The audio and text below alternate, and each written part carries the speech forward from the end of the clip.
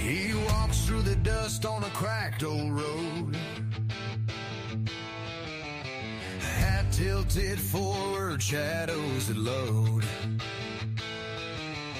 eyes burn deep like a fire untamed. The nation he loved now barely the same. A voice like thunder, he calls out the lie. Where did the promise go? Why did all die? He holds up the past like a mirror of truth. The ghost of our father screams for our youth. Resurrected Abe with a heart full of rage, turning the tide on this broken age. Standing tall with the people in his hands, gonna shake the dirt from this troubled land.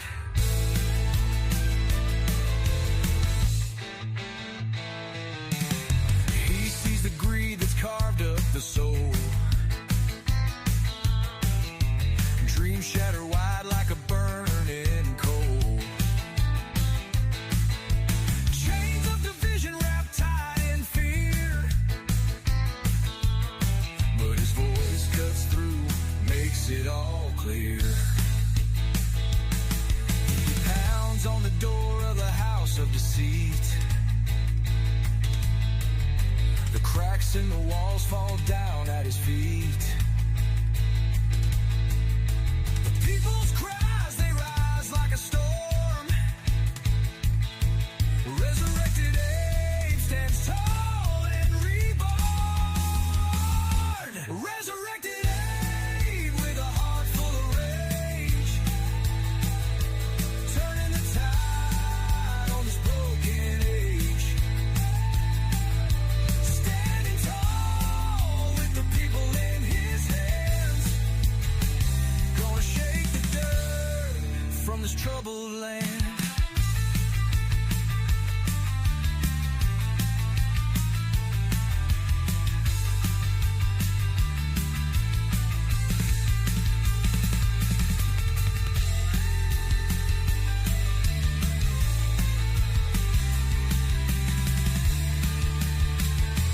Resurrected Abe with a heart full of rage, turning the tide on this broken age. Standing tall with the people in his hands, gonna shake the dirt from this troubled land.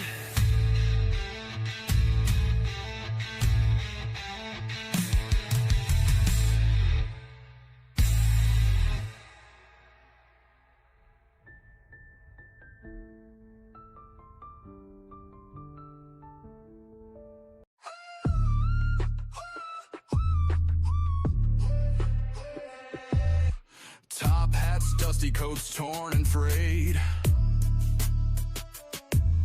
6 feet under, but he ain't gonna stay. Stomping the ground like a thunderous quake.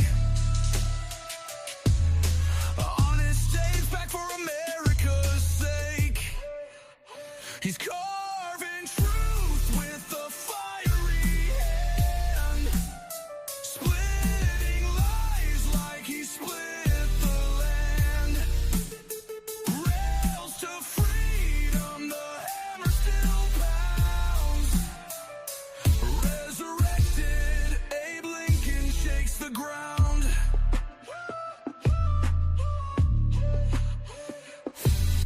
Bloodstained history sees it all, from the courthouse steps to the Capitol halls. A phantom voice with a justice demand. He's here to lead, but not to hold hand. He's carving truth with a fiery hand, splitting lies like he split the land. Rails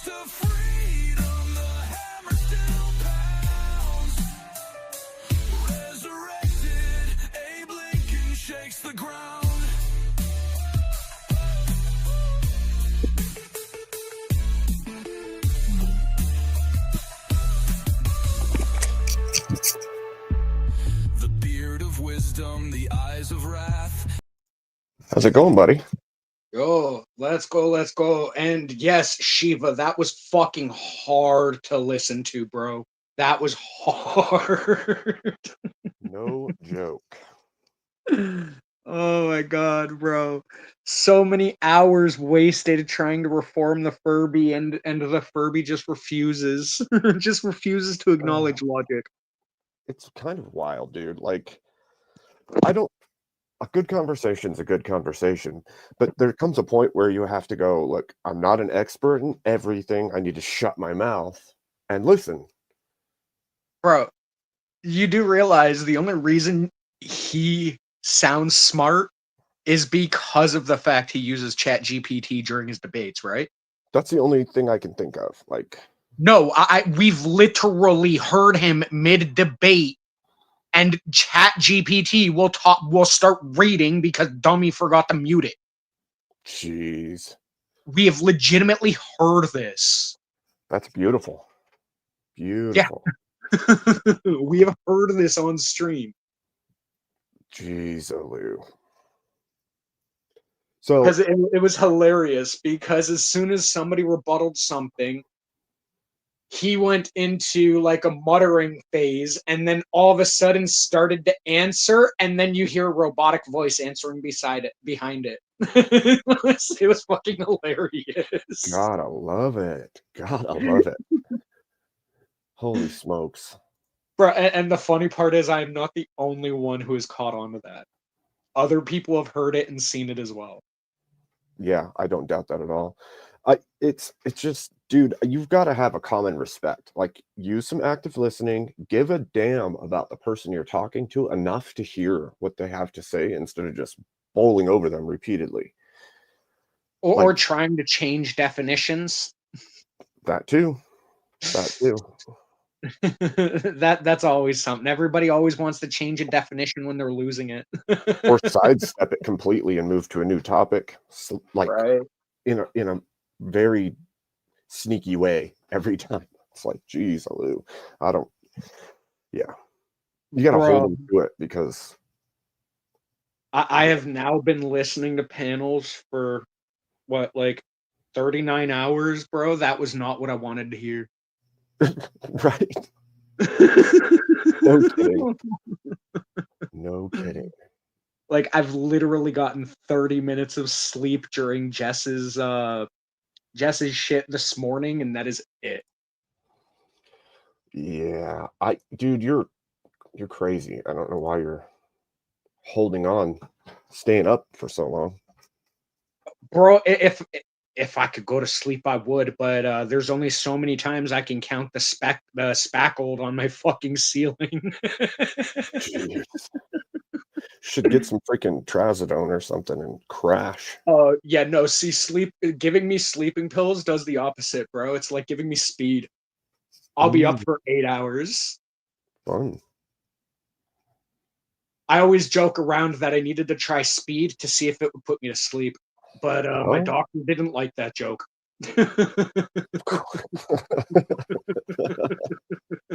I bet not. I bet not.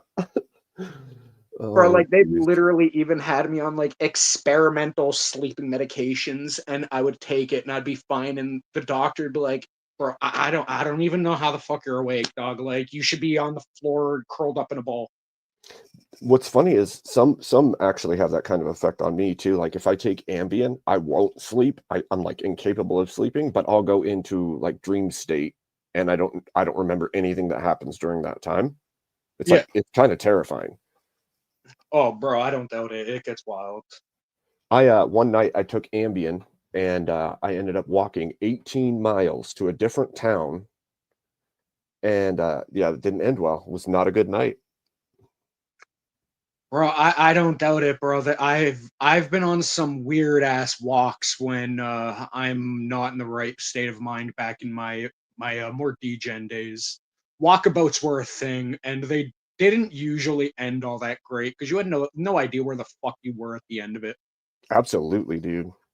I would say it was the same thing like when I was not caring about anything in the world. Yeah, So you're almost in like a temporary fugue state. Yep. where you're literally just blanking out everything, and then all of a sudden, a few hours later, you magically appear in this place, and you're like, wait, how the fuck did I get here? No kidding. All right. Well, I pinned the link in the chat if people want to talk. I don't know. Do you want to do just a chit chat panel or Oh no, hang out? anyone who comes up and brings a topic to discuss, I'm down to discuss it. I'm not Hell really, I'm not really formatted right now, bro. I will be up here until I am not. Yeah. Well, there's that. At So some point when I cannot keep my eyes open, I hope that it will be the final time my head hits the pillow without me waking up. Because why? that's the curse. As soon as my head hits that fucking pillow, I'm wide awake. Well, that's a pain in the ass. I can be like dead stitch tired as soon as my head hits the pillow. Nope, you're awake now, dog. Fuck off. Well, then you need to just train yourself to sleep standing. I mean, Bro, that is a whole lot of effort, and then I'd have issues sleeping when I'm standing up too. You know what? You just need to put like some backpack straps mounted to the wall and then just mount yourself. Bro, my one ex used to joke around that I needed to sleep upside down from the rafters like a vampire. There you go. The vampire beaver. Right. Yeah, Oh, well, damn. at this point in time, you literally also never saw me in daylight. I worked pure night shifts. So literally, I was not walking outside until like 3 or 4 in the afternoon. And in the middle of winter, that's pretty much when it's getting dark. Yeah. Moving through the So shadows. she legit used to joke around saying I was a vampire because you literally never saw me in daylight. That's funny. Oh, that was wild. I watch that kind of stuff and I'm like, dear Lord, like I understand you want to be a part of the conversation, but your selfishness is overtaking you, and then you're just going to yell over every single person that talks repeatedly. Well, no. See, Furby's already been caught in the superiority complex debate that he had. What? A couple weeks ago, bro. Yeah. Like they legit called Mel on the fact that he has a superiority complex. Mhm. He tried to say he didn't, and then 5 minutes later agreed he did. Right. Well, I've done it. He I've done it in straight up chat. said, well, if I'm not smarter than you, I'm not going to act like I'm superior. But if I'm superior, I'm going to act like it. It's like, that is legitimately what a superiority complex case would say. Right. Right. Like the fact you think you're superior than somebody because you know one specific thing, maybe a little bit better, dog, that's a superiority complex. Change my mind. It's not right. That's for damn sure. Yeah, it's a constant thing that I witness everywhere I've seen Mel. It's like, I'm gonna talk over you. I'm gonna act like I know more about whatever it is we're talking about than you because I'm that person. And it's like, but you're not. You don't actually know more about it. Bro, I just find it hilarious because at this point, he's digging a grave so far that nobody wants anything to do with him. He's going to have no panels to join soon, and he's going to be shit out of luck. Right. Because at this point, there's what, maybe like 8 panels I can think of that might let him on. And even they're like, I don't know about the Furby most days. Well, like, yeah, absolutely. I mean, if you're getting booted off like the ones that generally support you, that's getting to be a problem, obviously. Absolutely.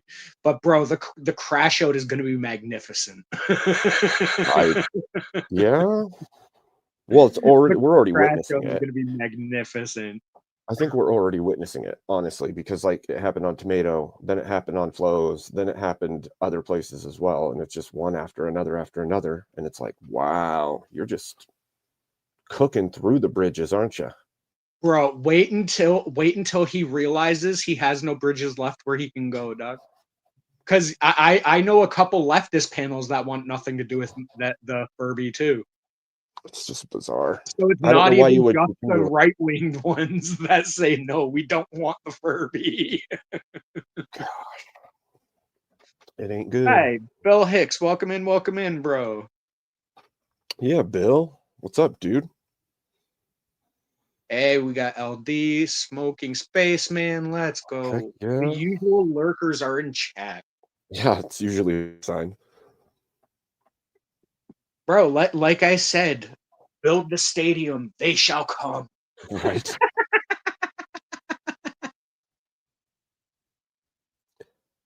Yes. On Bill, which Jess's crash bill? out last night? On Jess's bill? Well, I don't know. I'm not sure if Bill's referring to when Kieran crashed out against me or when Mel crashed out. Right. Like there was a couple good things that happened on Jess's stream last night. Dude, that that was a good stream. I told her last night, I DM'd her and I was like, at least you're getting some good content tonight, because it was like one thing, and I was like, geez, you can clip this up for days. Bro, well, were you there for when I was up there? No, It was glorious, bro. It was yeah, no, glorious. I hope she I had clips a it. bunch of conversing, and then Mel was on, and I smashed that argument, and then I was like back and forth, and then after a little bit, I was like, okay, I gotta go to bed because I've been up for way too long. Went to bed, and then you told me this morning that it kept going, and then I noticed this morning I went to the bathroom and Jess was still going, and I was like, holy crap. Yeah. Bro, I was there from fucking start to finish, dog. I was only on panel for like the last 2 hours, but that was because I had a very specific bone to pick and I made it public. Oh, Bill. Okay, so I watched some of JS's before I went over and got on Jess's stream, and I think Mel just had like a full path of crash outs over the last little bit. See, Like, but Mel always has crash outs on JS's. That's why JS hasn't like fully gotten rid of Mel, because he finds it hilarious. yeah, but it's like it went straight from JS to Jess, and then I went to sleep and got up, and then I see Shiva's stream going too, and I'm like, holy smokes, what are you on a tour, a bridge burning tour, or what? That's all the Furby knows how to do, dog. I guess. Bro, the Furby lives with my motto, except takes it extreme, because my motto is may the bridges I burn light the way. Oh my Like gosh. they're literally just burning bridges and then walking across the burning bridge. True. True. Like the Yeah, fact of the matter is, when I burn a bridge, there is a very specific reason why I'm burning it, and I know not to go that way again, you know? true. Whereas Just don't Mel is ever go back literally that just direction. burning them all, bro. And then just trying to be like, well, I'm sorry without saying I'm sorry. Right. I will not say I was in the wrong, but I want to come back, y'all. Yeah, it's, dude, I don't know. It's weird to watch. Like that, the argumentation sometimes is decent and then trails off into complete nonsense. Like that's prattle nonsense. I don't. Yeah, dude, It's like, but see here's like a huge thing, like especially with the Furby, they like he will try to conflate 6 different non-conjoining things into one point. right. And it's like that's why you're so dumb. Like, keep one point, hold that point, defend that point, and then move on to the next one. Do not try to mix 6 points and make yourself sound smart when you actually take apart what you said. None of it works together, and you're just using salad. Yeah. Well, and not just that. It's like there's meaning in conversation, and then you're gonna try to. I don't. It's hard to even put into words, like, because when I'm watching it, I'm actively listening, and I'm like, what you're doing is you're trying to jump in and create a space for yourself, and then you're going to argue this point, but then it's a point that leads to nothing and helps nothing, and then you realize, oh, never mind, they're just derailing to derail. That's what's happening. You're just trying to take control of a conversation and then prove how smart you are. That's what you're trying to do. And it's annoying and silly when you actually start breaking down what's being said. Oh, absolutely. And Spaceman, yes, a salad works. However, there is an order to salad. You start with the lettuce, then you move up to the toppings, then you move up to the dressing. You don't try to just put them all in at once and see what happens. True. Like you've got to have your layers, dog. It's all about the layering. That's how you make a good salad and a good argument. How goes it, Dan? Hey, what's up, guys? Hey Dan, what's up, bro? Hey, how are you? I'm good. I'm good. I haven't been on online for the past couple of days, so I hear there's some drama going on. What happened? Oh, just chaos and shenanigans. You know the usual Dramaverse stuff. There's always something. Especially when the he shit mamster's involved. Well, I know well who Mel is. Yeah. So, I mean, if it's too much to bring up again, or you don't have to, but what happened? No, it's like in short terms. We know, Mel likes to overtalk everybody constantly, and so It happens. basically got themselves kicked off of Raging Tomato, and then went over and caused a ruckus at Flow States, so got booted from there.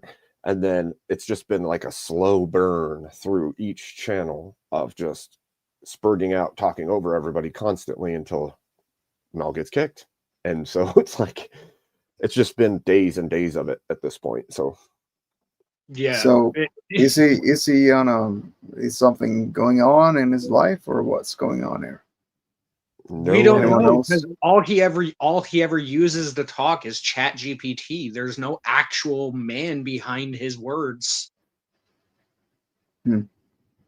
So it's kind of hard to gauge how he is when he refuses to actually be himself in a debate. And I tried to engage in conversation last night on Justice some, but it was just basically arguing to argue is what it seems like. Yeah. Even if And there's don't not. get me wrong, I'll do that sometimes too, but I don't do it for 10 hours straight being bad faith. Yeah. Well, and then like, I understand wanting to have a conversation about something and jumping in to have that conversation, but actually have the conversation then. Don't keep on over talking everyone and never listen to their points, and then call them disingenuous when you don't agree, instead of just saying, I don't agree. Like, silliness. Yeah, but we're all kind of used to the fact that Mel loves to throw around every fucking term in the debate sphere. And 99% of the times when he says them, he's the one actually doing them. That might be true. That might be true. Yeah. Like literally every time I've had a back and forth with Mel, it always turns out to him trying to say that I'm spurging or I'm doing this or I'm straw manning or I'm doing that. Meanwhile, when you actually look at it, it's pure deflection. It's actually the Furby doing it while I am trying to engage with valid points and valid concerns. Yeah. No, yes, go ahead. I was just going to say the projection is strong for sure. Oh, absolutely. Yeah. No, I was on a lot like a month ago or so, and it seemed like Mel had sort of calmed down by that point. At least it seemed like a shift. I don't know if you guys saw it too, but like things were calming down, trying to be calm in conversations, not spurging, not gish galloping, not being angry. But so I'm wondering if something's happened. It's possible. It's possible. I would say if there's something going on in your life that is distressing in some way that's causing you to lash out emotionally, you probably shouldn't be jumping on panels. That would be my guess. And some jump on panels when things are happening, unfortunately. True. Yeah. But a lot of people, unfortunately, don't know how to handle the separation between private life and online life and work life. You Yeah. can't let one thing poison all aspects of your life. Otherwise, you're going to start being a poisoned life. Yet it happened. I mean, online life is one hell of a drug. Oh, absolutely. It's a dangerous thing to play with. Yeah, you're sitting behind the keyboard. You have the biggest shield of them all, right? You have this big armor on. You can say whatever you want. You won't get hurt. Right. Unless words hurt you. Well, there's that, of course. Well, that's why at least when I say come at me, bro, I'll send you my address. We can meet somewhere, dog. I will have this done. I just won't show my face online. But come at me. We all know that there are certain countries where it doesn't make any sense to show your face online because the laws don't actually give you free speech. So, well, yeah, no, I can, like, for a lot of the stuff I say on here, I can be arrested. I can be arrested in a fucking heartbeat. All they have to do is fucking prove who I am and how much shit I say on here. I'm going to jail. Exactly. 100%. No doubt. My lawyer's terrified.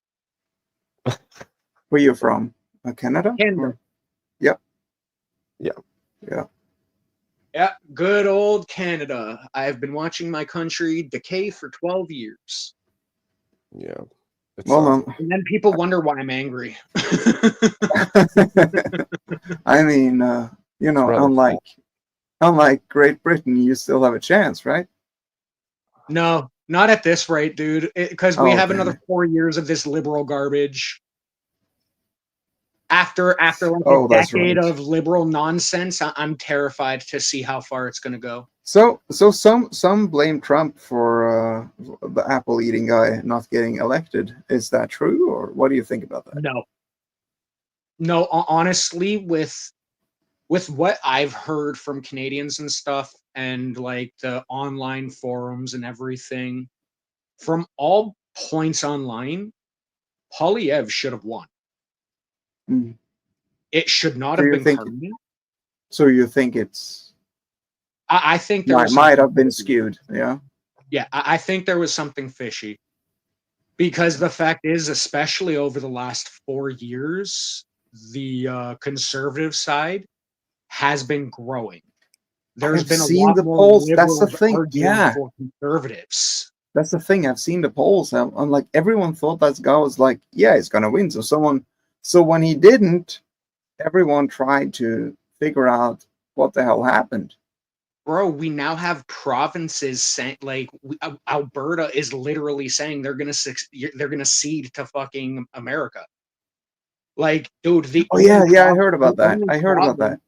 Yeah, the only province who's been threatening this has been Quebec. They've been doing this for freaking decades. They literally had a terrorist cell back in the day, but Canada proved that there was no way in hell they were going to be able to be their own country, so they were stuck with us. And we only gave Quebec to the Frenchies to get them to shut the fuck up. Yeah. When was that? Back in time. What? Like what 60s, decade? 70s? Yeah. Okay. Yeah, like it's been a huge thing, like the QLF, and all those other like little homegrown terrorist cells that popped up in Quebec and shit. Like they were car bombing judges. They were doing crazy shit in Quebec when they were trying to secede. And actually, smoking spaceman, America does want Alberta because of the fact that they have the oil sands, dog. That's where a lot of our oil and gasoline comes from. If you get Alberta, you could legitimately very much hurt the rest of Canada. That would fuck the rest of them. Yeah. And actually, no, smoking. It's not they need to shut up about California, because actually Alberta is very, very conservative. That's why they're talking about concession. They are conservative. They would fit in with most of America without a heartbeat. I don't know about that, spaceman. The fact is that's an issue, because the most conservative provinces are the more like wild provinces, like Alberta, where you still have the cowboy mentality and like the farmer mentality and stuff like that. So it's not that they're all just as lib as California. Like there's some that would definitely override liberal laws if the Canadian like law system allowed it. Yeah, They've tried to fight them many times in the past. he's It's saying just the Canadian government won't give them the power. your most Just to conservative clarify, province it is is not. just. Oh yeah, there he is. Okay, go on. Yeah, no, that's what I was saying. Like it's just the way it works out, because He's smoking his own now. He can. Oh no, that's not smoking. That's no, that's cursed. Really? Yeah, it's just his it's over. Oh no, damn it! No, I'm seeing smoking spaceman under the cursed. Sorry, cursed. Didn't mean to. You're fine, dude. You're fine. Yeah, no, but yeah, smoking spaceman was saying that your most conservative province is just as lib as California, and that was what you were responding to currently. Yeah, I don't see that, because like I've been in Alberta, bro. Honestly, Alberta's probably like the closest Canada has to Texas. Like, bro, they give no fucks. Okay, I see screw rule with number somebody 3. in Don't Alberta. pick the beaver, because the beaver will get pissed off. Good job, beaver. You're epic, bro. I just wanted to let you know, Brian. For what, Bruce? For your existence, bro. Like, I just literally read rule 3. Do not kick the beaver. The beaver will eat you. Got it. Got it. Yes. Not wrong. Not wrong. This beaver is a cannibal. That's already established lore. Do not kick the beaver. It will. Rule 3, by Okay, the go way. on, go That's on. rule 3 in Abe's lives. All right, I got it. I'm gonna hang it up on the wall. Thank you, Curse. So ask Abe what rule 1 and 2 is, because he says, do not mention either of these. They both go against TOS. So you have to ask him for that. We won't mention them. Rule number 1 of Fight Club: we don't talk about Fight Club. You don't talk about what? Oh, so you are reading this from the same page I am. Good job, Angry. Good job, Angry. What is this Fight Club you're talking about? Yeah. Exactly. Yeah, there you go. The one where Dante's in his 60s and he goes back and beats his own grandchild. Oh my gosh. What? Isn't that what Devil May Cry 5 was? I guess we went there. Yeah, Basically, kind of. Pretty much. That was Devil May Cry. Bad guys. I'm just showing my colors a little bit. That's all. Oh, bro, I'm not worried. Yo, I'm not worried. Bro, I'm still going. I am very, very tired. So I'm literally just giggly as fuck right now. Well, you know, It's all right to have you get a fun good mood's sometimes. better than a bad mood. So Sure thing. Oh yeah. No. Especially after listening to that Cope session. Yeah. Oh my gosh. And it's gone, just to let that be known. Right. There's a pause. Well, I wonder if it was personally done or YouTube executive taken down. Oh, oh, Kirst, you're talking about Jess's? Bro, I went off on that. Obvious. Oh, bro, you wasn't the only one that went off that night. Right? Bro. I'm quite sure Abe has seen what I put down before any of it finalized, and then I roll back over after ensuring that oxidation happens properly within my stomach, and notice, wow, it's just gone, and I said it'll be gone. Bro, the worst part is I was not going to jump up until Kieran showed back up, and I still had a bone to pick with him. I'm And I kind of was- glad you did, because that drunken biker was just something else. And I know somebody just like him. All he knows how to do is say fuck you while he's drunk. That's all the words he knows while he's drunk. Oh man, Kieran was on. Oh yeah, bro. I went love- off I love on that guy. Kieran for like a good hour. I lost it. I love that guy. What happened? No, I think you bit right into it and kept on chewing. You lost nothing. Kieran's a great guy. Wait, did he do something wrong? Bro, He got he drunk? legit destroyed the entire fucking panel, derailed everything, and then was disrespectful to a donation, dog. I fucking lost it. well, sometimes the problem is that Kieran will get drunk and then he'll get lippy. And when he's not like that, it's fine. But when he is like that, then he'll just I've yell never over heard it. everybody. Never heard that side of him. Bro, Hey, but back call let him then, me. but hold Hey, on. I'm here's going to the frame thing. something real quick. I This didn't happened even after have- you and Doom left, I think. Yeah. We were trying to get through a video. It was like maybe 13, 12, 10 years old about Piers and Alex. And Yeah.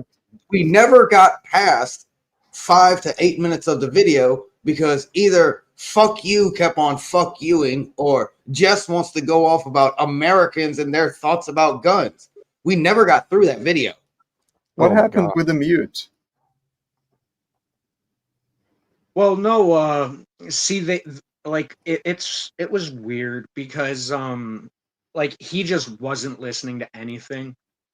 Oh, And like when I originally had the bone to pick with him, I called him out from chat and I was gonna drop it at that. But then he fucking came at me from the panel at chat when I called him out for disrespectful. Then he gets muted, put in the back, and rage quits. So I waited until he came back like 4.5 hours later. I immediately jumped on the panel and I fucking tore into him, bro. I fucking man. tore into him for being a Yeah, disrespectful. I saw the teeth of the Angry Beaver. Holy well, it's shit. a bad idea to go on a panel if you're drunk and you can't really and you're in a bad mood. I mean, I've done my stuff share of that, not on panels, but man, that can be bad. I'll give him a call. He's a good friend. I'll ask him. I I'm don't have honestly any glad issues that with Abe and him Doom walked personally. out. Oh, sorry. Oh no, so I was just saying, like, I don't have issues with him personally. It's That the was a bad choice, though. disrespecting the host that pissed me off, and disrespecting the donation. That's Sure. what really drove me nuts. That's Yeah, I fair. was a little upset about that as well. Somebody literally paid over $100 for us to finish that video. We never got to finish the video. And what I was attempting to say is, I am so glad that Abe and Doom left before shit got real. Because if shit got real in front of Abe and Doom, they would have walked out. Because I'm sure they don't take intolerance at all. Right. That or it would have been dude. all three of us lighting him up. Bro, I'll put it to you like this. I Good got job, a Abe. shadow, Thank you. Go ahead, I Abe. got a shadow ban from YouTube because of that. Yeah, I still don't know how the heck that happened. Yeah, I as clicked the as soon as I button left years Jess's ago. panel- I am auto shadow banned on YouTube. Yeah, well, no, I'll put it to you like this. As soon as I left that panel, if I do not have a wrench, I cannot talk in that chat. YouTube has fully shadow banned me. I don't know how long for. Really? Yeah, It happened- I cannot talk in a chat unless I have a wrench. What's crazy is a few days ago, it happened to me as well, and I Hold hadn't on, done anything. LD, you did not see this account. You saw Angriest Beaver, my alternate account, not this one. So what happens when you type in? Will you see it, but no one else sees it, or Yep. what? Yeah. And then as soon as I refresh the chat, it's gone. It just disappears into the ether. Oh, really? Right. That Interesting. happens to me in other channels as well. I just know they don't like my words because truth does peel off the skin of comfort, and y'all can't disagree with that one. Well, see, No, I'm true. used to having them block some of my messages. I'm very used to that. I say inflammatory shit all the time. I do not care. But I've never been fully banned from every chat I do not have a wrench in. That is something I've never had happen to me before. Right. And it like because I tried 13 different panels or like different chats I follow. Only four on the live could I get into the chat, and those 4 I had wrenches. Right. Every other channel, yeah. So it's a shadow ban because you haven't gotten any notification, but this is what you see happen. Yeah. They Right. haven't notified me about shit. I just cannot talk in any fucking chat that I do not have a wrench. Yep. And so the most likely situation, unless, and I don't think that's the case, there is a glitch from YouTube. They have shadow banned you for some reason. Bro, That's not a glitch from YouTube. No, that's what I said. I said, I mean, it's very unlikely that's the case, but unless it's a glitch. Yeah, I know. I'm saying It's not a glitch. Yeah, that's what I'm saying. I'm putting that out there. Yeah, he's using glitch as a sarcastic term. Yeah. So what is that? Oh, night, Kitty. You've been here with me and everybody else for like forever. Get some sleep, girl. Yes, have a good night, Kitty. Yes. What did I do? Have about maybe 180 minutes of sleep, and that's the minimum required for your stomach to remove the antioxidants in your body? Isn't it 4 hours? Nah, it's about between 100 minutes to 180 minutes. The extra 4th hour is so that you can actually access REM sleep. I don't know what REM sleep is. Yeah, I very, very, very rarely dream. My dreams look like the top of Abe's hat. Man, I dream. As soon as I fall asleep, I dream. I dream so much, man. I'm lucky if I can hit 3 hours sleep in a row without waking up. I literally cannot hit REM sleep. Yeah, that sucks. Meh. You like drugs don't help either. Shit. Hold on, I'll be back in a second. Just got to take this call. Okay. No one believed me. No one believed me, but it's true. I can fly. No one believed you say what, sir? No, the thing is that when I do lucid dreaming and stuff, you're asleep, you're in the dream. And it's like, okay, I'm gonna take advantage of this, and then I like kick off and I fly up in the air and I fly like Superman. That's awesome. That's probably the reason why I don't dream, because the dreams that I've had, which have obviously, in my perception, been less than 100 my entire lifetime, I have complete and full awareness in my dream because I've trained myself to have that kind of awareness. Well, then you can do whatever you want. It's kind of cool. Yes, that's exactly what occurs. Yes. Yeah. I've had lucid dreams as well before. I used to have a reoccurring dream that it's kind of really crazy, and it was off and on lucid, but I would have this dream not every night, but it'd be ever so often, and it was like post-apocalyptic, and there had been an alien race that had come down and taken over, and they were like giant snakes, and oh my gosh, I actually had that one. Yeah, and I'm like, can I have a scary question answered, Dave? Sure. What color was the sky, if you can remember? Like blacks and oranges, I think. You saw it. You saw where I came from. Go ahead. So in the dream, I'm like in this resistance, and we're all living in underground tunnels and stuff. And these serpents have like big old gems on their foreheads, and if they come into contact with humans, if the human can't resist it, they can take over the will of the humans that they come into contact with. And so they had like all these human slaves serving them and following them and doing stuff for them. And the humans that were resistant to it lived in underground tunnels and like wore body armor and had weaponry, and they'd go out on raids to try and kill the snakes. It was pretty crazy. Shake my fucking hand, Abe. Thank you, sir. Dude, I'm not joking. I'm not joking.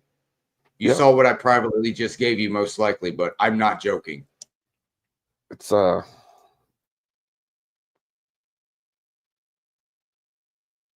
It never was, and it isn't, bro. I'm being honest with you. Yep. But the audience can perceive what they want to. But Abe, thank you for making the trip, bro. Thank you. It's a fun time. These humans back here are fucking insane, aren't they? I did not appreciate my dream, to put it mildly. Yeah. Yeah. I only have Bad- one of them, but figure. well, it was not as intricate and detailed as what you said, but it was, and I think mine was just based on a movie I saw. I don't think it was like a real thing. But yeah, I'm not saying it can't happen or won't happen, or I have no idea. I have no idea. Black with dull orange as a sky. That's definitely where I came from. I do not remember the sky in my dream. So I literally have thought about sitting down and writing this all out because it is so vivid that I could write an entire series about what this reoccurring dream has been. It's that. How long ago is the dream, maybe? I would say I probably started having dreams connected to this dream like 20 years ago. So. And how many dreams would you say you've had every year? If you would say an average. Per year? Yeah, I mean, if it's possible to say. A range. I don't know, maybe 10, something like that, in a year. But they're really long, aren't they, Abe? It's like time dilation, yes? Yeah, it feels like you're in it for, like, it feels like I was in there for days. I think you probably should write those down, Abe. Yeah. I don't like revealing the future of humanity. I prefer speaking about the past of humanity. Because there are rules to time travel, if you didn't know that, Abe. Go ahead, Angry. Oh, I was just gonna say, like, the fact is, we can't learn we cannot hope to predict the future unless we start learning from the past, because we keep repeating the exact same mistakes day in and day out. Yeah, true. You either trust the government or you understand history. You can't do both. Right? So can I ask you, all of you, three gentlemen on the panel here, when you dream, do you dream in third person or first person? I don't. I just get black. I just have black screen just about. Like my brain doesn't fully go into that state. Right. And I have had one third person dream, but the rest of them have always been through my eyes. There was one time where I was watching myself and I couldn't do anything. I was like more or less watching the movie. There was no way I could interact, and I didn't even have hands. The me didn't even have hands. That's why I could say, yeah, that one was kind of third person. Right. I would say most of my dreams are first person dreams, but that reoccurring dream, it'll literally transition between. So like I'll be in the situation that I'm in, like I'll roll out of a bed and fall onto the ground, whatever, earthquake, whatever, and it's all first person. And then in some times, like I'll be leaving to go fight, and it'll show the third person view of me coming out and things happening around, and then come back to my first person view. Yeah, Did the that happen cinematic before? will cut it. Yeah, Did it's that like happen? cinematic. Did that happen? I'm not saying this is the case. This is just very. I'm just curious. Did that happen when there were like third-person shooter stuff, or before that, or have you always seen third-person shooters? Because our mind, when we see third-person, I mean, people who before movies, to be sure, saw third-person dreams, right? They saw themselves. Yeah. I think where Norwegian Dan is coming from is that there are a handful of individuals that dream in black and white because their television screens were in black and white. I think that's where he's getting his study from here. No. I said both. I'm just very curious about the details about it because my username was the Dream Shaper like a long time ago. I kept using these, asking these questions on forums and stuff. I'm just really curious. I'm not really coming from any. So I would Oh. say on that specific topic, I don't think it's from third-person gaming, only because I didn't have a ton of third-person gaming that was like shooter-based or any of that prior. Right. That's not to say that mentally I haven't been shaped by those kinds of things throughout my life, but you could be shaped by seeing people. And for the black and white dreams, you wouldn't do black and white dreams because you do see people in real life in color. So, right. Yeah. But yeah, if it's from the games, you would know. Didn't like them too much. I didn't really like first-person shooters, so I've always been either the helicopter view of OG Metal Gear Solid on PlayStation or behind the individual, but I prefer over the left shoulder instead of over the right shoulder. And some games don't have the choice to switch back and forth for that aim. Now, the cool thing is that Bintok says, when I'm lucid dreaming, I can switch. Yeah. I've never been able to do that, actually. I'm only in first person. Wow. Oh, if I go into somebody else in my lucid dream, I become that person and the me no longer exists. I become that person, so to speak. Kind of like Neo going into Smith and Neo popping out of Smith. That's kind of what I did. Cool. I'll say for mine, it's kind of crazy, especially because so I'm a combat vet, and so I swear some of the things that are reality bleed in, and so it gives me an understanding of how situations happen in a combat situation, and so it actually makes those dreams even more real to me while I'm in that dream like world, which is kind of crazy. Well, you can take this as you want or not. I've been in the system since 92, and there are other individuals who have told their story and got paid for their story. I don't want your currency. I don't even care if you believe me. But there are things out there beyond Neptune and Pluto in the Kepler belt. That's what I will say. Well, the fact is, the universe is too big to be certain about whether or not we are the only species, It's true. And it's And even then more we have terrifying if you mention And then the you have the tunnel dimensions. I mean, not to talk about the things we cannot perceive. Well, that's true. I've Dimensions. actually told people that before. Like, if something was existent in a higher dimension than we are, it could pass in and out of ours. It could view ours. It would know everything about us and everything going on here. We wouldn't be able to perceive or interact with them unless they chose to enter into this dimension. It's kind of a crazy thing when you start wrapping your head around the movie Alien Code. The movie Alien Code, Abe. If you can find that movie, that's exactly what you just said. That's why insane. Yeah, well, and that's why I've said before, if the spiritual realm exists, it's in dimensions we cannot perceive, and it can reach into ours. If that exists, that's what I would say. Well, you have Paul talking about. I mean, I'm a Christian, so I'm talking about from that perspective. Right. Yeah, Paul's saying that what we cannot see is what is real, and what we see is actually what is not real. It's the deception, right? Well, and you even have like Ezekiel seeing all of the angels on the mountain, a whole mountain covered, but it's only after his eyes are open. And so, Yep. like, he was given vision to see this, but it was already there. So it must be that he was being capable of seeing into some other space that he could not see before.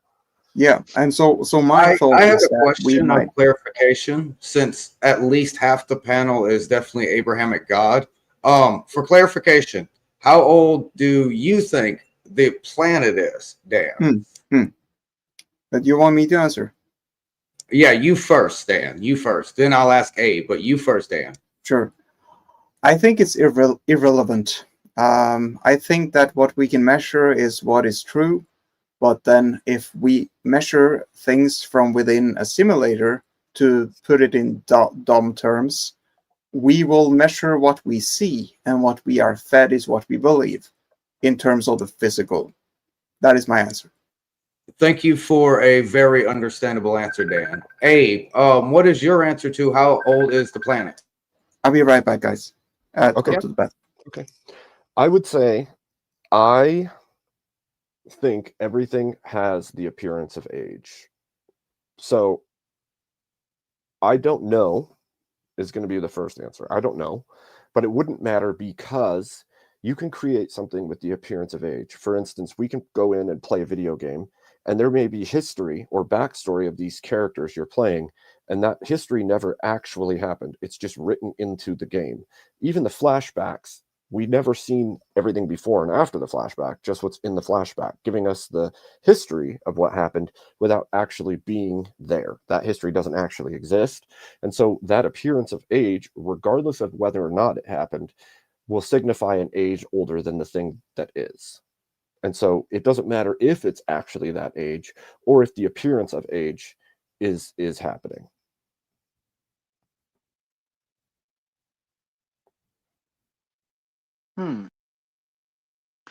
Well, like I understand where you're coming from. So Angry because, Beaver, not to leave you out of this, but do you follow the Abrahamic God, sir?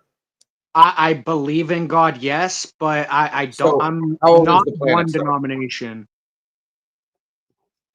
So how old is the planet from your perspective, sir? Before I actually say something, go ahead. Well, see, that depends, because yes, it says God created the planet.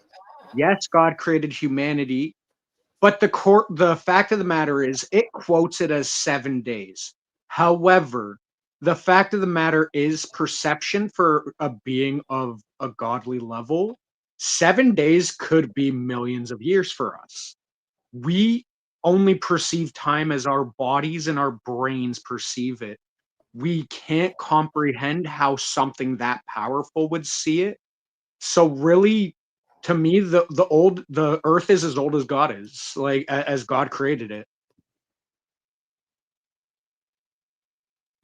Okay. So I'm hearing more simulation theory from Abe and Dan, and I'm really hearing the Christian theology from Angry Beaver over here. Thank you very much for that, guys. Thank you very much. You're very welcome. Now, I would say that the interesting thing is that, as 19 Dan Trump says here, 7 days for God could be years. It's actually a quote in the Bible that 1,000 years for God is like a day, and a day is like 1,000 years. This And is true. the interesting thing is that if you go to the biblical, if you think about spiritually, how long has the spiritual of God, the Spirit of God been in human beings? Well, if you go to the Bible, you can see that it has been 6,000 years so far, and it's talking about 1,000 years after Jesus comes back that we'll call the millennium, where Jesus will rule on earth. And on the seventh day, God rested. So there you have 7,000 years, and that's pretty interesting, right? Right. It's a co-alignment, and that I've looked at it as well and gone, wow, that's very interesting. no way to know because human minds are Yeah, pretty freaking sure. feeble. Yeah, But yeah. but it does. It aligns really cleanly, and it makes you wonder. Now, I pose a additional question. Has anybody, now I don't have the reference in front of me, but has anybody heard of the stories of the Earth before the moon? Before the moon. I've never heard about that. Correct. Me neither. Not that I'm familiar with, anyway. Like I said, I don't have the reference data point in front of me, but there are stories of the Earth before the moon was in the sky. When did the moon Yeah. occur? I've heard this before, where either the detachment of the moon from the Earth or So an some impact billion creating the years moon ago, from like the Earth. 3 or 4 billion years ago. Well, if I actually use the page on top of that history lesson, it'll tell me that Tiamat was split in half. The bottom half became more of the asteroid belt because the asteroid belt did exist, but the bottom half of Tiamat became more of the asteroid belt, as well as the top half was split into different thirds, so to speak, and a quarter of You're it saying became the moon and the rest became the Earth. So you're speaking from the wait, epic hold on. Gilgamesh. The asteroid belt is you're talking about the The Kuiper universe belt, was or smaller a couple thousand years ago. you're talking about the Kuiper belt then? I mean, no. The Kuiper belt is beyond the gas giants. We're talking about what's between Mars and Jupiter, sir. What is that called again? The asteroid belt. The asteroid belt. Oh, okay. Yeah, so Or the the asteroid hammer belt. ring by the But the documents thing that is, are in front of the thing is that if something is expanding and shot out from or to the moon, it will not stop at the asteroid belt. It will go past it. It will not stop there. Well, unless it impacts within it, right? No, Thank you, but Abe. the thing Unless is there that was something that literally yeah, physically did all this. it I can agree with all of Newton's laws of motion. Something Yeah, what- physically literally split Tiamat in half and performed something this would to have to. occur. Yeah, that's my point. Something would have to stop it because anything going into the asteroid belt will not stick there unless it pushes something else out. So We can go back to Greek days where they literally said the stars were fighting. All right.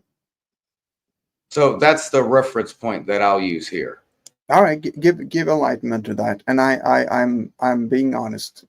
Give enlightenment to that because I have not heard about it. Back in those days, the Sumerians had this thing called a stair-step evolution, where over several thousand years they'd suddenly get an advanced upgrade and not know how it occurred. So basically, we were just more or less looking at the paintings on the cavemen's walls to comprehend what was occurring, but they knew everything between Mercury and Saturn back then. And that's the insane part. They actually were able to track lights points across the sky back then. And now all we're doing is upgrading our technology in order to infer and defer better. But Well, it's when we still see almost equal to what it was. that doesn't answer my question. When we say that the stars are fighting, was that it?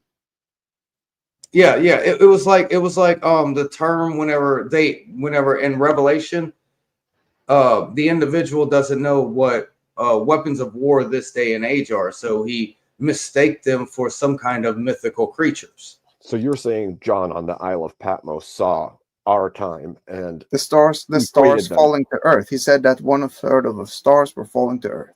Right. That's what he said. And what is translated that by me after the progression of time, satellites are going to start falling. That might, that might be the case. I think his reference though is going directly to the third of the angels swept by the dragon. That is true. That is what I also think it is, because yes, please go ahead, Abe, if you have the explanation. Well, I was just going to say he's talking about Lucifer's fall and a third of the angels that were swept with him. that are in rebellion. So Yeah, because it says that the dragon pulled the third of the angels with him, and angels are very often called stars in the Bible.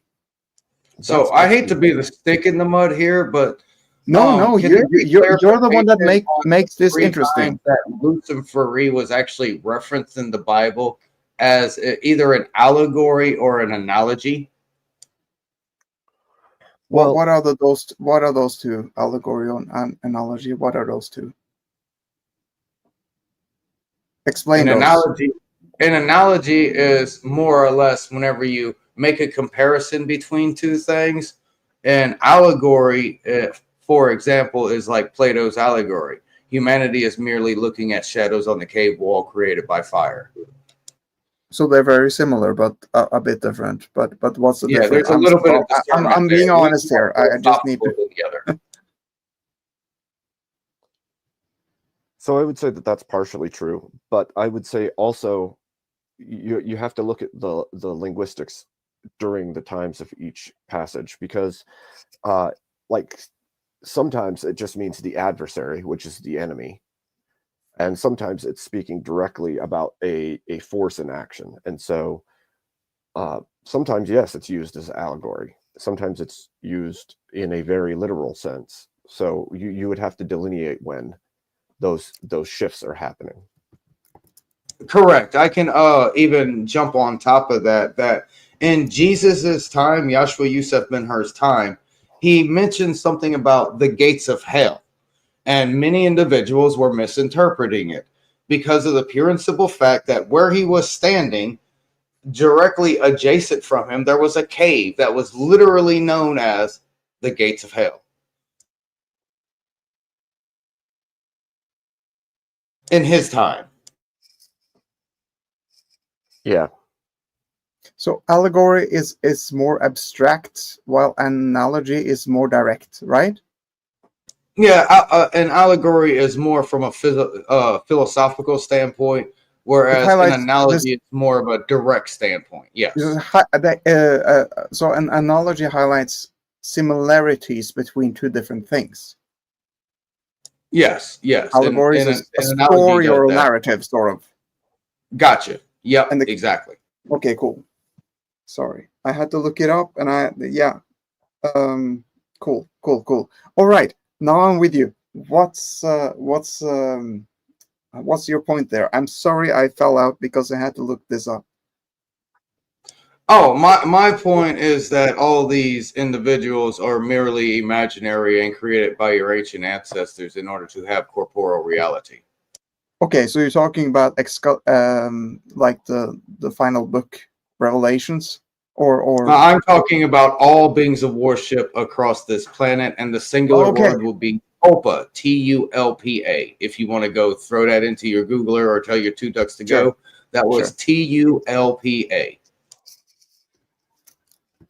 Tulpa, isn't that the Buddhist thought projection spirit or whatever?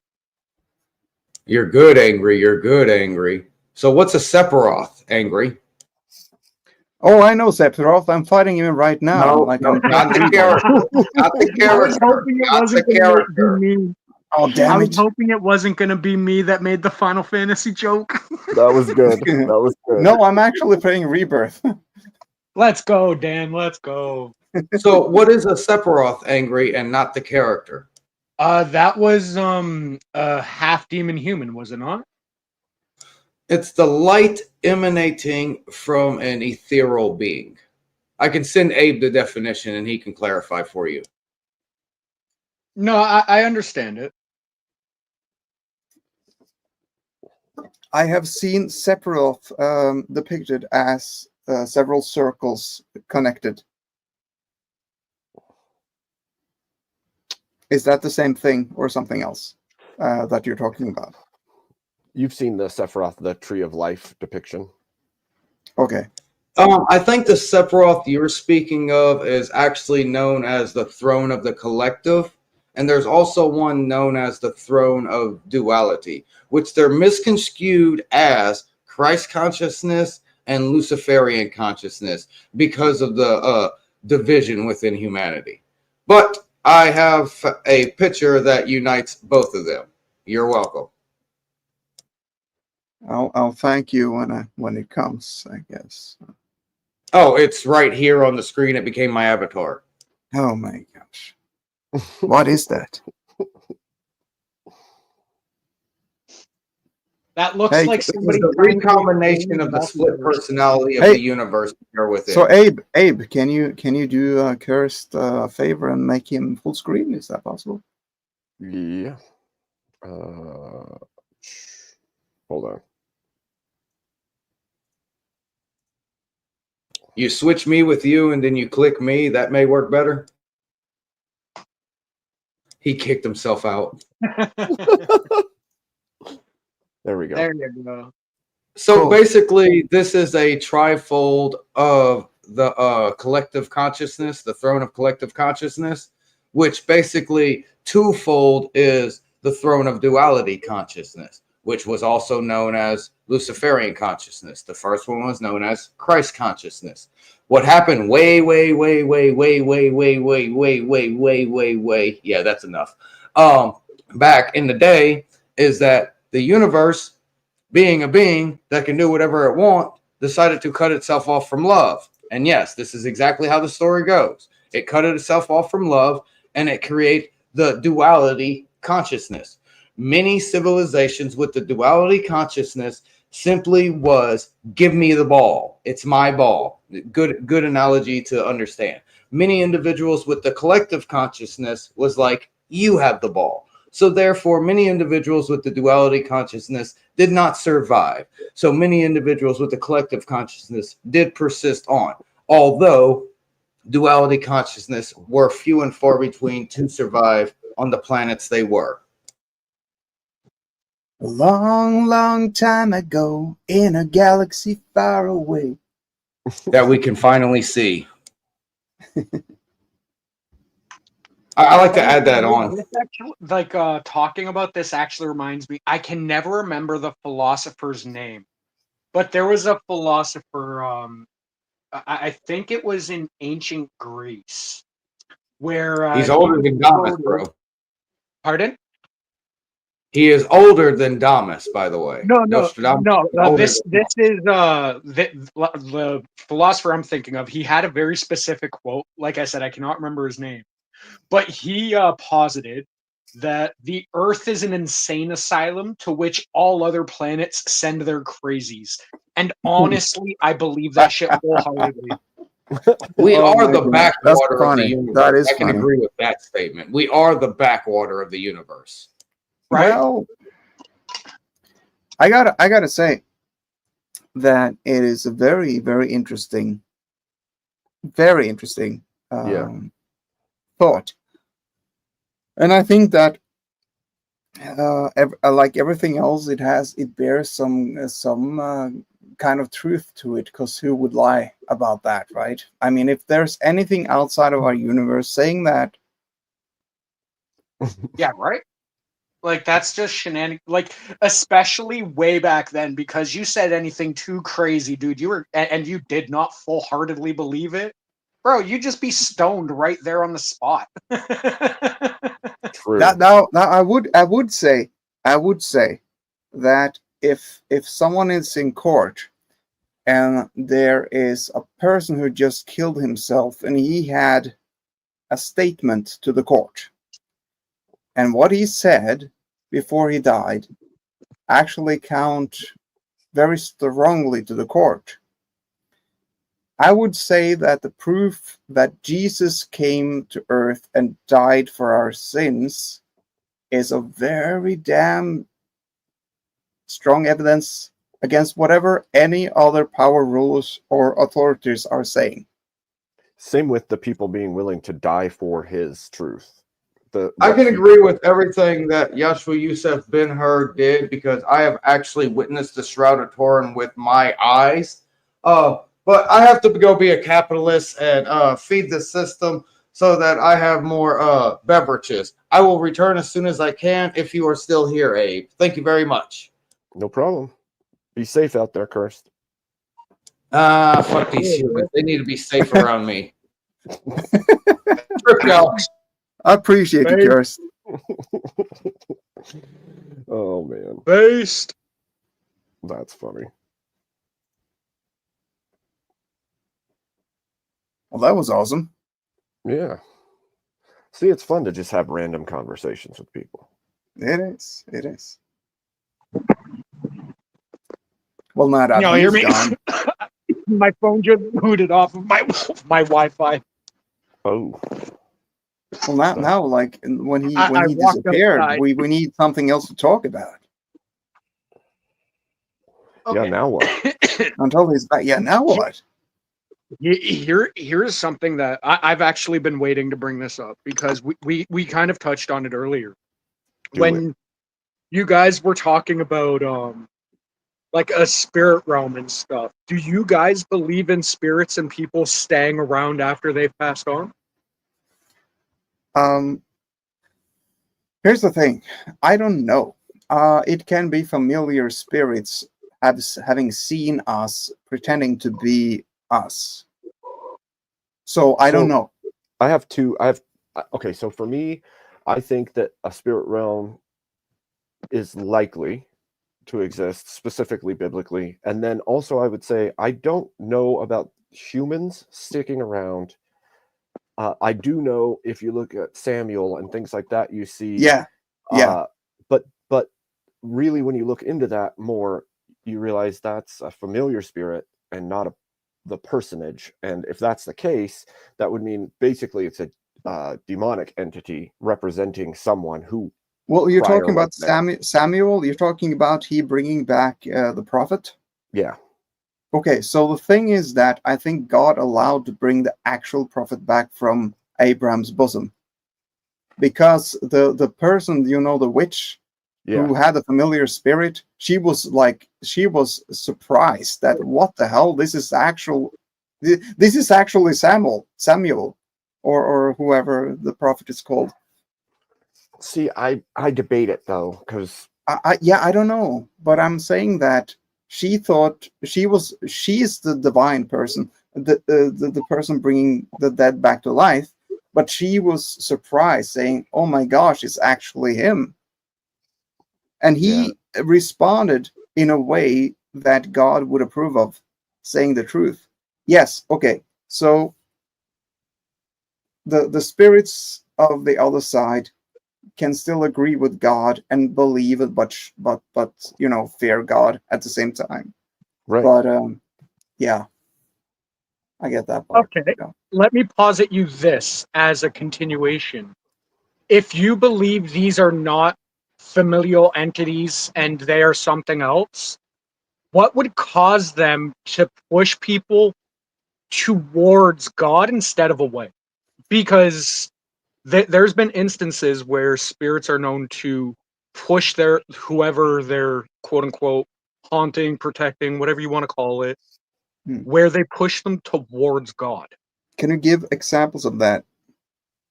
Well, there's been multiple examples that people have seen over time where, like when you're protected from, like when a quote unquote miracle happens, and people say, "Well, I saw an angel standing next to me.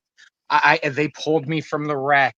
Or I saw a dead loved one, and then all of a sudden I was 40 feet from the vehicle and there was no one else around. Like we hear stories where things don't make sense, Right. Yep. but what people are saying does. Right. And so we could look at it and say there's a possibility that those are the original spirits of the people, but we could also say many have entertained angels and been unaware. So I would say it could be either, and I cannot definitively say that person's spirit wasn't allowed to save somebody or to help or to guide somebody, but I'd say in my mind it's always been more likely that a visage of a person is taken by something greater than that person to guide or to deceive, one or the other. And I agree with that. And to piggyback on that, I'd say that after the New Testament, after Jesus brought everyone from Abraham's bosom up to heaven or to paradise, there was a shift. And after that, there was not a lot written about what happened in terms of the spiritual, right? So what we do see is that when Jesus came back from the dead, 500 people saw him at the same time. We also see that Philip was basically teleported from one space to another by the Holy Spirit. Now, who is to say, and there's no rule about this, that God can make people appear to loved ones on his, in his will? Right. Who's to say? There's no really rule on that. The only thing that Paul went to heaven once, or he speaks very vaguely about it, said whether I was there or not, in person or just in the spirit, I don't know. And he's very vague about the heavenly stuff, and that tells me something. We're not to know about the heavenly stuff, which is not what I'm saying now is not proven, but I have a very strong inclination to believe that we're here on earth having accepted to forget who we are and to be here to prove ourselves. Right. I've always said that, like, this is the testing ground.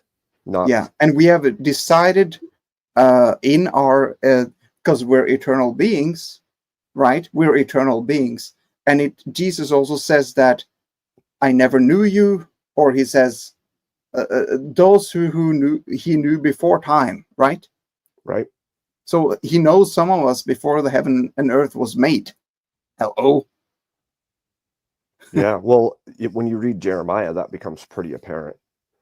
Really? So, What happened in Jeremiah? well, he says, I knew you before you were formed in your mother's womb, and Oh yeah, that's right. and I predestined you to be a prophet to the nations, like all these things. And it's like, whoa, okay. That gives you the understanding that either he knows us before the existence of the soul, or the soul existed prior and then was put into the womb. So either one. And also, there were the brothers. Before they were born, he said that one of them he hated and one of them he loved. Yeah. And I mean, so the thing is he You're talking proving about to Jacob us? and Esau? Is he proving to us who we are? Are we proving to him what we can do? Well, what's the thing here, Proving right? devotion. But the only thing we can know is that he's very limited on showing us what is going on in the spiritual realm. We're not to know for some reason. And also, Paul said that we're fighting against not flesh and blood, but spiritual forces, powers, and rulers, and Yep. so on, right? Powers I don't and know all the... principalities. Yeah. Thanks, yeah. So all I know is that I think what is very important here is that Jesus died on the cross for us, and he paid everything. It cost him everything. And then what do we do with that? Do we hold grudges against people, or do we give the same? Because we're all faulty people here. Can Yep. we all give ourselves the people that we in our vicinity, give them the same love, or does this buck stop with us? Well, see, that's where it kind of gets tricky, because, like, in Yeah. my opinion, like, there's conditions on everything. Like, even God's love has conditions where he will not allow you in heaven, like, if you do XYZ, Right. so it would be more circumstantial to me. In Well, one way. kinda. I mean, I think that there's a strangeness in it, right? Because there's a love that exists even when you're cast out. Because he didn't want you to choose that, but you chose that. And so it becomes very strange. Like, okay, for instance, you were there, Beaver. I argued unconditional love on VK. And yes, there's the precondition of first the love has to come into existence and all of that. But past that point, I don't think that love is supposed to be conditional to, like, the spirit, the heart, whatever. Like, in the mind, sure, we make it conditional often as human beings, But outside of the conditions we mentally create, I don't think that love itself has the conditions. I think everything outside of love has those conditions. Like And- I'll if you're my friend, I'll punch you in the face. You know, I'm like, come on, Well- dude, come on, be better. But here's the Right. thing, I'll never think that you don't deserve infinite chances to better yourself. Well, within reason, right? But the thing is, the love part, I need it, dude, I need it. right, for yourself. Yeah, Yeah. but I will never allow people to do harm. That's a different thing, right? So Yeah. But I'm talking about eternally here. Everyone deserves an infinite chance to get to that point, I think. Right. Because I do, man. Sorry, I cut you off. Please go. Oh, you're good. I think that we often conflate ideas when it comes to love specifically because it's such a messy thing in the physical world. So like people will say, well, if you love somebody and they do wrong and you kick them out because they've done wrong to you or whatever, that doesn't make you stop loving them. That just was a condition of the living, where you live, not your love for that person. Like if your child does something wrong and you kick them out, you don't just stop loving them. You still love them. You kick them out because you love them and you wanted them to do better. So like the love isn't gone. The condition didn't change the love. It changed the living condition or the living situation. It's such a weird thing because we end up conflating physical stuff with the love itself, which is separate from your physical thing, I love how Paul called it heavenly minded. Yeah. But see, here's the thing. The only one man is supposed to give unconditional love to technically is God. No one is supposed to be above him. So True. that in essence means no. everyone else has conditions. No, but the thing is You're that the two greatest commandments, yes, what you're saying is true, but also he included the same thing, which is that you have, love your neighbor. Your as neighbor. yourself. Yeah, and those were the two greatest it does ones, not right? say unconditional. It just says love. It also says that he says unconditional love in is when he is referring to himself. Let's read that one. That's really good. Yeah. Because I think you're right about that. Like I'm really rough on my theology. Like I said, I'm not really. No. But the funny thing is that is true. But then again, God came in flesh and laid down his life for us. But see, your wife and your children are your top loves next to God. And even he himself says, love me above your wife. Oh yeah, but that means that if your wife tells you to stop loving me, love me. I mean, come on. No, but in just the order of essence and the way it plays out, that would It's mean God. that there are conditions to every love except for It does. your It love doesn't. for God. Yeah, it doesn't. No, but it doesn't. It doesn't take away from your wife. It adds to your wife, right? Right. So the understanding is more along the lines of you love God over and above everything and everyone through God. Like your love of your wife is also your love in God. Like it's the connection to God giving that I'm love. sorry, I'm never gonna think of loving my wife in the way I'm gonna I love God. Like I'm sorry. Yeah, of course. I It's don't roll completely that way, different. dog. It's completely different, dude. No, I don't roll that way, dog. you love your Okay. wife. You love your wife. He had in to go God. there. He had to go there. Not above God or on equal. It's Yeah, but literally yeah. So seriously, the because thing is you that love God is the one that makes it possible for you to be with your wife for eternity. Exactly. So that would mean your love to him It's a would be different kind of love. unconditional for what he has given you and for what he does for you. It's completely different. Yeah, it's completely different. Yeah. Like Like to it's like me, a that's the father. only unconditional love, and that's what he even said. Like Yeah, he I is the mean, I think if unconditional. we complicated it, yeah, I agree. Like somewhere along the way, like somebody started adding, like, oh no, you unconditionally love everyone else. Meanwhile, the original meaning was love everybody, love me unconditionally. That's a good one. So I like the that. verse you were bringing up earlier is Matthew 22:39, and I mean that's the second half of it. But Jesus said unto him, "Thou shalt love the Lord with all your heart, with all your soul, and with all your mind. This is the first and greatest commandment. And the second is like unto it, thou shalt love thy neighbor as thyself." Like, not the same. Right, right. Is So that like would mean you unto. would give it the highest amount of love, but it does have conditions. It can never go above me. Right, It is absolutely. I conditional agree. in essence. I absolutely agree with you. What I'm saying is that That's you're a really supposed to good love your decision. neighbor as yourself. You love God above all things, and you love your neighbor as yourself. You would have as much love as possible to have love for a human, for all humans. And you love God above everything else, above them, above everything. I guess, And like I God would said come first. earlier, I'm sorry. Go ahead.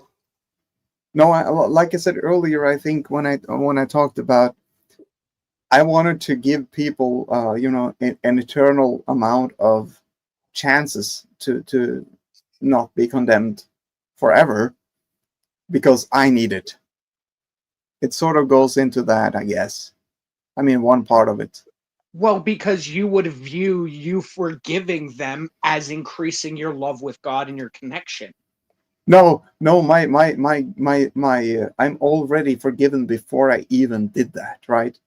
So, but I don't want to. I don't want to stop what God gave me by being the unforgiving servant, right? By saying that, oh well, I'm forgiven. Now you give me the money, or I'll kill you. So I have to sort of. I have to. Yeah. So here's the thing. Earthly, I have to set boundaries, but it will never go above. It will not go to unforgiveness, right? Yeah. I suppose in a few instances that would definitely be a way to view. Yes. Sure. Yeah.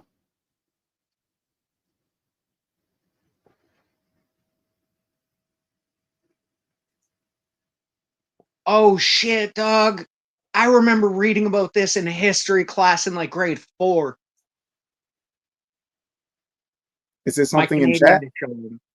Yeah. Yeah, it's what Abe's putting up on the screen right now, where K2s were calling the Lake Huron incident with Dennis Hill. So it was from '66, where he saw a 603-foot angel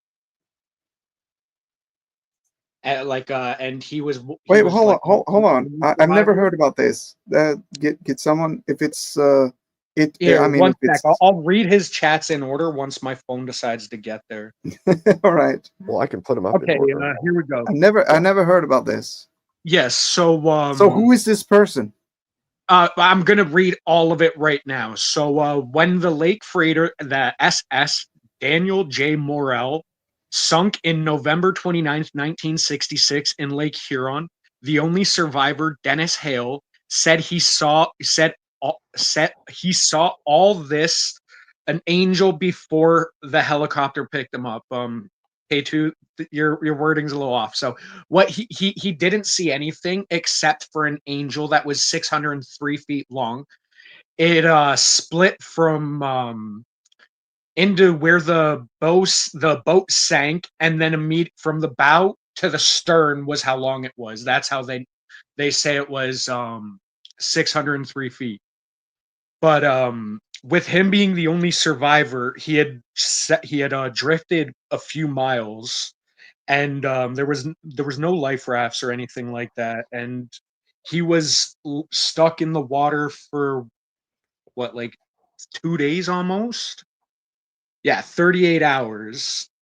And literally all he saw the entire time was the angel's shadow following him until the helicopter showed up, and then it disappeared.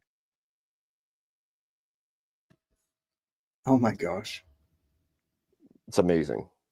So this, I mean, who would lie? Who would lie about that? Right?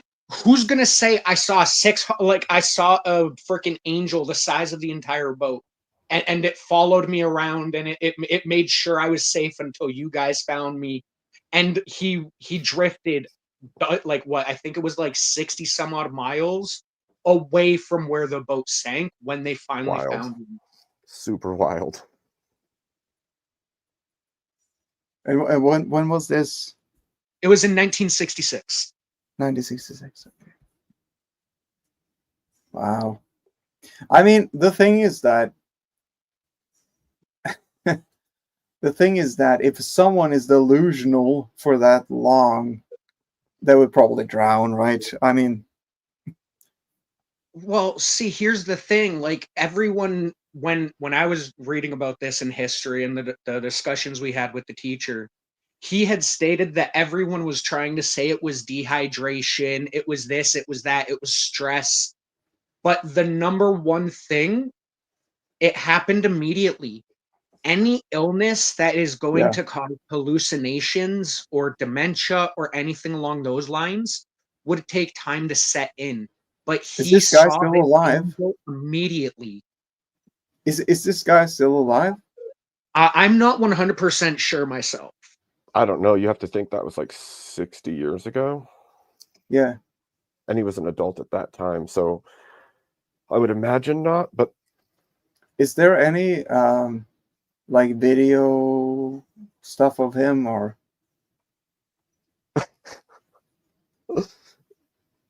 I don't, I can look for one.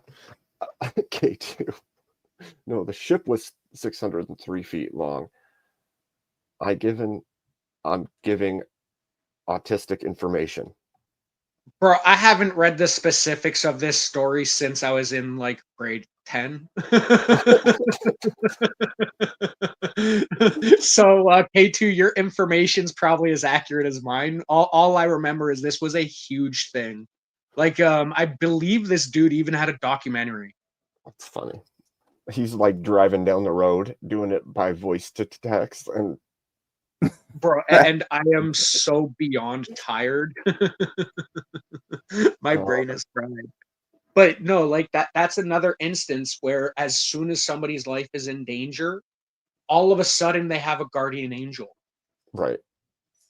And Right. and it really makes you question, because like this is a little side thing. Like picture this. There's a young kid, he's only 6, and he has his favorite toy. Every night in his closet, that toy would go off. Yeah. For 13 years. That's With wild. no batteries, every night he heard that toy being played with. It was his favorite kid when he was it was his favorite toy when he was a kid, so he could not part with it. On his 15th birthday, he finds out he had a twin that died. Holy smokes. Take 14 years of debauchery, degeneracy, and all other manner of ill-gotten gains and bullshit. This guy starts to go back to Christian roots and godly ways and trying to get out of the degen life. And all of a sudden, it dawned on him he had a twin that did not make it. And for 15 years, until that toy got destroyed by somebody, he heard that toy go off every night, like his brother was trying to play with him. Oh man. Welcome, K2. Sorry for the shitty texting. Oh, no worries, bro. Dude, trying to I'm run- high I'm high as hell, and I'm freaking. I'm tired, so we're both going along good. Like, I literally just woke up. I fell asleep again after Jess White's premiere, and I just woke up to see you guys. I think I woke up somewhere in between that, but Oh, Good morning. How are It's not- you? almost night. yeah. Oh, Smoking Spaceman has us. Follow up on K2 story. Dennis Hale died in 2015 at the ripe old age of 75. Died of cancer. Hmm. Dennis Hale too. Also, before the helicopter picked him up, he saw all his shipmates up in heaven and his mother, and he never met his mother. I think she died when giving birth to him, so his father hated him. So he would go just adrift and stuff. Oh, wow. So he got that, and then, like I said, he saw all of them up in heaven. And then one of his shipmates turned around. The history, I don't mean to share someone else's YouTube channel, but the History Mystery Man covered this pretty well. The last guy to say hi to him was sitting down, turned to him and said, "It's not your time yet. You need to go back." And then he Can went you back, share it? saw the angel one more time, and then the helicopter literally landed right next to him. They thought Can you he was share it dead. in private chat? He was only in. I can share it. He was only in a rain jacket the whole time, while everybody else was fully clothed. He was in his underwear and a rain jacket for 38 hours. Holy cow. That's wild. And Fred Huron, he was a big guy, like fat and otherwise. That's why he survived. Like, just big. Hmm. I'll go copy the link and I'll put it in the back chat. Give me a second. I'll be back. I was just getting it on YouTube right now, actually. History Mystery Man, you said? Yeah, he's out of Toledo. Okay. But yeah, and like just to show like there's not a lot of coincidence in this story. The toy mysteriously broke when he was 15, a couple months after he found out he had a twin. It was almost like that twin was trying to tell him he was there, even though he didn't even know he had a twin. That's freaking incredible.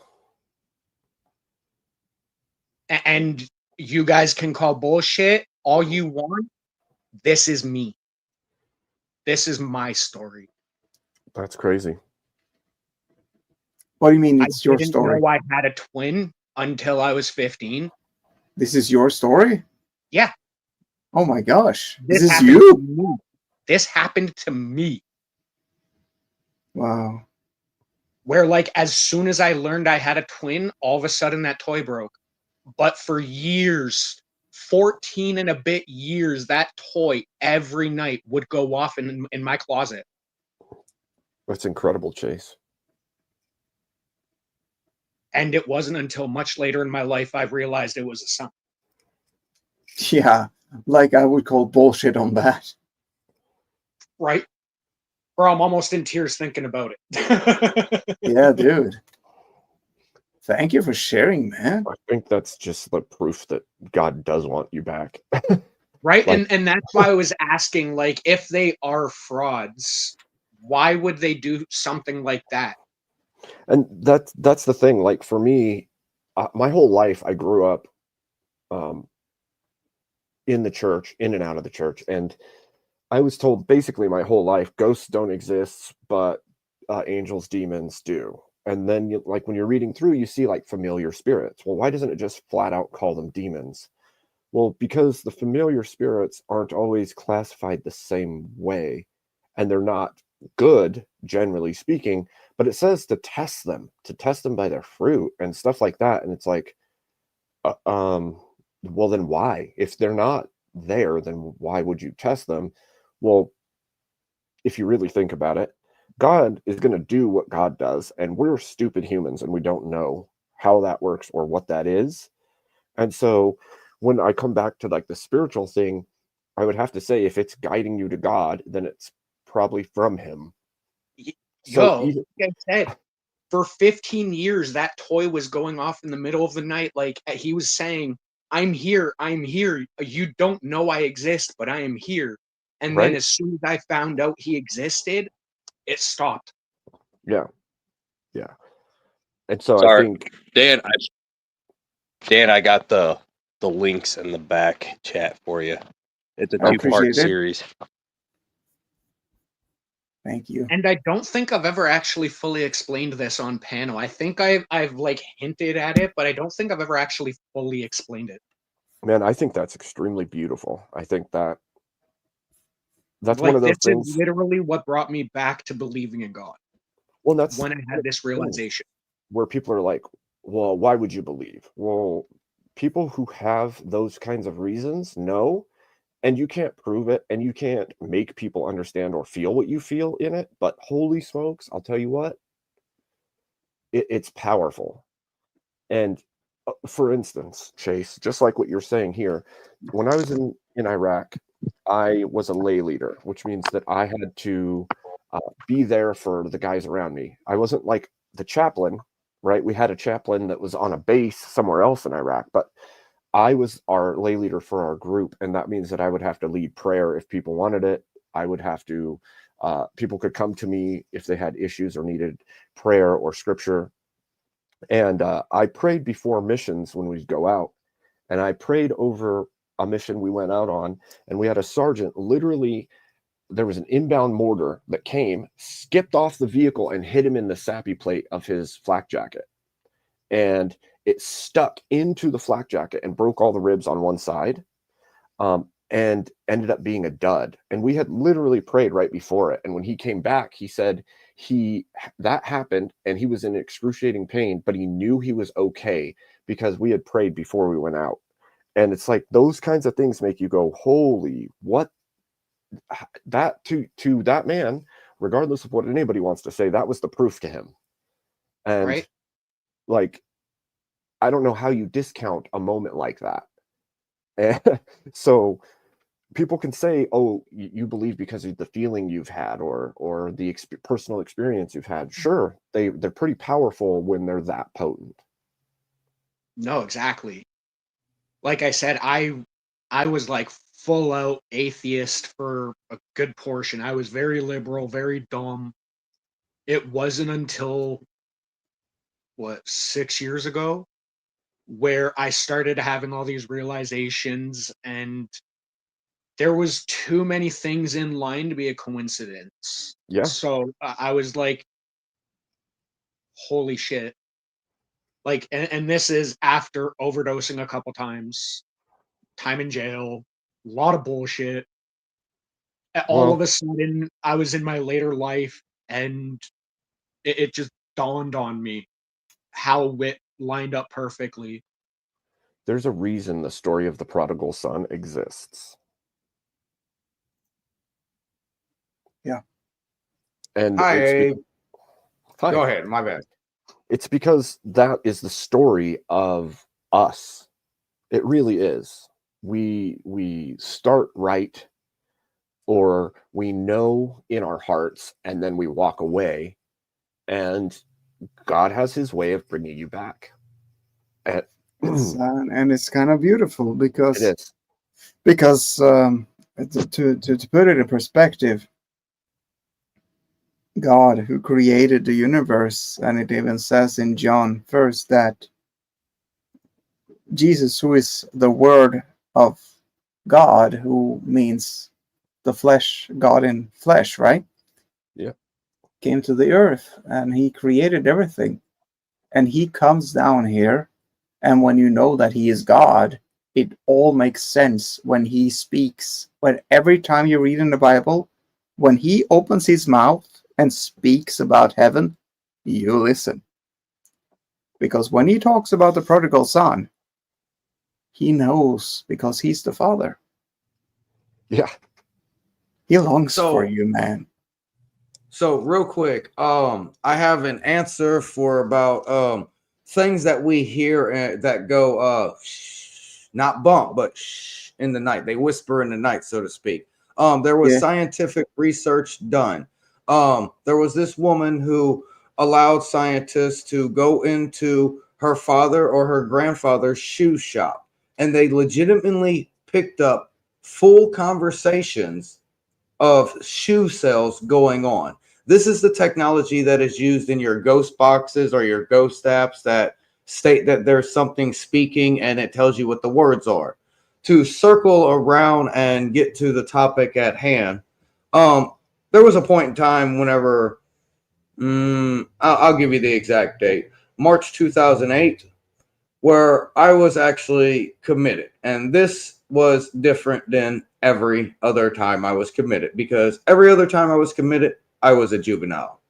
The first time I was committed as an adult, I had a massive experience. I walked through damnation. Cannot tell you, because it felt like eternity and it felt like 6 seconds all at one time. I appeared into a study, had a conversation that seemed to last the same amount of time with the individual sitting there. Shortly after this conversation, I appeared in a marvelously glorious place that had chrome streets and a golden road. And before the thought of me stating the statement, "It's on," was able to leave my mouth, I was sent back to this tangible reality.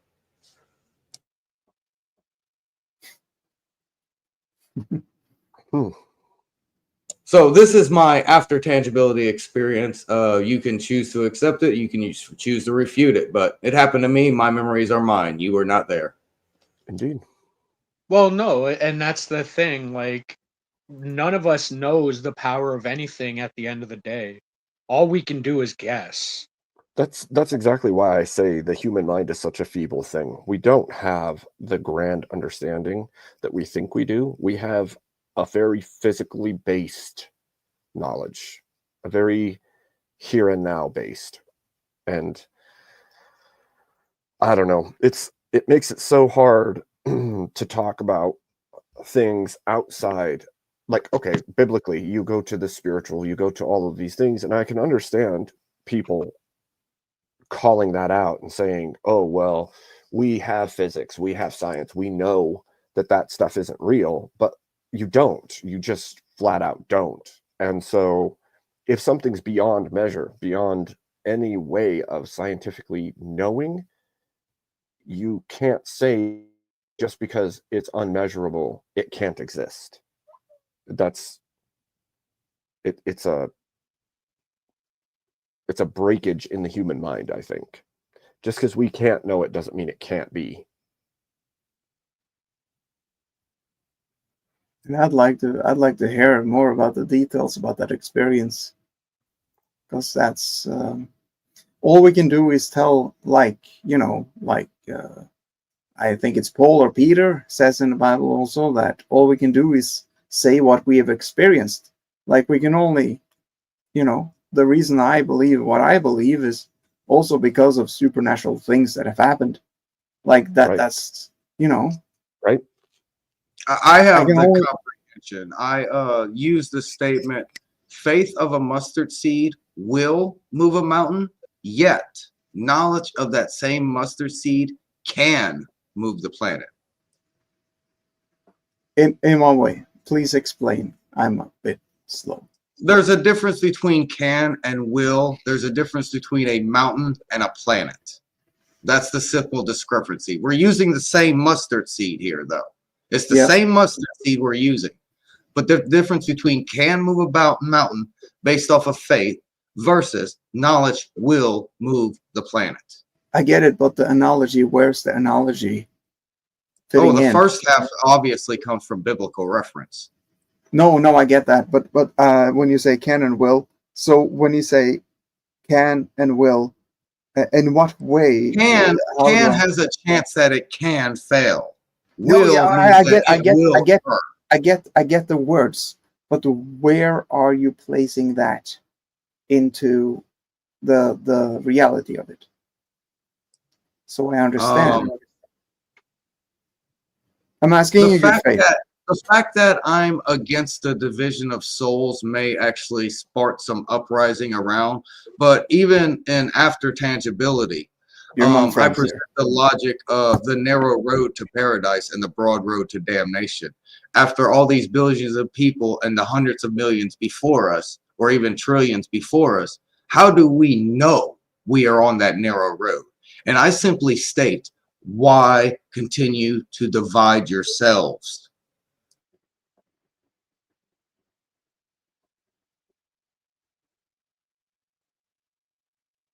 Because the wheat and the chaff do not belong together.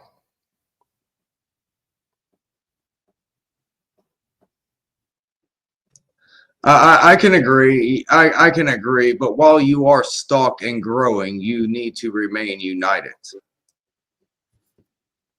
Yeah. Well, the chaff, Jesus did say that a house divided against itself would fall, right? the chaff does not get separated until after the fact.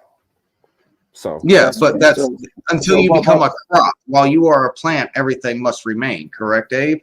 yep. yeah, but what you're saying right now is our active choices in terms of divided, right? No. The sensation of free will is real. We all have it. It's always here. But the fundamental location of where it comes from, that is illusionary. Brian Greene. Well, I mean, I just sort of miss. I mean, I hear your words, but I sort of miss where it fits in.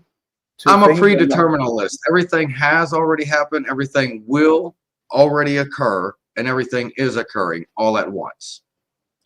So what you're saying now is pointless, basically.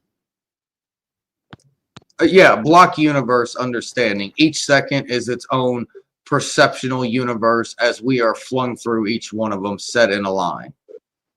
All right. Well, I do think you have a good heart, based on what I'm hearing, but I can't understand your words. I'm being honest. Love here. all as self, as we are all merely cells of the eternal one. Yeah. Well, it has to be put in context for me to get it, right? So do better. Good job, Jess. Yeah, the reason why I knew my boy was my boy was because the reason why I was brought back into his life was he almost convinced a child that was 2 years younger than him, not to reveal the children's age, but the child was 2 years younger than him, and he almost convinced them to jump off a 2-story balcony before parents intervened. This is why I was brought back into the child's life. And whenever I heard that story, my only reaction was, that's my boy. Well, God bless you. You saved the child.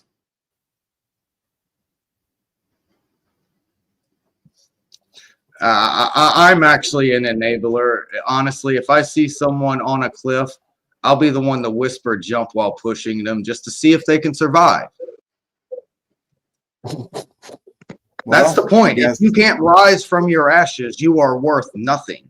Yeah. Well, I guess you did a good thing, despite of that. Then.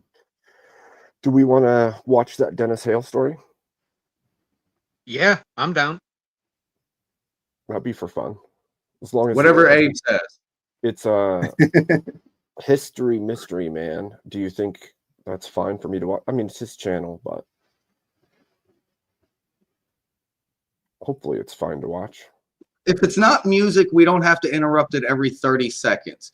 If it is music, we have to interrupt it every 30 seconds. If it's not music, we have to stop it before the 5-minute mark, at least have 100 seconds of discussion, and then continue in order to avoid the actual number copyright, because that's a detail that's thrown off the table.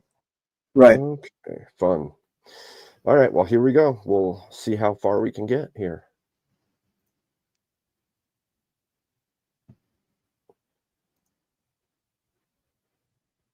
Oh, that's weird. There we go. Oh.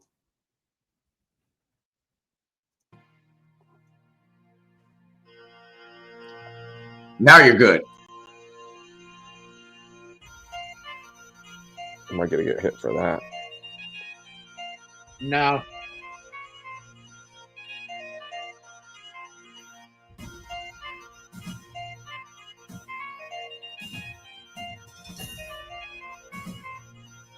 Okay, just in case, hit a pause. I know how to dodge these bot snipers. I do it all the time in the ghost ship. 5, 4, 3, 2, go.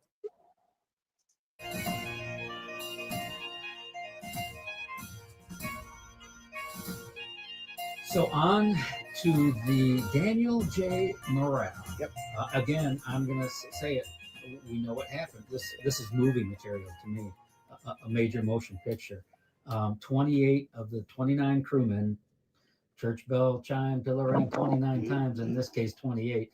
So just one survivor. The Morale was an iron ore I've been carrier. there. And before it sank in Lake Huron, November 29th, 1966. Before we get to the specifics of the ship, you've already mentioned him, but he's the centerpiece of the story. Dennis Hale, the watchman, 26-year-old watchman from Ashtabula, Ohio, the sole survivor, found floating in a life raft for 40 hours with 3 deceased crewmen who one by one went by the wayside, succumbed to those conditions. You met him, you had a beer with him. Tell me about Dennis Hale. As I alluded to earlier, I met him and Frank Mays at the Fitzgerald Memorial thing. Years later, see, he was literally going crazy because why should I be the only survivor? You know, and he went to see a psychiatrist and he didn't get nowhere there, so he ended up going to a different psychiatrist. And he told me, you got to open up about this. You cannot keep this bottle inside. It'll just eat So he you was up. afflicted with that all his life. Like, why did I get out alive? Until that psychiatrist said, you got to start giving talks about this and get this out of your system, and you're going to feel a whole lot better. So we tried it, and sure enough, he started feeling better because he just wanted to sit in a corner and cry, you know.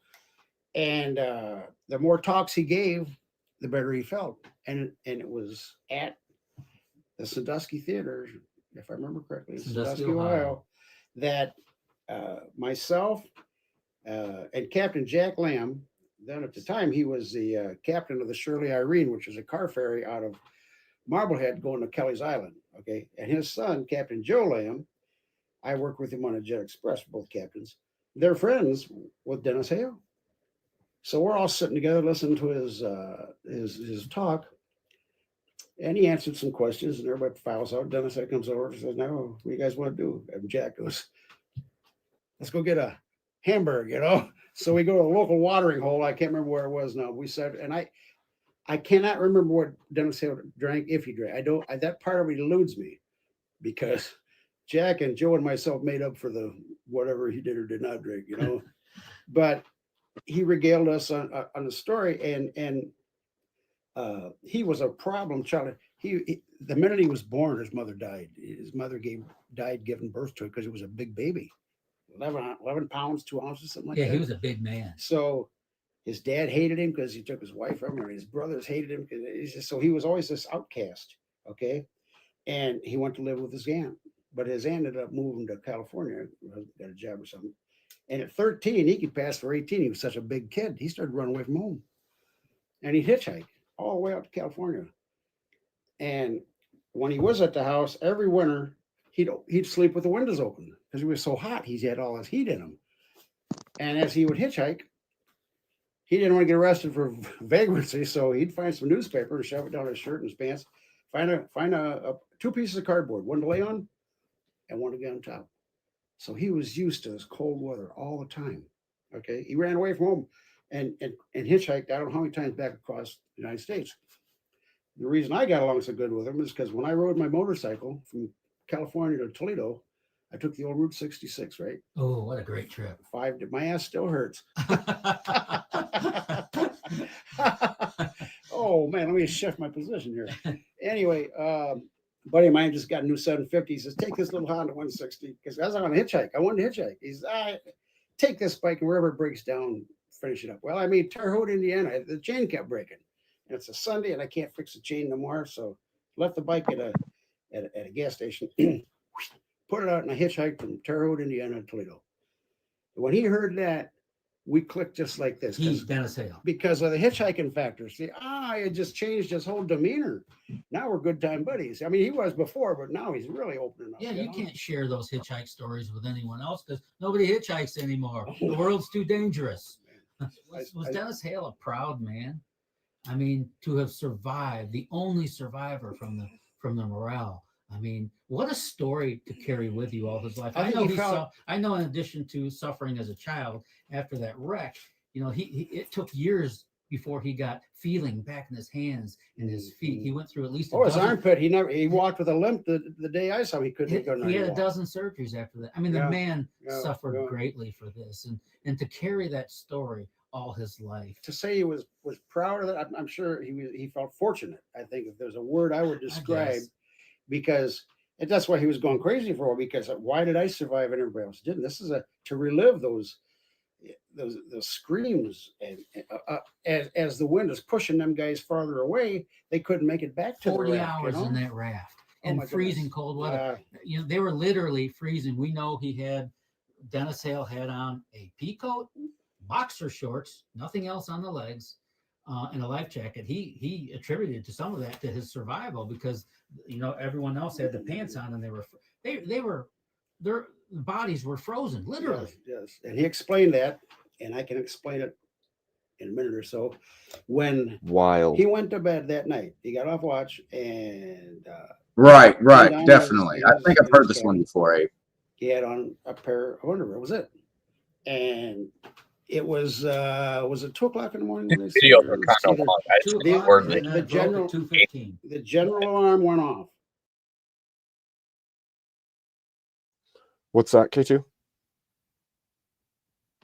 Oh, I said, I know these videos are kind of long. They're going to explain what happened and then tell his story. I just don't know where. I thought Dan just would want to watch it. I didn't know you guys were going to play it. I think it's awesome. Perfect spot to press the pause, by the way. Continue, Abe. I think it's awesome. It's awesome to get to watch it. I mean, yeah, this story's freaking incredible. So, Abe, I sent you something in Discord. I kind of tried. I apologize for interrupting you. You're good. It's good. I mean, I appreciate watching this. If no one has anything against it, we could watch some more and discuss it, perhaps. Bro, I'm still I'm amazed at how much I forgot. Apparently,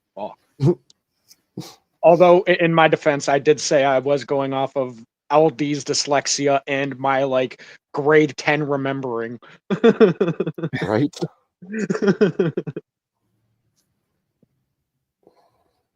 Yeah, I'm going to keep playing it because this is an awesome story. Correct. We've interrupted long enough. Continue.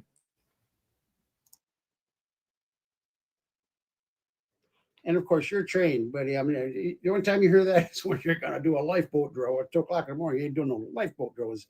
And the noise this boat was making, he thought it was the anchors, hitting the bow there. Away. He got up, he grabbed his life jacket, and he put it on. He goes up on our upper deck. What's he got? He's got his life jacket on, K-Pock with filled with inside like a little bladder, you know what I mean, with air in there, and he had his underwear. Was it? And he was aghast to see what was going. The whole middle section of that boat was hogged up like this. Then she'd come down like this, and the stern would go up, and they're yelling, "Hey, get in the raft now, buddy, because she's going down." And he went back to his cabin trying to get some clothes on. Only thing he could find was that pea coat. About saving somebody's life, that pea coat, and he said it himself. It was explained to him when they finally got him to the hospital, his core temperature was between 94 and 96 degrees. There was a priest there to give him last rites too. Rites. Yeah, sure they did. But the theory is that he had the life jacket on, and that insulated him, and then the pea coat kept his internal organs, right, the heart, the lungs, everything, warm. Now that ain't. Can you imagine the suffering? 40 hours in freezing, especially getting sprayed by water. Yes, but there's some heavy. I mean, or Dennis Hale later said that he prayed for his own death while the three men around him were dying one by one by one. Yet praying for his own death yet somehow he willed himself to live. That's what's interesting right here. And I'm going to get to that right now. And this is what he told me, and it's in his book too, okay? Okay, 2 o'clock, blah, blah, blah, blah, blah. The boat broke and down at on the 29th at 0200. That's when this happened. Once again, the steel is ripping like paper. And he started to hallucinate, whatever you want to call this, okay? But he said at some point in time on that, he always prayed. He was a very praying man. You know, and he was a very religious man, to be honest with you. And he said that this apparition, his spirit, his guardian angel, whatever it was, came on that raft when the other 3 guys are gone. And he said, he leaned right down in his face. He says, "You must stay warm. You must stay warm." And this thing breathed on him, and his whole body got warm, just like that. Ooh. Dennis Hale's body. This That's apparition from did this Dennis to Hale. Dennis Hale. Now call this near-death experience, whatever you want to call it. I don't know. So anyway, he's freezing. That's when he started saying, "Lord, you know, either rescue us or take me." Okay. The boat before the last guy died, Fuzzy was his name, Fossberger or something like that. His lungs were filling up. He said, "I see land over there. Hopefully, we'll come up against the land there." Hallucinating? Oh Were they hallucinating, or did they really? no, see there was them? definitely Okay. where she came to rest. Okay. Well, that Fuzzy died because he had pneumonia. Was it? And so Dennis Hale gets up on one elbow to look because he's hurting unit now, man. He's hurting, and he doesn't see nothing. But all kind of peacoat, there's some ice. He's so thirsty. He takes that ice and starts sucking it up. An apparition, his guardian angel, a spirit, whatever, came on there, and he shakes his hand. He says, he grabs some more ice, and here comes this. He called him Doc for some reason. He says, "I'm going to tell you right now, if you eat that ice, you're going to lower your body temperature. Now, don't do it." And he laid his head back down. A little bit later, he opened his eyes. He sees all these seagulls flying around. And he says, "Hey," now this is in his book, "God doesn't seem to be listening to me today.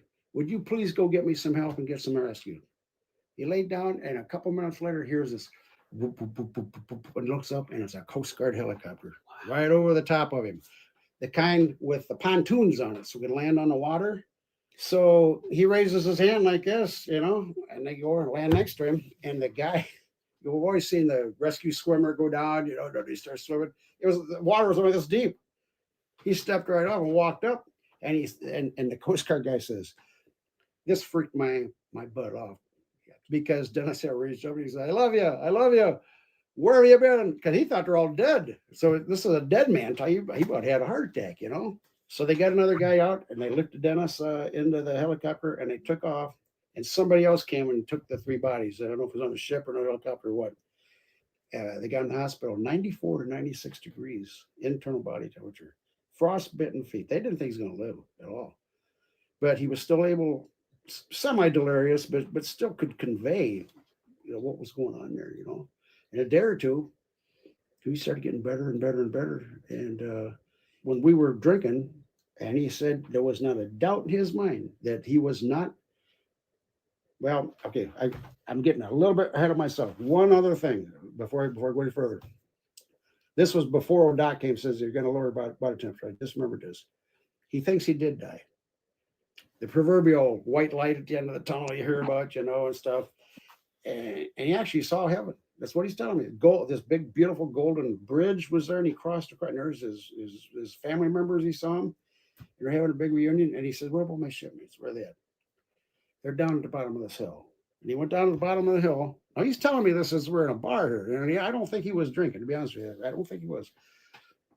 He climbed up there, and there's the ship broken in two, but it's sitting there. He climbs up, and they're having a grand reunion, the captain and everybody else, you know.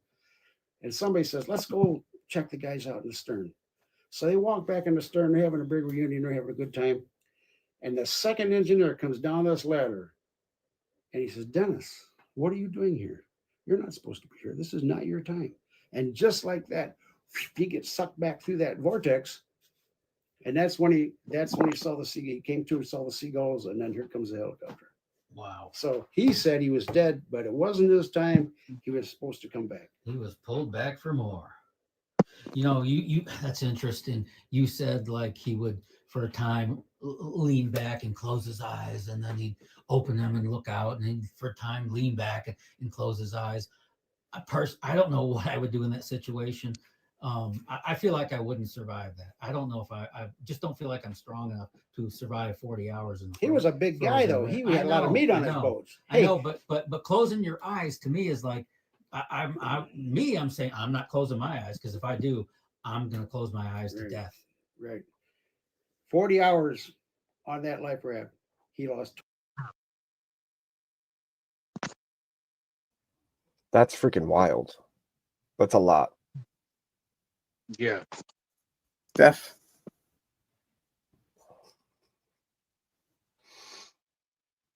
Damn, he went that long with it? I didn't even realize it. But yeah, I really think I've heard this story before of the one guy on this ship. And yeah, it's really gruesome what happens. And yeah. So where do you go? Sorry, go ahead. I was gonna say there was one more ship like 6 years before this happened, the Carl B. Bradley on Lake Michigan.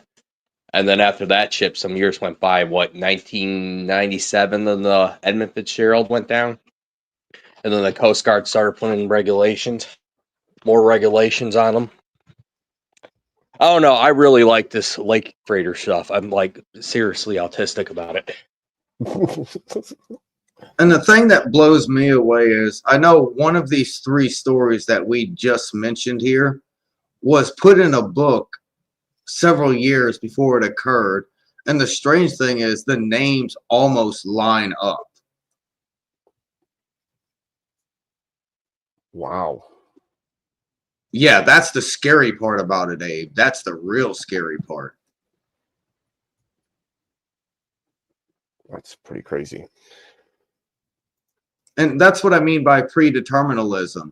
The individual who wrote Revelation saw what was occurring in present time. And I don't mean this present time. I mean, at the point in time they were seeing it, it was present perception to everyone. That's what I mean by predeterminalism. Yeah, for God, everything has occurred, will occur, and is occurring. Yeah, for God, that is the case. That's true. Yes, I can admit for level 7 on the Kardashev scale, as well as 8th dimensional beings, they can see every instance that is, was, and will occur. Yes, sir. And we are sort of at the bottom rung. We are making the decisions, proving to ourselves what we did, right? Yeah, many of us have progressional steps to comprehend. Just as we can only see in 2 dimensions, we have depth perception. We can only see in height and width. I agree. And so we will only see what we did after the fact. When we are in eternity, we will see the things we chose, thus proving to ourselves what kind of people we are. Right. Thus proving to ourselves the multiverse. But Abe, I think I just interrupted you. Sorry.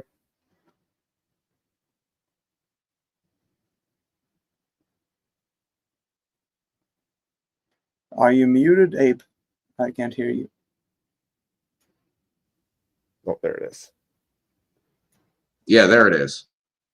All right. So, do we want to keep going, or are we good? Do we want to finish this? Yeah, we got like 7 minutes left, right?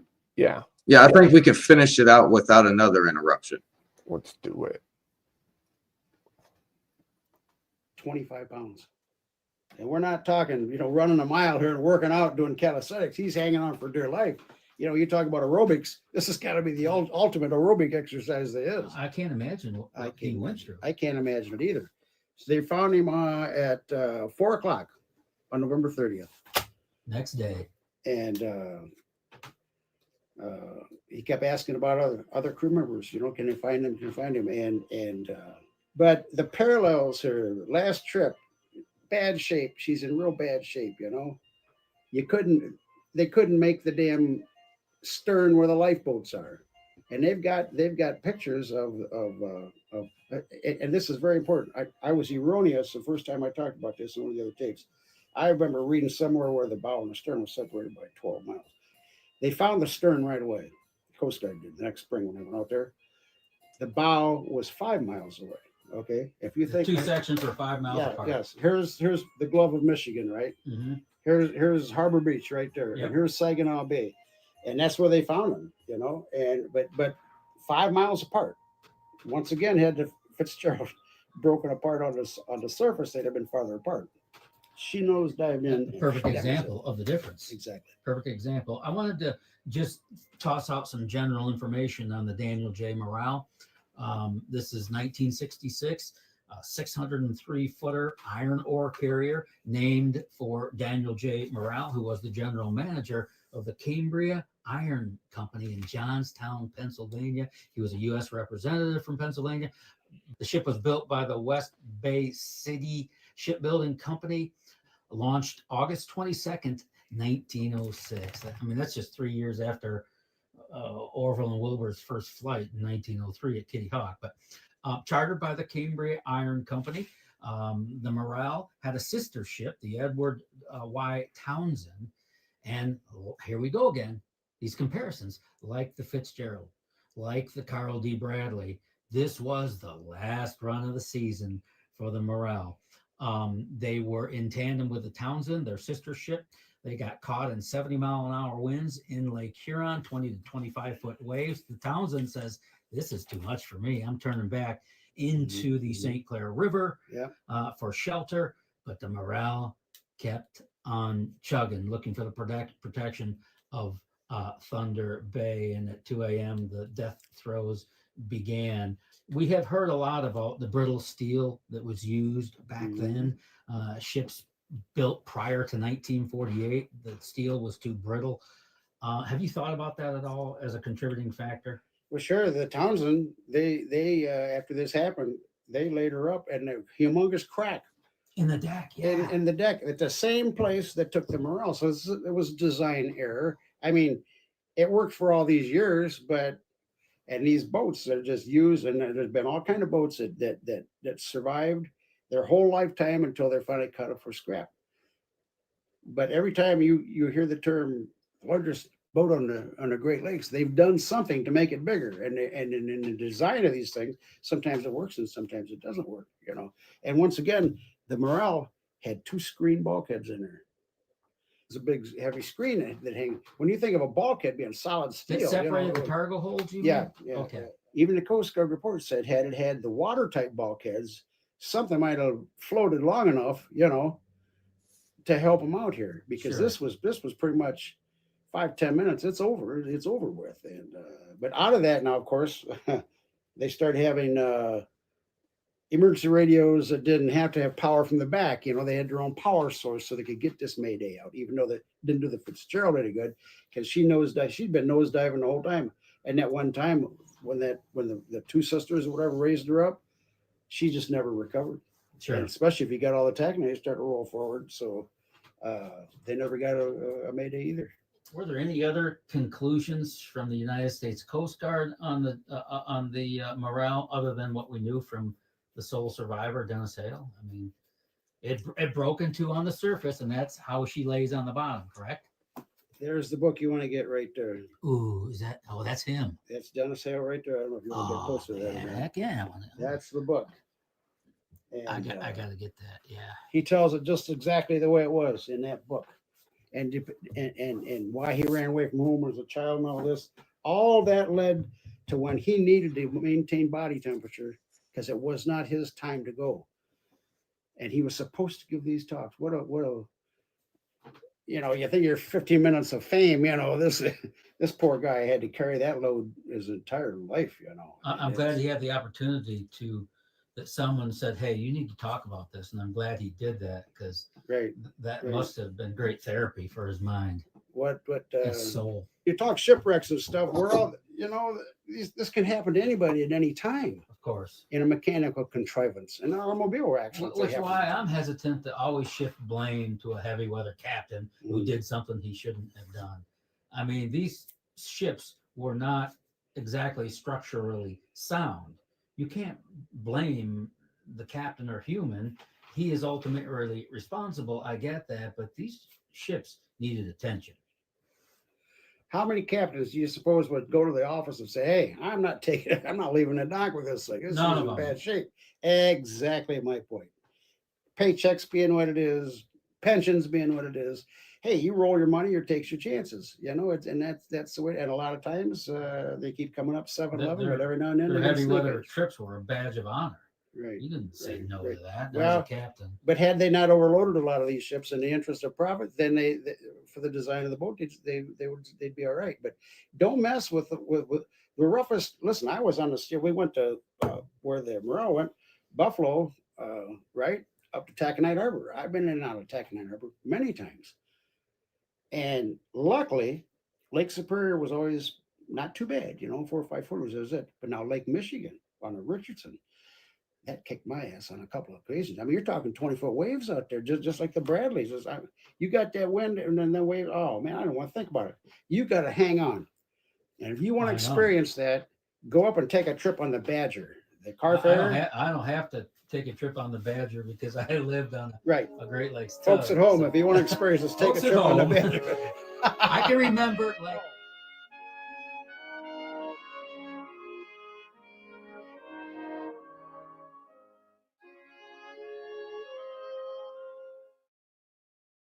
Good job, Abe.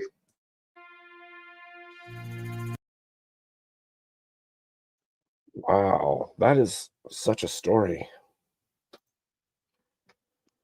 Funny that it comes back to the profit margins again for the failure, I mean. So this is the second part, is it? No, no, we had a second part. I asked if you started the second part or if this was the beginning of the first. It went back, I think, to the beginning. Oh, okay, got it. Yeah, yeah, some story, man. Wow, It's kind of incredible for sure. Yeah. Just talking about all these come to God moments, like, come on, what are we, a bunch of women? Yeah, what are we? Sheesh. Like giving each other fifis and shit.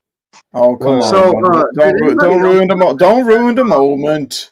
Did anybody else notice that Pope Louis XIV looks a lot like Palpatine? Okay, never mind. I mean, I can show a picture, but I don't know how to get it up here the proper way. But it's true stuff, bro. Pope Louis XIV looks a lot like Palpatine. It's a little scary. I mean, heard that. You gotta base it on something, right? I have heard that. Maybe he's a fan. Oh, sorry, Dan, go ahead. Maybe he's a fan. No, I'm just agreeing. That's Abe, I expect you to bury that clip and disavow it ever happened. The beaver does not have fifis. Yeah, maybe I'll clip it out for you. Keep it for later. Beaver. I mean, the strangest thing is that whenever John, oh my bad. There we go.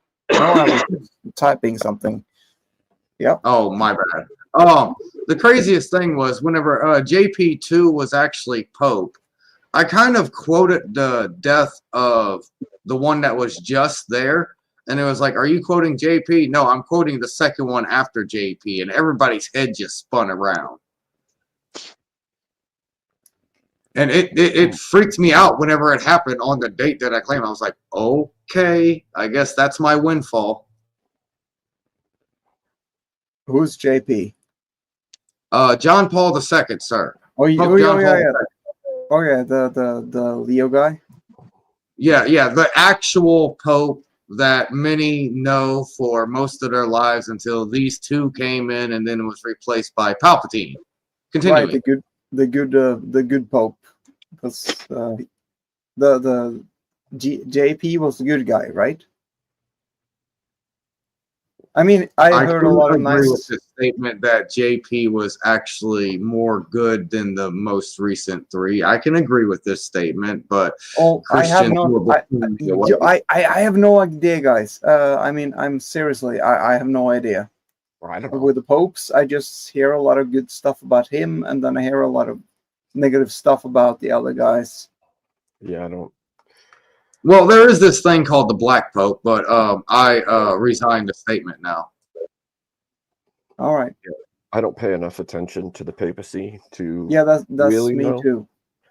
Um, I did. Does anyone know Tom Horn, the late Tom Horn? yes.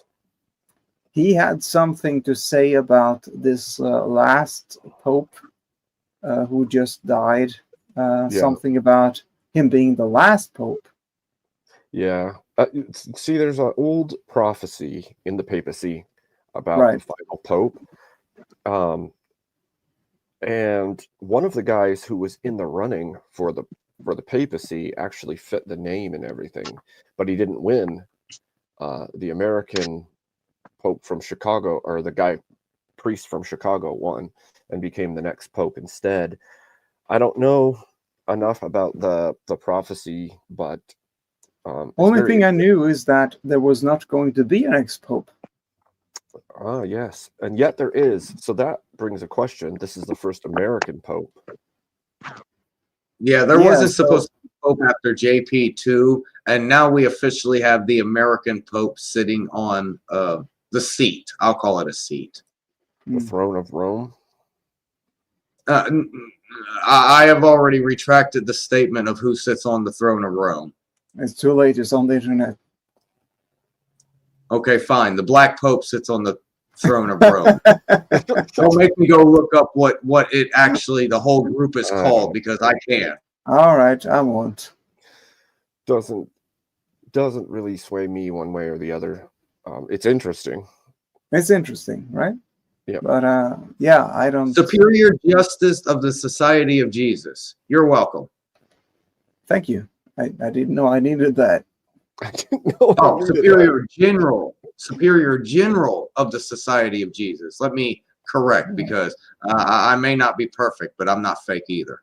Well, then in general, I thank you. I am making fun of this because I don't really understand. And that individual situation. has been there since JP the second, just to clarify. Yeah. So now what? Now that we've gone through the feelings land that Right. Chase Someone now Hey, man, Someone that's what reality is. Back to you. No, it was not. It was nothing about what you said. It was more a dig at the feely thing, the Yeah. fifis the fifis. that we The had feel-fee. earlier, and we do apologize. I guess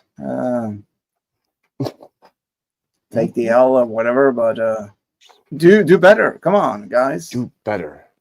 I really thank you, Abe, and if Doom is listening later, for our very, very good faith debate about what is worship, because we did stay at the goalpost. And anytime we retract it from the goalpost, I'm like, that's the shadow, that's on the horizon, that's a little to the left. We stayed right where the goalpost was because it was a good faith debate right there. Is that a debate on the Abe Dinkin channel? No, it's a debate that occurred last night in a live that no longer exists on the internet that I've referenced twice for some odd reason. Oh, the We one talked that's on Jess's. Oh, right. Yeah, Right. we were The one, talking yeah, about that's why I came on actually. Yeah, because I was wondering what was going on because there was some drama. Well, there was drama. I think there's always drama, but This was severe drama. Distraction, regression, adjustment, maturity, action. I think it was like a 12-hour. Yeah, it was about 12. I had to duck out at about 9 hours, 11 minutes. Y'all ducked out like 4, 5, 6 in, question mark. So Jess is in chat, right? Still? She was. I think she may be. I What's haven't her seen take in a on little it? bit. I don't know. It's a good question. According to Tag, she still does exist. Who? Oh, she presented her existence. There she is. She'll come join in a bit, she says. So Nice. But yeah, it wasn't exactly an attack, but that entire spiel in the clips and videos of Jess's Discord, that's exactly my prediction of the live being taken down, which is why I put it up there before the live even Well, ended. if it was taken down, was it? Oh, it's marked private, sir. It's definitely does Okay. not exist. We cannot access it unless Jess sends us the link for it. Well, and sometimes I do that too for my lives. If I've got a live where there was spiciness or things that I don't necessarily want or I want to clip up, I'll put them to private first and then I'll go through them later. But I can totally understand doing the live, setting it as private, and then going through it later, and then Oh man, a release it once you want. 12-hour stream. There's a lot of I hours. still say it makes us out of context. My bad, Dan. Yeah, it's a lot to go through, Dan, for sure. Wow. Yeah. I still Can you say go- it becomes out of context as soon as you clip it up. Well, I Well- wouldn't want to clip out context. That's Yeah. Oh yeah, I had a Right. definite feeling that TOS was the reason, Jess. I'm not blaming you directly. that makes sense. That makes sense. I don't know about you guys, but I think we could use a smoko. A what? A smoko. What's that? Respect the smoko? Question mark. Respect Always the respect the smoko. smoko. Bull burners assemble. Bowl burners. You know me, assemble. man. I love my plants so much I cremate them. What's a Bruh. smoko?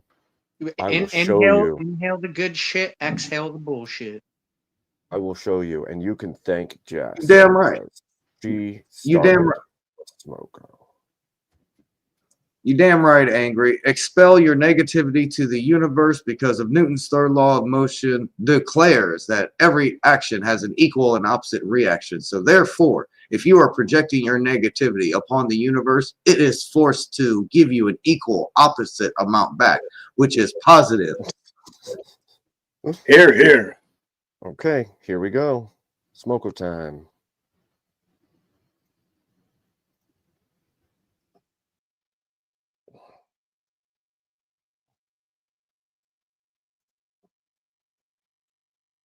That's Smoko. So that's That's before you smoko. decided to grow a beard, right? Oh,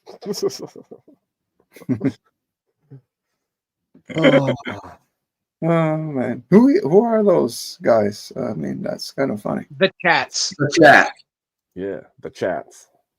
Never Very- seen them before. How very Aussie. Very Aussie. What the heck?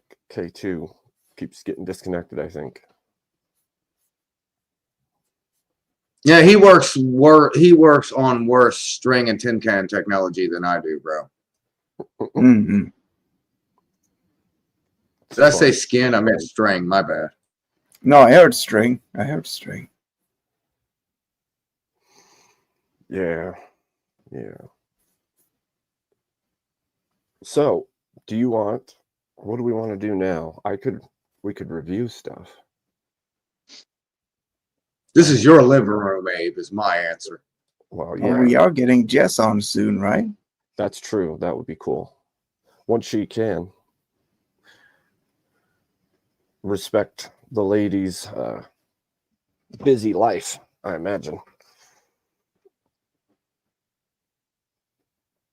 We could look at does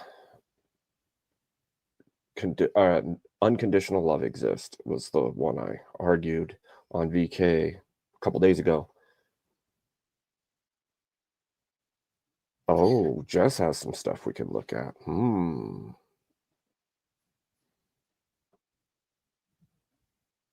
Okay. Not from a human entity is my answer to if unconditional love exists. Not from a human entity. Possible. I did an argument. It was a 2v2 on Verbal Combat about it, and It went pretty decent, but it was that's a hard one for some people to grasp because Abe, I gotta say something about that yes, because I yes, actually saw that one. It was before the finals, yeah. and you were not able to say one single thing because first of all, Teriyaki, I love him to death, but he friggin' gish galloping, Oh, that was the talking other one. over everyone. That was the other one. Oh yeah, that was the God one. Yeah. God is God a tyrant? I'm sorry. Go Yeah, ahead. yeah, yeah, We yeah. can talk about that later. Yeah, that one was hard. Whoa. That was a hard one too. I can give you a perfect example of yes. Well, we can take it later on because I'm sorry. I cut Abe the thing off was, from the his. thing was, yeah, it was just the debate, right? So you're going to take a stance on something, and sometimes I'll take a stance opposing my actual stance so that I can better understand the argument, but it's the challenge of it all. You're talking about the one you talked about, the true love, or Well, no, that one I was arguing really from where I believe, but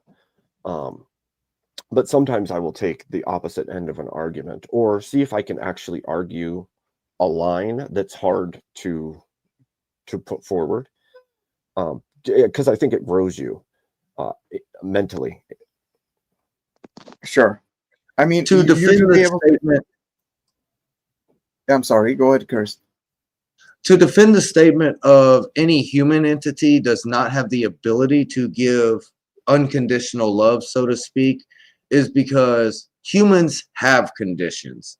At any point in time, the human does have, you can gain close enough to nearly unconditional love, but there is still a condition that will still taint or erode said love from a human condition point of a human expressing unconditional love. Now, I'm not saying that non-human entities have the ability to go beyond all this comprehension. I'm just stating a human cannot give unconditional love is my statement towards this debate. Right. All right. So I'm going to play it, I suppose, and we will see how people. Yo, and Ben Talk, K2, all y'all motherfuckers. I said I was almost in tears. I did not say I was in tears. Y'all can kiss my ass. Too late. It's too late. I caught some of that. I caught Stop some of that. crying. I was walking back in whenever it was happening, Beaver. And I completely understand the story of an inanimate object no longer having perception over you because of something that was more vital in your perception occurring. Well, it was just the way it happened in general. Yeah. Right. And Because it wasn't just a small thing. Like, this is something that happened over years. Yeah, it's powerful. Yes. I can completely agree with you because to give you an example, after I came back from my experience, I can never grab my right shoulder again and say, I love you, Mom, because it simply wasn't there anymore. It was relocated. Wow.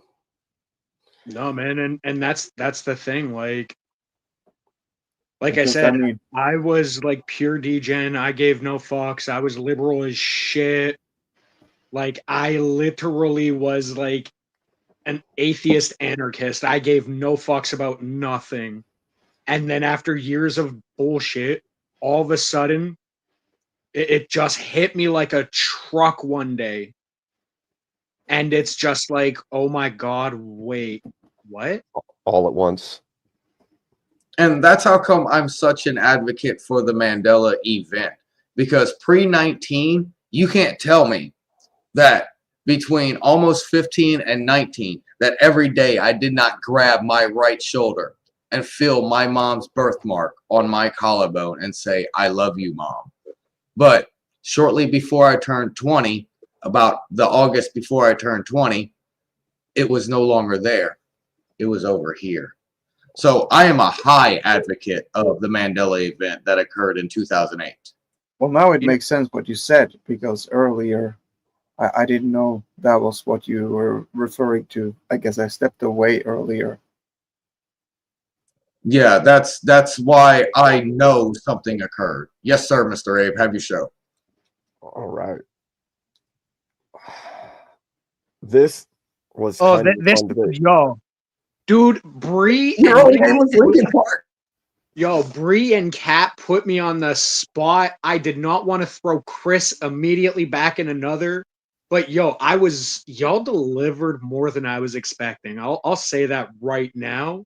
Even Easy said that y'all brought more fire than both of us were expecting. All right. So Kieran tried so hard on this, but this is so funny. We'll play it. This is funny. Watch. Oh, sound. Yeah. See, Here we go. Clear. Oh, there you go. Yeah. Okay. So, Yes. Hello. Check. yeah, we hear you. We hear you. All right. So, chat. As a reminder to you guys, this here is gonna go, and actually, that was 100 put towards it. Is he using the wrong mic? I think that's what's going on. Check your mic settings and see if you're using the wrong mic. Like, go into your settings in the StreamYard and then go to audio. Totally gonna have And to then back go and to clip these. mic. And then make sure you're on that mic that you have in your hand there.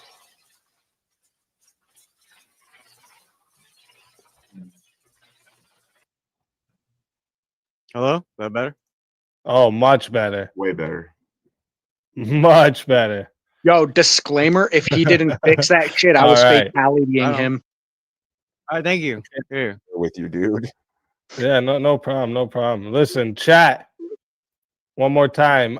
Because we got 100, it's going to 10 minutes to start. Okay. Holy crap. Holy crap. That's bizarre. Okay. It's going to 10 minutes to start. Okay. If you guys want to add a minute, it is 10 to add a minute. It is 60 if you want to be the solo judge. If we don't get a solo judge, it goes to the chat poll, and the two lowest on the poll will lose their souls. Fighters, good luck to all four of you. Let's get. Yeah, well, I can just say the love thy neighbor, the command given by God is universal. It's unconditional. So if you're Christian, you have to believe in unconditional love. If you don't, then you're not Christian. What do you mean by unconditional? Yeah, but can you prove there's not? Without condition. What do you mean? I'm just No matter what, asking there's for. a condition to love. Hang on, boys. You're on the positive. So what's unconditional mean? Like anything's okay. Without condition. Without condition. So if you're I'm going to be crude right now. So life's good. If your son raped your wife, would you be okay with that? Unconditional? No. I won't be okay. Thank you. I wouldn't be okay with the action, but I would still have unconditional love. That's a condition. Yeah, No, of the action. That's a condition. Loving the child. That's a condition. That's a condition. Would you be okay? Would you be okay? Would you be okay if your son raped your wife? With the action? No, but that doesn't mean no. You're conflating two different things. We're done. No, we're done. We're done. You fucking lose. You fucking retard. You just said, are you okay with the that's action? the argument. The action has nothing to do with There's no love. such thing as Are you just unconditional love. You're just stupid. The action doesn't. You don't understand. The action You doesn't literally. mean anything. Like that action. Are you was boys? evil. Are you boys really saying? Are you boys really saying if your son raped your wife, you be okay with that? Unconditional. Bro, you're love. Conflating it's all about the love. And love. Still is, yes, I would still love my child no matter what bad things they do. God says, love thy neighbor. That's unconditional. That's unconditional. Do your children, action doesn't make do your children hang on, bro, hang on. Do your children grow up? This is just the starting point. It gets so much more heated. My gosh, the nuke that came out at the beginning. Yeah. And thank you for clarification, Angry, and legal and personal reasons. I would accept the latter more than the former. Please continue, unless Angry wants to say something. You good? All right, I'm gonna play it. This is funny though, because Kieran did. He dropped a bomb right off the bat. But we do navigate. It gets heated though. Can become adults. Do your children grow up and Wouldn't the become actual adults? love having conditions? Wouldn't the actual love having conditions? What? No. The love go on. isn't the action. You If can you cut actually somebody off love and them, still you would love have them. conditions because Yes, you wouldn't be exactly. okay with You- them. Oh You yeah, would still I'm love them. I'm going to You would I'm still go, love them. I'm going to hate the sin and love the sinner. That's great. Yeah, exactly. Well done, That's bro. love. Yeah. That's love, yeah. You literally You still set just limits said on the person. That doesn't mean you stop loving them. We Right. hate You the can set sin. limits We and love still the love the sinner. human. You literally just proved yourself wrong with that saying, bro. I don't know. You Why you Oh, did literally, I? you Did said I? Yeah, you you're, did. How you're so? no longer welcome You- in my home, but I still love Correct. you. But Yes, you don't are we not hate the allowed back. sin? We love the sinner. That means we still love Yeah, them. but you would not love them. When you say you can- They would Abe, not feel Abe, loved. You Abe, wouldn't give the act of giving them love. yeah, Abe, Does your- when you say you're no longer welcome in my home, that's a fucking condition, bro. That's not stopping the love. God That's a is love. condition. It's God a of his love. condition. God of his love. He's not saying that he's stopping love. So what are you talking about? I still love the person, but I kicked them out. But I still love them. That's a condition. I don't That's think a there's any fucking way you condition, could bro. love someone without That's I have not a no idea what condition he's on talking the about. You would love. only love people if you had conditions for them. Of course How you would have you love conditions. I someone don't if think you you know didn't what have conditioning conditions for means. them? You would just I let don't- them do whatever Well, the fuck, No. even if it was terrible. Correct. That sounds like the most says, unloving Yeah, love thing I've ever correct, heard yeah. of. correct. So No. so Hate the sin, hate LJ, the sin, LJ, love the sin. LJ. That easy. Yeah, Yeah, so God LJ. loves us Yeah. with conditions. No, God loves us without conditions. What are you talking about? That's God though, not us. That's Yes, not and us. God Look, I tells didn't us wanna to bring love. God into it. God You're tells bringing us God to love into it. without All right. condition. What are you talking about? Are you even Christian? Because God tells us. Yeah, don't move the goalpost now. It's funny watching this back because I didn't have the earbud mic, and so I realize now how badly I am able to how you can't hear me back then over other people talking. Right, and I noticed your Exactly. I like the wall of defense that you put there as soon as you realized the nuke and the machine gun came out, and Abe just put up the wall of defense. I can, dang, I can tell you to go bye-bye, which doesn't mean DIE. I can tell you to go away, but it doesn't stop the fact that I can still care. That's a nice wall to put up in this debate. Yeah, that was, but I didn't know that I was so unhearable over other mics with It was just my, it was the same at the thing before the final that I was mentioning earlier. yeah. You couldn't get your point through. Yeah. So now I should. Yeah, and they capitalized on that weakness a lot, Abe. I noticed that before. Yeah. All right. Let's see how this goes. To love Do you without think condition. God loves says- us without condition? Yes. No, That's the he's whole a point. jealous So God. are you welcomed He's into a the jealous kingdom of God. heaven He's a without vengeful condition? God. He's a jealous God and a vengeful God. There's No. conditions, You're bro. What the conflating fuck two are you different talking things. You're about? conflating actions You are and welcomed into love. the kingdom of You keep heaven saying he without does condition. this thing, so that Wait, means he I'm doesn't here. love me. You have to prove he doesn't love us. You're conflating two different things. No, I'm asking Yes. you. Are you welcomed into the kingdom of heaven without condition? It doesn't. No. What No, is the It has condition? nothing no. to do with his There love or are not. conditions. It has nothing There to do are with his love or conditions. not. He still loves You us. have to even if be a we fall good short. person. Even You if have we to fall be a good short, person, even if we fall short, bro. he still loves us. I don't know what you're not getting. No, The love he is still always loves there. us. Yes. He still loves us, You're but will conflating condemn No, us. no. He still loves us, but will condemn us. If there are If you, no if conditions, Okay. you don't make it You're to heaven. admitting he still loves us. So you're literally conceding the argument. Yes. but he will condemn us. Okay, but he So still what? loves us, like your own admission. He He has conditions. Because there's a He has condition on conditions, it. bro. No, he's not. You just said he still loves us no matter what we do, even if we're condemned. If So you're you really conceding the think that argument. God doesn't have conditions on love, You really Yes, lost the that's the argument. that's like the whole point of Christianity. It's not the Like thing. no matter what sins or no matter how far we fall away from him, he still loves us. That's like the whole point of Christianity and redemption. Yeah, so No. he's making the argument. He's making the He argument, doesn't love you for your sins. he's making the argument. If Hitler confessed his sins on his fucking deathbed, he's going to heaven. Get the fuck out of here. Dude, you keep conflating two different things. We keep According saying to the love. Abrahamic God, that's We're true. talking about Yeah, love exactly. and we're talking about love or sin. There's like two different things. It's conditional. It's He has- conditional, bro. No, No, you're it's speaking not. of Now, tell me a condition unconditional in which God doesn't love you. Tell me one condition. If the unforgivable sin, We if you propose disavow law. God, if you Only disavow He'll God, still love you. If you- where no, in the he Bible won't. does it No, say he still won't. won't love you? Yes, no, he'll love he you. won't. Yeah, he'll love you despite your ignorance. He'll want you to. No, he won't. He'll throw he'll you in want hell. to a If deed. you No, disavow, if you that disavow has nothing to God, do he'll with throw love. you in That hell. has nothing to do with love. Oh He'll my love God, you you and fucking condemn you. retard. You How can long love and is condemn this? somebody. He'll love you. I don't understand That's how you love. conditions, bro. That's I'm just playing this portion, but yeah, Because I have things to say, man. yes, Yeah, I saw a lot of Exactly. goalposts moving. we can actually remove it and we can talk about it. Let's do Oh, it. I see goalposts moving. Go ahead, Dan. Yeah, no. I'm thinking like I no one like the people are talking past each other for one. I think I can't really say, but just to take what we just heard is that someone is saying, no, God is going to send you to hell for said thing.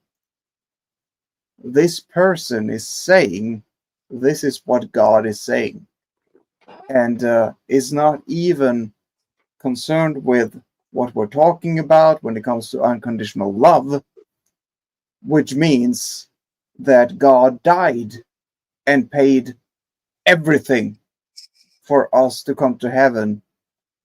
But that is unconditional love. Right, And then no one is talking about tough love. right. You look at Jesus, how he, behaved, whipping up people, saying, don't make these people, don't do business in the house of God or whatever, He wasn't being all, huh? I'm just clarifying the ages that Yahshua was whenever certain actions occurred, sir. That's all. Yeah, that's what I was trying to set out in the beginning there, Dan, is that just the action itself has nothing to do, like you said, tough love. Like kicking somebody out doesn't mean you've stopped loving them. The condition of love isn't there. The love still exists. The person has been punished or has been exiled even, but the love still remains. Exactly. I understand the fact that Yahweh does unconditionally love Luciferi, but Luciferi is in a location where he can no longer feel the presence of Yahweh. I'm sorry. Lucifer and the Abrahamic God, just so for translation understanding. That didn't tell me anything, but Yahweh is the Abrahamic God. Luciferi is the real name of Lucifer Morningstar. yeah, I'm talking about Yeshua HaMashiach.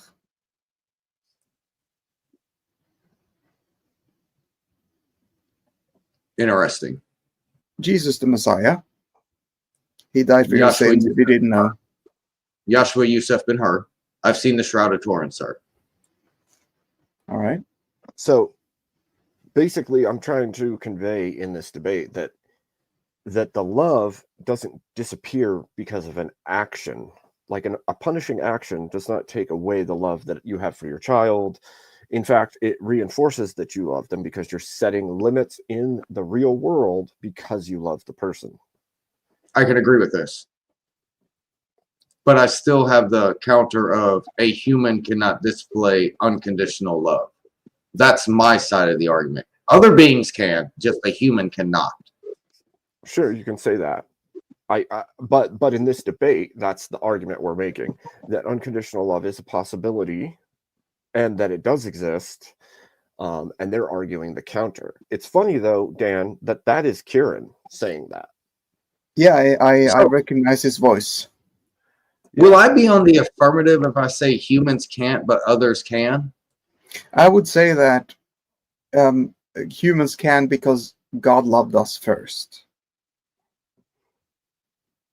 I would say humans can, but do not always. That's what I would say, because there is the capacity, especially in certain relationships, to have that love. I wouldn't say in all relationships. You're saying the same thing there. You say they can, but don't always. Can mean you don't always, right? Right. Abe, sorry to interrupt you. Jess asked for your dono link to be redropped, sir. Okay. Like, I don't get in the way of other people's money, even though I don't like money. Well, I hate money. Yeah, I don't think most of us like money. I prefer resources over revenue. Yep. I hate it when they conflict. Yeah. Because revenue is not resource, and this is not square and triangle. This is more like rhombus versus triangle.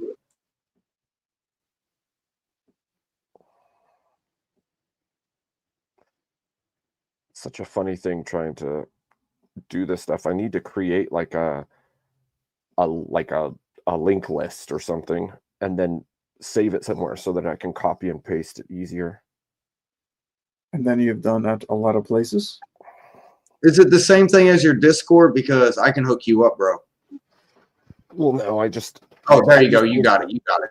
Yeah, I just need to make a little list that I can put in when I start the stream. Notepad is awesome. Or in the bottom, or in the description or whatever. Nightbot prompts.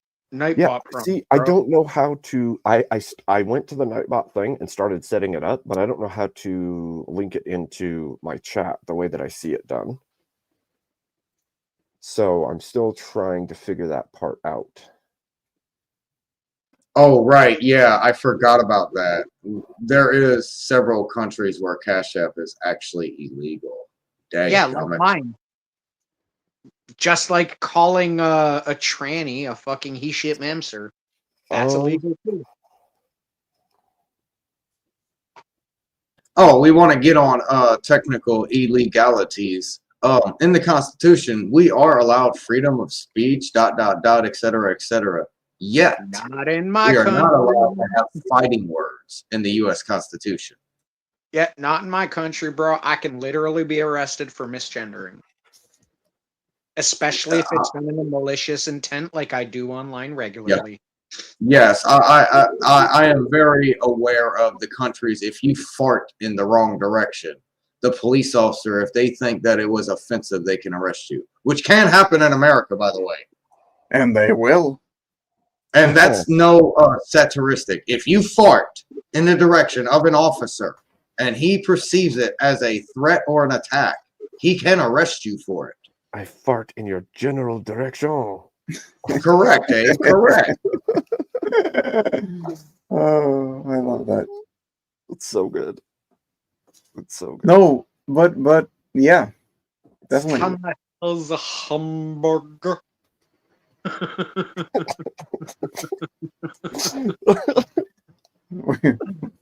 I had to. We went there. Oh man, that's funny. Can I have a hamburger? You can have a hamburger now. Shut up. But honestly, no. With the way that humans are today, and yes, I know that not every being on this planet is 1,000% human. With the exception of those, humans cannot have unconditional love. Everyone has a price, and everything is a transaction. Now, before the flood, the Nephilim were 1,000% human.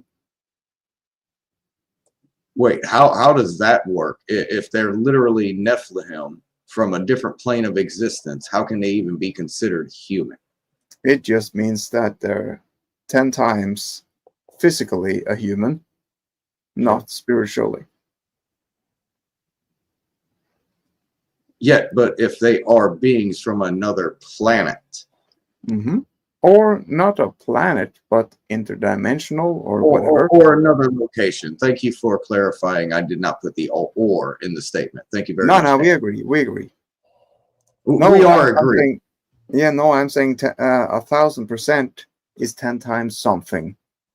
And I'm saying that they were much more physically human. Not human, but physically stronger or whatever.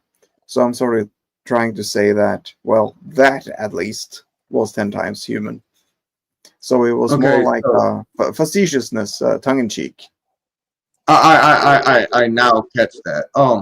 I have a question since you brought up the Younger Dryas, which is known as the Noah's flood to the Abrahamic God followers.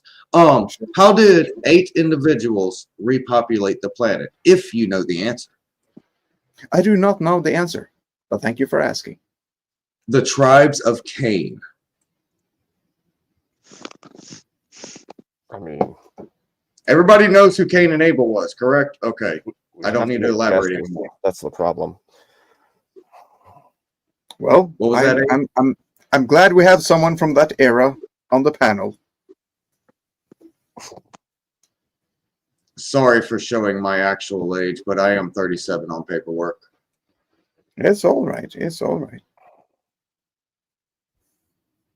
Dang it. Just like Abe, but I won't fully reveal.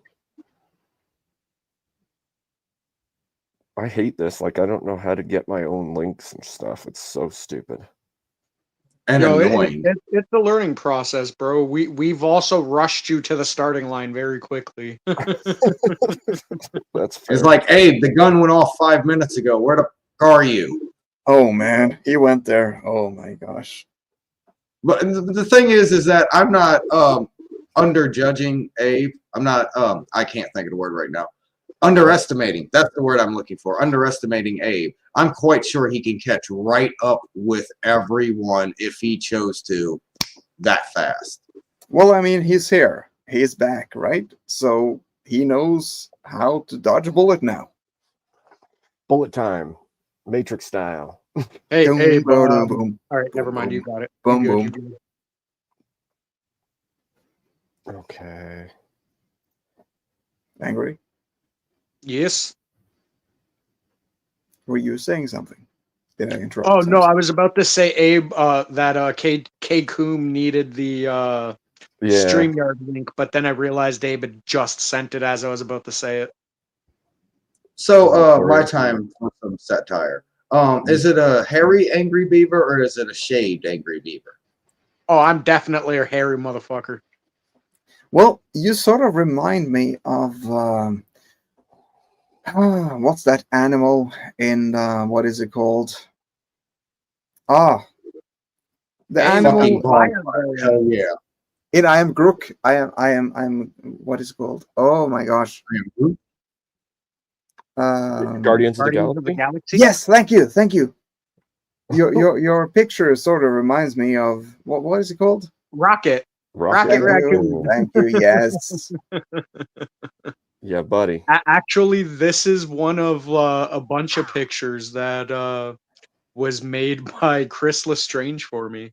Oh, Shout out nice. to Chris. Yep. So to address Bentalk's message in the chat, that is what many of us considered Mandela 3.0, which is completely and utterly controlled by the AI that feeds us our algorithms. Be right back, guys. Oh, look, there's a PayPal. Hey, me jelly. Don't fuck with me while I'm jellyfishing. That's what she said. Hey, that's my term for gaslighting, guys. If I'm jellyfishing, don't fuck with me, bro. You're just jelly. Bro, gone fishing just means I'm on vacation. I don't care what's going on. I'm gone fishing. Whether I'm sitting on a couch, I'm still gone fishing. Always gone fishing. I live gone fishing. Oh man, right? Oh my gosh. Always out. K2's making me want to fucking fire, bro. Dude, I want a This is bonfire rude. now so bad. It's K2's Bro, fault. I was a teenager and I was one of the 4 people that controlled massive bonfires. That just nostalgia, bro. Nostalgia. Oh, bro, trust me, Yeah, I love playing with fire, dog. I live There's a very reason I rural. work with steel for a living. Yep. Well, see, and that's why I forge too, because fire is like the toy that I love. That and superheated metal, of course. Right? There's something about the smell of burning metal that just Oh, takes me home. absolutely, man. Like you pull stuff out of the forge and hammer on it. It is just, it's like Play-Doh. It's Play-Doh so for dudes. relaxing. That's how See, come all I of was my- on the standpoint. Go ahead, Angry. Oh, I was just gonna say the only difference is I didn't have a forge. All of my shit I was using a blowtorch and a hammer for. Works good though. Son of a bitch. A torch works good, actually. Bro, torch is great, dude. It's especially handy for your small, minute changes. That's actually how I started. Is I started with a torch and then built forges for myself, and then went to forging knives and then onto like swords and tools and stuff. So, And that's honestly why every time FA was brought up, I went directly and my translator said weapons. That's literally what it came for. And yeah, for the G's, yeah, I don't do anything G or above. I'd rather do blades and only blades, so to speak. Or crude weapons, anything that's an extension of self instead of an actual propellant from self. Yeah. it's a lot of fun though. Oh, Doing any absolutely. kind of forge work is a lot of fun. Yeah, so I'm definitely agreeing with blacksmith is something that is required. Smoking Spaceman, what is your context, bro? Can fire exit anywhere besides the Earth? Incorrect. Fire What cannot does that exist mean? anywhere besides the earth because oxygen is the fuel that fire requires in order to burn. Correct. I don't know. That is correct. Is the sun burning? No, I hold on. figured it was exist, Smoking Wait, Spaceman. It's not mine. hold on. If you're talking about the Earth, yes. But if we're talking about anywhere in the cosmos, obviously stars are burning, right? Right. Incorrect. Stars are plasma caused by nuclear fission and fusion, not fire. Yes. Except for they generate oxygen. That's the They thing. consume oxygen. Yes, Angry. They consume. That's why they burn. But The it is because oxidization of effect. the plasma state of matter that many are not taught about, which is the fourth state of matter, that they have the illusion that they are fire. It's just simply plasma is the point putting down. Yeah, and smoking, it doesn't mean fire is alive. It means fire is energy. Well, I can is agree with that energy fire. not in essence alive because it is constantly in flux and in motion? I would say Then our that atoms alive, nothing would be existent if not Jesus created it, and Jesus is what binds everything together. Jesus being the light that came into darkness, and darkness did not comprehend it. So yes, you could say fire is life. Darkness That was good. as light is merely a twinkle. Light is a blink. Life is merely a twinkle, as darkness shall return. That is what darkness says, and I disagree. Hey, never forget, darkness does care, as it will cradle light until its final spark. Darkness does not care, and darkness is the absence of life. Just like love does not hurt, the absence of love hurts. One cannot exist without the other. Thank you. No, hold on. No, hold on. Excuse the devil for putting everything down and allowing you to decide, whereas an angel will tell you what they want and force you to come to a decision. Me agreeing with the devil for 1 second and then figuring out that I was wrong does not mean that the devil is right. Dan, that was so funny. It means I'm Hey, an man, idiot. I have 1,050,000,000,000,000,000, and I said that opposite it on purpose with the guy downstairs. But I have very, very, very minimal, but they are massive in size complaints with the guys upstairs.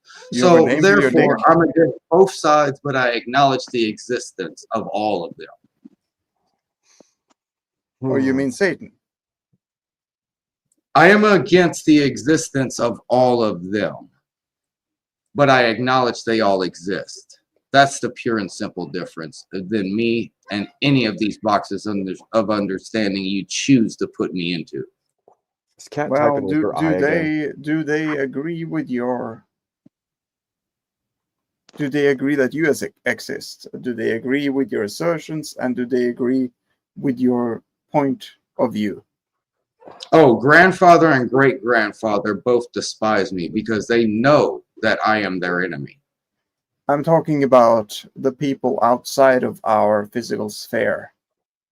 That's who I just pointed at. My grandfather and great-grandfather.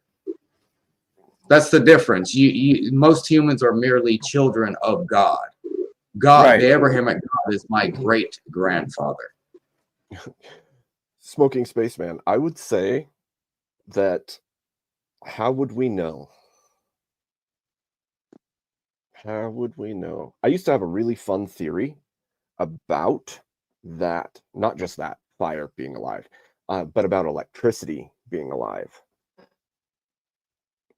Are we I would not say- electromagnetic pulses ourselves, sir? I would say that energy. You hold on. So smoking. Why don't you give us a definition of life, and then we'll answer your question.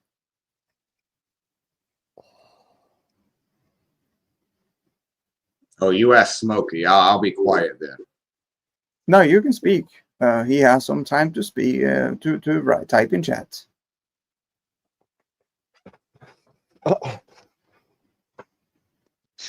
Cat is calling out K2. Let's She was go. hardcore too. Cat's out for blood.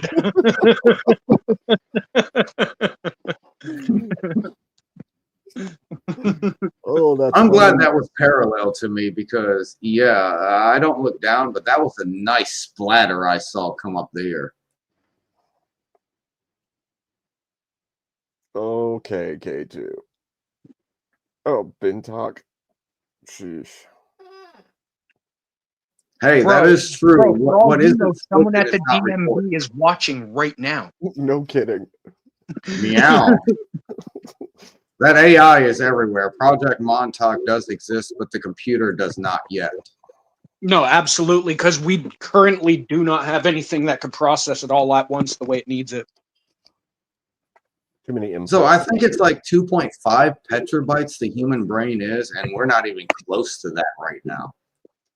Oh, absolutely not. We're still light years away from it. That's kind of wild, isn't it? The amount of space the human mind can hold. Human Well, brain not can even hold. that. Think about it like this. We're still struggling to make prosthesis and stuff like that, and we make very good robotic very, very good robotic replicants. But still to this day, we cannot explain why the human body is as complicated as it is and how perfectly everything sits. Meanwhile, it's supposed to be random. No, according to evolution theory. That's a nice Genetic definition. lottery. I disagree with Smoking Spaceman's definition of life. He says, or she, life is that which consumes resources to exist, propagates, and is subject to mortality. That, to me, would be an element, not life. Life is something giving. Life is something that creates what is not. So I think what you defines there are an element, not Yeah, but life, or something else than an element, but not life. Life but Excuse is me. giving. Excuse me. fire. I think you're misunderstanding the breath of life for consciousness. Go ahead, Abe. Well, I was going to say, yeah, Dan, but fire, during its exothermic reaction, burns things and enriches soil. I will Not only also that, say, was No, not the that's breath because of of the energy. That's considered because of the purple energy. fire? But it is not infinite. Life is infinite. Was not the breath of life considered a purple fire? Life is infinite, is my point of view. But fire could technically burn infinitely if it is continuously fueled. If, just only if, right? Yeah, but humans only exist because God Because of created Jesus. us. If Yes. God chose not to, Jesus. we wouldn't be here.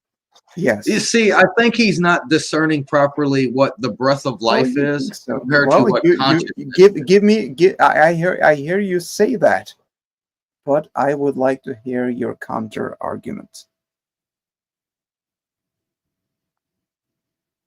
What? The Well, fact see- that any individual under 5 years old will never experience mortality on What this does that mean? forsaken rock?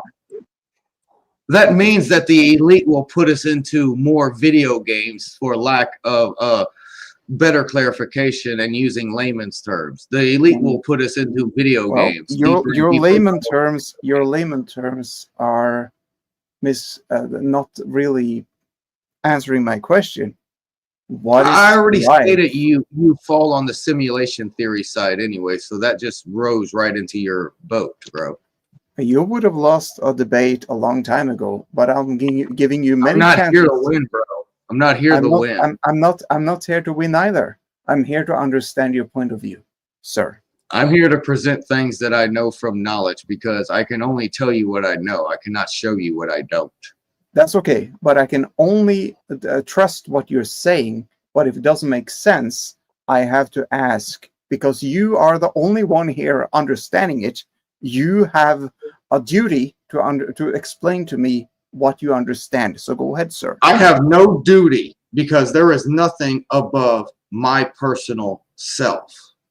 I do not call to anything. I have a duty. I do not worship anything. I do not bow to yeah, anything. yes, you do. Everyone worships something. But aside from that, I have a duty Worship is to evil and explain. vile. Okay, I have a duty to explain to people who do not understand what I do understand. Because you have a commander above you. That's why you have a duty. You have a commander above you. You know I do. You know I have a commander above me. Do you not follow the Abrahamic God? Do I? You've already stated you have in this discussion. When? Way back earlier, whenever I asked, how old do you perceive the earth to be? You literally, more or less, directly stated that it comes from the Abrahamic God, and Abe was backing you up with more clarification and details. Okay. So based on that, you assume that, right? Because you agreed with Abe, yes. Okay. So you assume that. Now, you said you came with a claim, and I asked you to clarify the claim, and your answer was because it is. That is not an answer. That is just saying. I'm asking you, do you understand the difference between the breath of life and consciousness? Is my question. Can you discern the difference? And you're giving me back a yes or a no question whenever you haven't even discerned the difference between the breath of life and consciousness. I promise you will get to that once you answer my question. Can you get him to repeat the question, Abe, please? You just what Well, was you can the ask question, me. Dan? Yeah. I asked the host for clarification. All right. My question is, okay, so when I tell you, can you clarify how you know what you know when it comes to your belief? What's your epistemology? I do not hold belief. I go through a lot of research and stacks upon stacks upon stacks upon stacks upon stacks. They should upon be stacks easy then. They should be easy then. of irrefutable empirical evidence to come upon the anecdotal crops that I proceed to give to those who eat them. Can't wait. So you want me to discern myself whenever I asked you to discern? That's not going to happen, sir. Exactly. Point I'm making. not going. Thank you. I'm not going to answer my question unless I get Fine. the answer from you first. Is Oh, what I'm stating. you've given me the question already. Thank you. Yes, exactly. And you're asking me to answer my question before you answer the Yes, question. you figured out one. You figured out one on your own. Okay. I'm done. I figured that out before we got into this discussion. I know. At Abe I know you. for I know you did. I know you figured it out on your own, and that's the problem. Now let's have a we had to discussion make next. sure chat was Let's keeping have up. a Is that what let's you're have a saying? discussion the next time. I know your heart is good, but you're on the wrong track because you're not making Lawful any evil. sense. Lawful evil, my friend. Lawful evil. All right. So Chase, Yes. who is the strongest comic book character of all comic books? Are we just talking Marvel versus DC?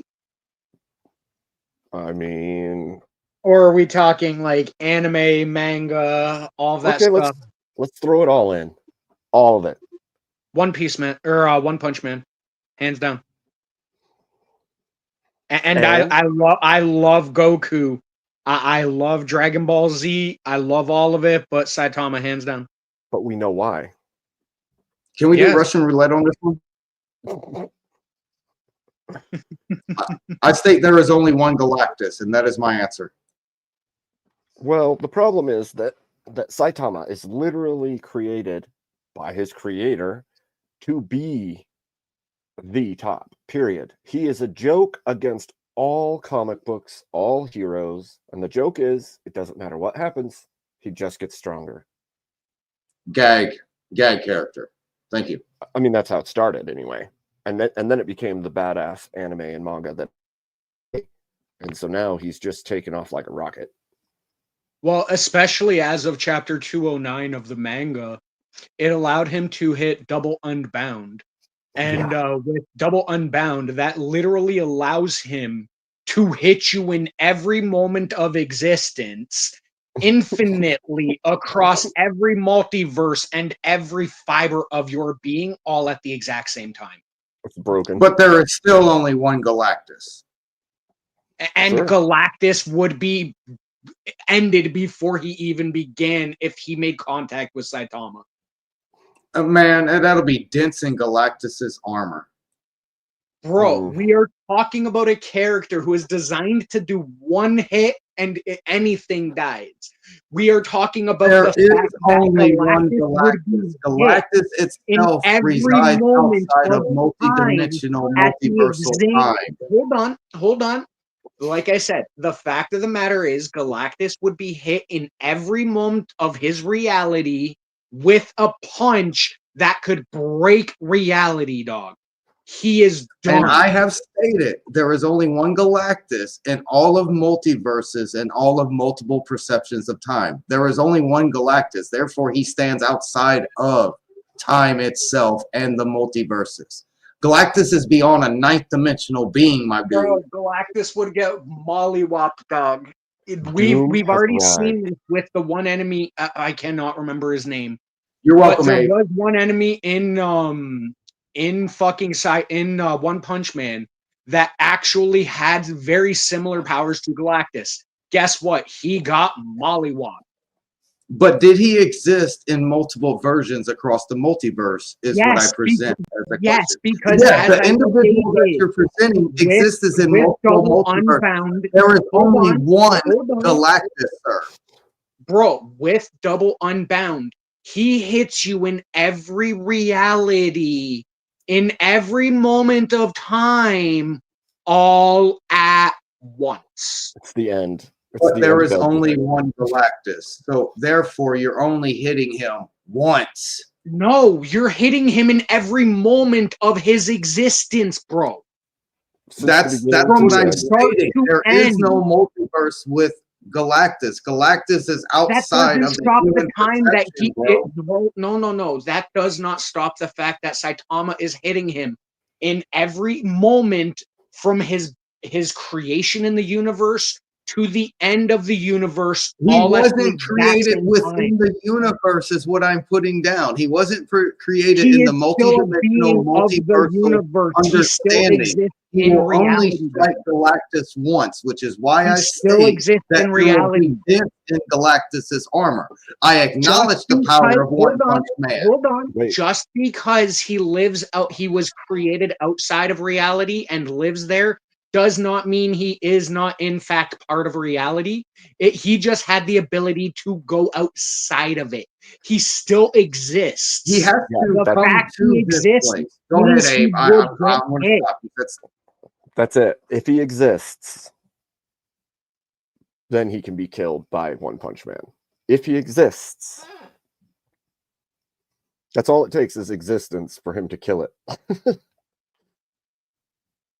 Yet Galactus only exists where he stands. He does not exist previous or after that point. He only exists where he stands. Therefore, That is One Punch not Man true, can only because contact hold on, once if hold he on. even uses Let me the double respond. infinity super Let me punch. respond, because the fact of the matter is, you're saying he doesn't. He only exists in one moment of time. However, like I said, he does not. He moves in between moments of time. However, when One Punch Man punches him, he is going to feel it in every moment he has ever been conscious of, and every moment he will be conscious of. Which will be dents in Galactus's armor. No, it means Galactus dead. Like, this is legitimately the basis of Saitama. It's already written. And that's the basis of Galactus. There is only one Galactus. It existed and before Galactus was anything beaten and by will remain people to in exist hold on. afterward. Galactus was beaten Therefore, it's by only people. fractions of time Galactus exists within. Galactus No, has been because beaten, though. the fact of the matter is, Galactus was beaten and held off by people within the Marvel or within the universe. So the fact of the matter is, he is not 100% the most powerful in that fucking universe either. So he Are would you sure it wasn't definitely get imprisoned? whooped. Are No, you he's sure been it wasn't killed. imprisoned whenever they Bro, so claimed took him down? Galactus was destroyed by Doctor Doom, and then Doctor Doom took over all of reality. True. Yet you're trying to tell me he's the strongest of all time, bro. He's been defeated by. Okay, thank you. I officially concede. He's been. I was waiting for the Doom reference, and as soon as he said Doom, I was going to concede. That was your winning chip, Angry. There's been lots of times, but like here's the thing that you might not be aware of. I know that a couple of them on here are. I am actually the co-host of a nerd show. This is the stuff I live for. That's why I brought it up. It's a fun one. I know you brought it up on reason. Now to go with the Goku side of the argument, because of Goku's flat character arc, I can state at some point in time, nothing will stop Goku. See, but here's the thing. Every time that Goku gets stronger, they give one piece of power to beat, or One Punch Man the power to beat it. That is literally how they've been trading for the last 6 years. On purpose.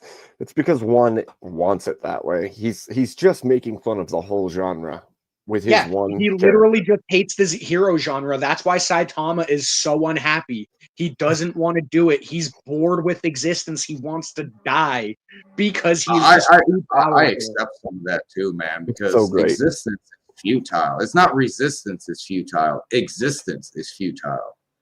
Can we get a drop of the link, Abe, just in case Doomerang decides to pop around? Yeah, I will. And also, Doom just reminded me we have to play a song.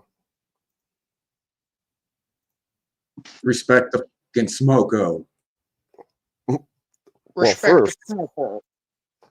first we have to be the Abe. Ah!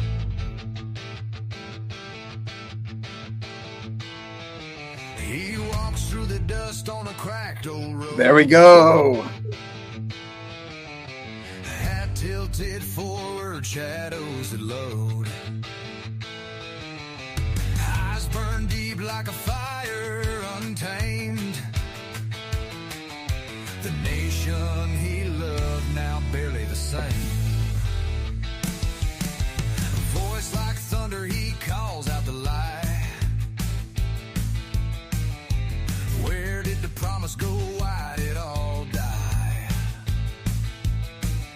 He holds up the past like a mirror of truth. The ghost of our father screams for our youth. Resurrected Abe with a heart full of rage, turning the tide on this broken age. Yo, what the heck is wrong with Cat right now? Standing tall with the people in his hands. Gonna shake the dirt from this troubled land.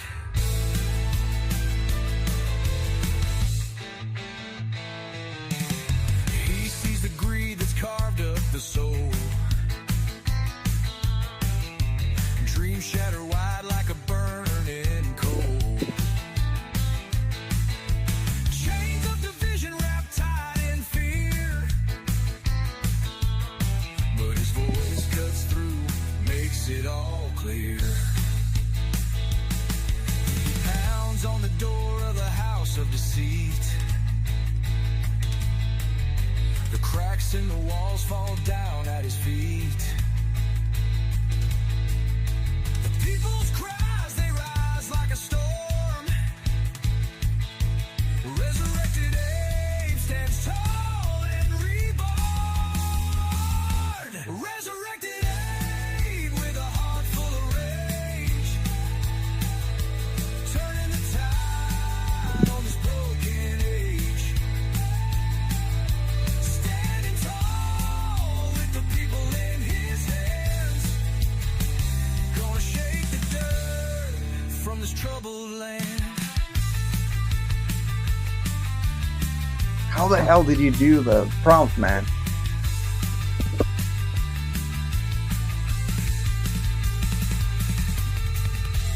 I couldn't tell you what I typed. It was this. Turned out good though. With a heart full of rage, turning the tide on this broken age.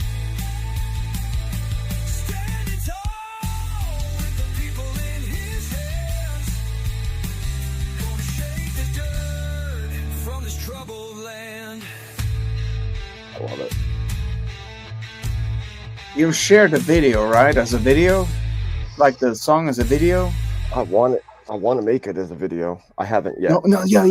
Do I it just intend with to. the subtitles first, right? Just with pictures and the subtitles. Get it out there because this is a banger, man.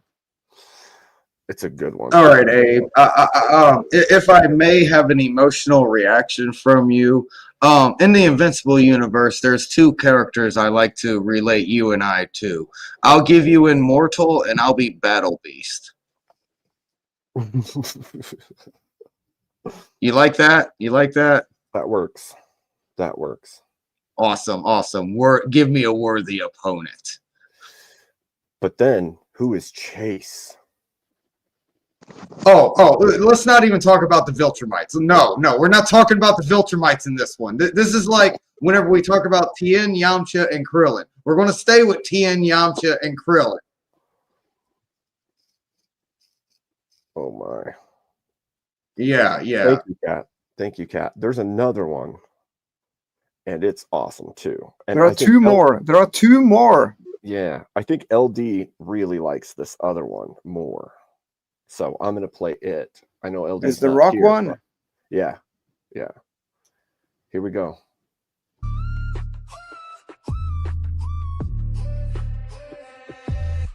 That's not the rock one, but this is awesome.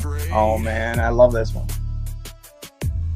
6 feet under, but he ain't gonna stay. like a thunderous quake. Honest days back for America's sake. He's carving truth with a fiery hand, splitting lies like he split the land.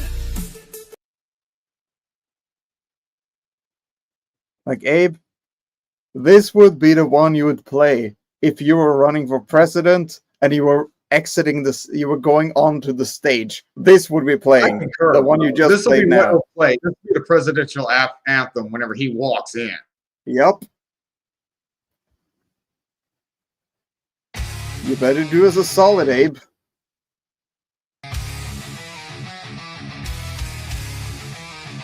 That's the rock one.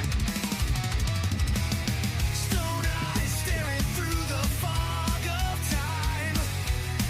Top hat shadowed by a world of grime.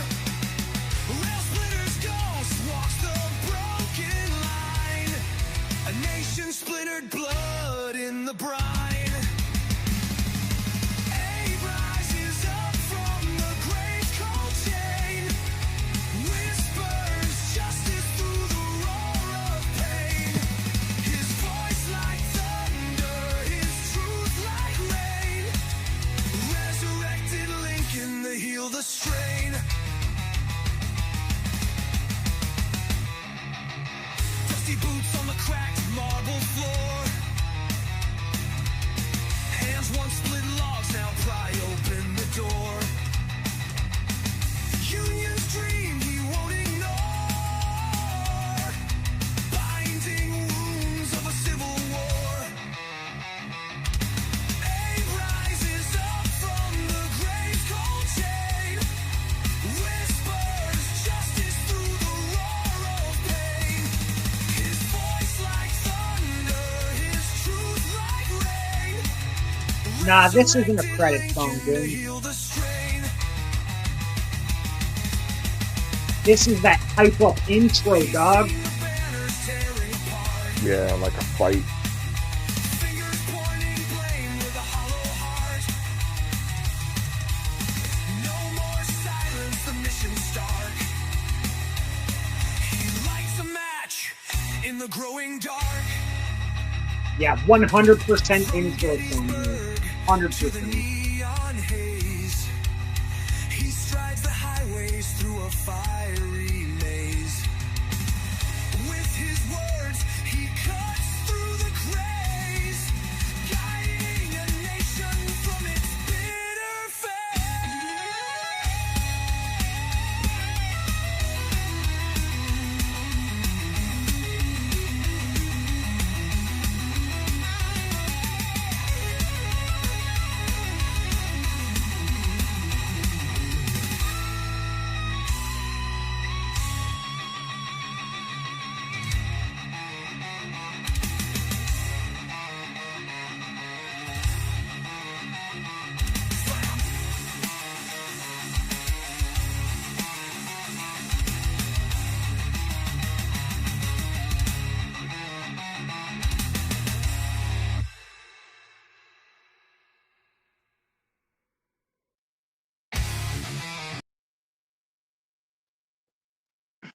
Yeah, that's 100% like hype up intro, dog. Thank you very much, Kat, for answering, and I'm glad you used at least half of the bear that you were defensive against. K2, fuck you. Bear meat's actually really good, bro. You just gotta have teeth to get into it, dog. It's just tough, that's all. Disavow. What's wrong with horse burger, bro? What's that? What's wrong with horse burger? I never said Bear- nothing about wrong with horse burger. I don't know. No, who said bear meat's gross? I don't know who Hey, cooked it. I was asking a Whoever question. That's all. named it. It was disgusting. Bear Disavow. That bear just fat, means though. who cooked it didn't know how to cook it. Bear fat though is I like didn't. the best there is for I was at a game dinner. Yeah, they obviously just didn't. I've never I've had bear on like 4 different occasions, bro. It's never been bad. It's always good. It's a good high quality meat. I can agree bear does taste better than deer. Yeah. Although I'm kind of biased against the killing of defenseless deers. I apologize, Abe. No, a couple No, years they're ago. fucking rats that need to be withered down in numbers because they not just wrong. wander.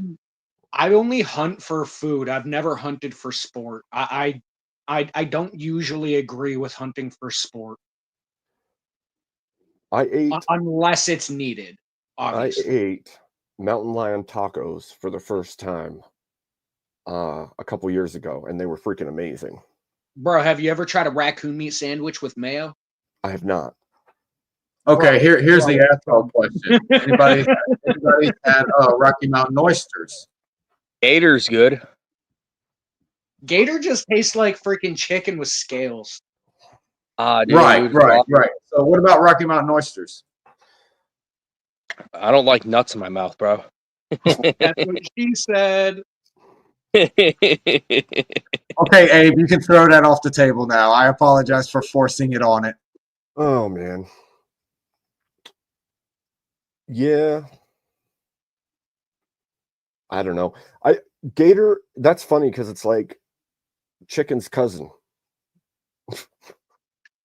Hold up, Cat. No, but see, here's the thing. When you hunt, like, yes, you're doing it for sport, but are you leaving the carcasses behind, taking the horns as trophies, and then just leaving everything else? I'm against the only reason you are hurting this animal for a trophy. I'm against the killing of defenseless animals. That's what I'm against. I'm definitely against that. If the deer is coming at you, that's a different question. But if you're shooting a deer that's grazing, or you're shooting a deer that you baited, I'm against that.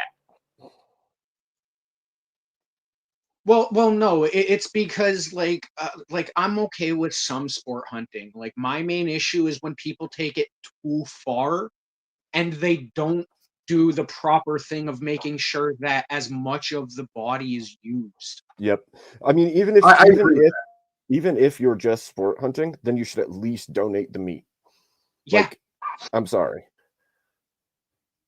But like there's a lot of like I've gone hunting a lot of times, and all of a sudden like there's like I'll find like 4 or 5 carcasses, the antlers are gone, maybe the head, and everything else is left there. Yeah, that's not all right. That makes me angry as well. Yeah, that literally grinds my gears, because it's like, dude, you're literally killing them for no reason and just leaving the body. The fact is, this body is not going to be eaten by predators before it goes bad. Yeah. That's why I was a little animate about her using at least half the body of being defensive.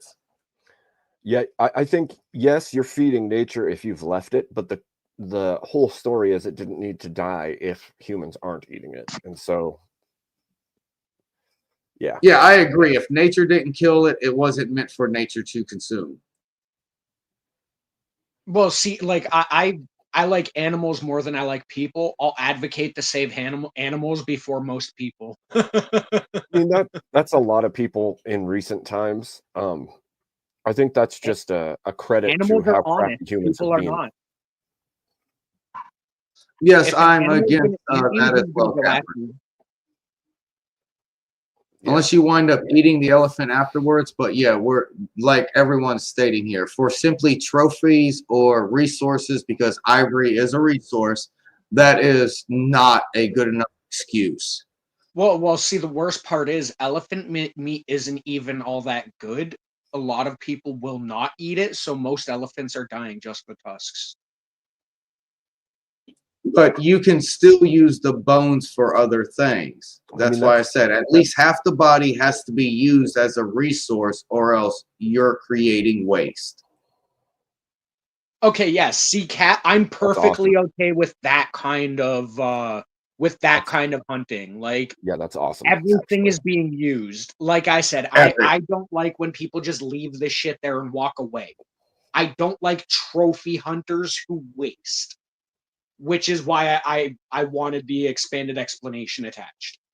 Then you have another kind of hunting that goes on in Norway, whereas if you leave a certain species alone and you don't hunt them, they will multiply to such an extent that the end goal is that you end up killing at least 3 times the amount as if you would have if you didn't hunt them sparingly. Like you hunt them as it is necessary for the ecosystem to survive naturally. We are the host of nature, and if we do not hunt animals, we end up killing more animals than we would have if we That's true. hunted, right? Overpopulation of those animals will So cause yeah, problems. so you have to definitely be very, very careful and sparingly about what you do when you hunt. It's very important, right?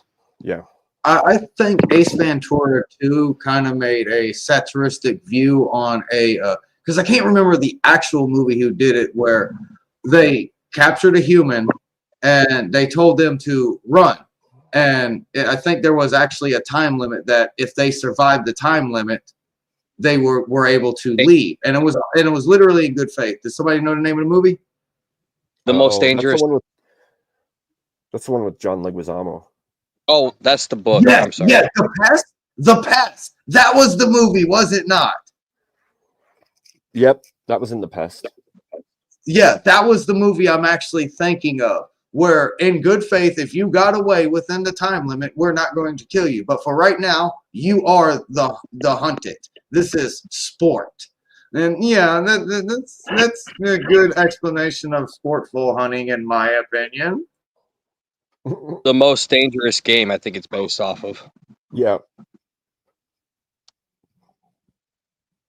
Well, no, see, I've had a lot of run-ins with like hunters and shit that are poachers, which is why, like I said, Kat, I stated hunters, not conservationists. There's a very distinct difference. I'm not saying there isn't. I had stated specifically hunters.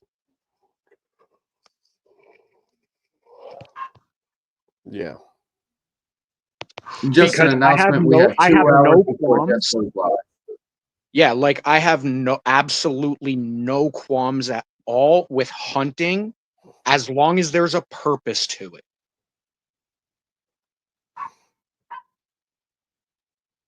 So what did you say about my hunting as sport of another human trapped inside of a biome, so to speak, for X amount of time? Yeah, thank you. It was going to the discussion last night that we're getting the crumbs off of the table, and some of us have peeked onto the table and realized that it was us on the table that they are consuming. Oh yeah, dude. Rich people have been doing it for freaking centuries, bro. They still practice it today with the really deranged ones. I think that's you guys triggered Kat. She's spurring in chat. Yep. Good job, everybody.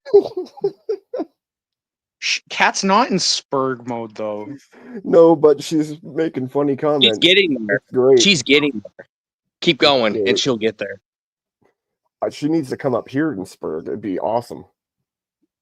Come on, Kat. Jump up and put it out. Yeah. She's gonna jump up here and get her dog all upset while y'all simp for her voice. No, but it'd be funny to watch her chew somebody out. But see, we're not like, I'm specifically, as I've stated, I am not against her form of hunting because they're putting the optimal amount of use in. Yep, I agree with you 100%. I agree with you 100%. Like I said, my issue is with like the sport hunters and the people who do it for fun and then just leave everything there. That I do not agree with. What do you think about?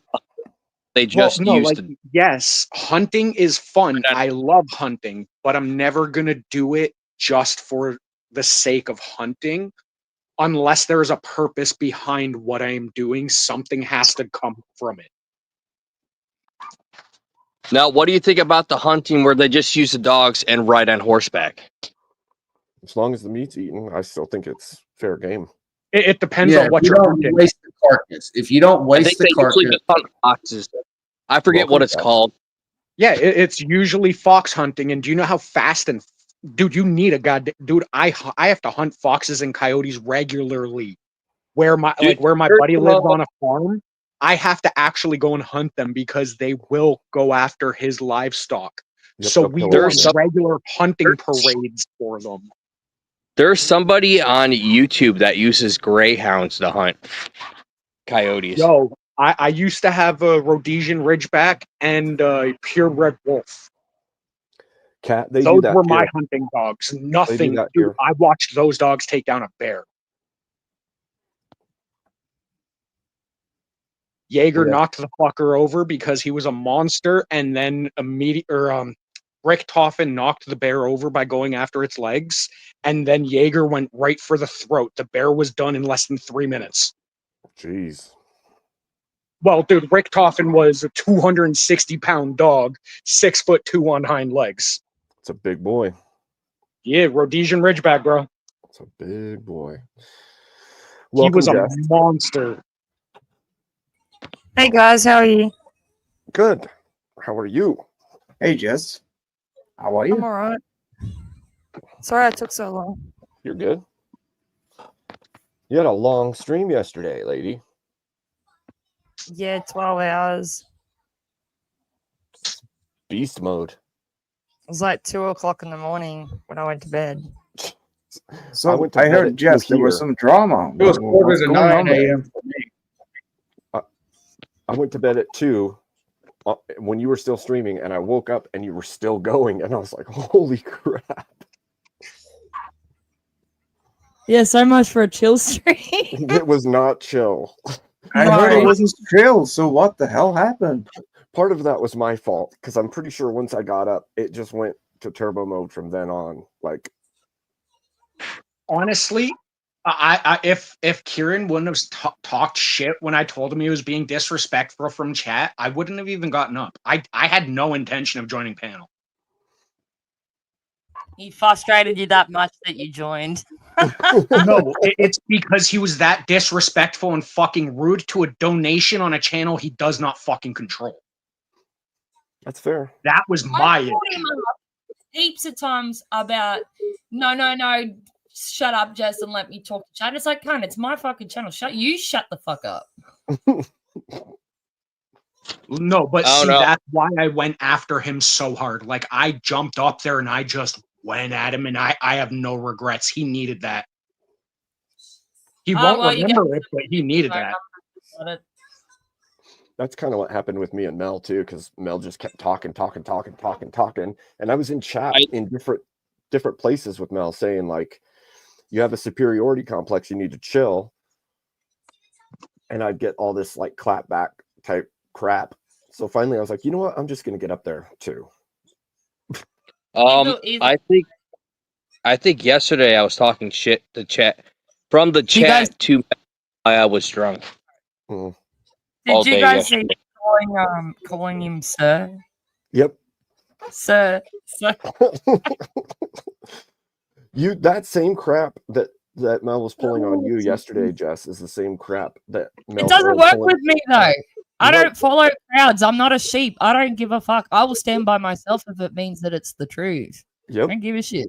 Pulled the same. I still find it funny he tried to tag you in twice against me. Like, come the fuck on, bro. I know. I was just like, Mel, what the fuck kind of game you trying to play? Right. Last thing I remember, I timed out Mel in chat with somebody else. So for someone who wasn't there, and maybe someone in chat is like me, I didn't see what happened. Jess, could you just give me the gist of it? What happened? I will be making some clips anyway, so you'll be able to see. I just have to Okay, cut I out was some just keywords. thinking for the sake of the conversation right now. It was too much. It was 12 Okay. hours of non-stop debating. 12 hours, man.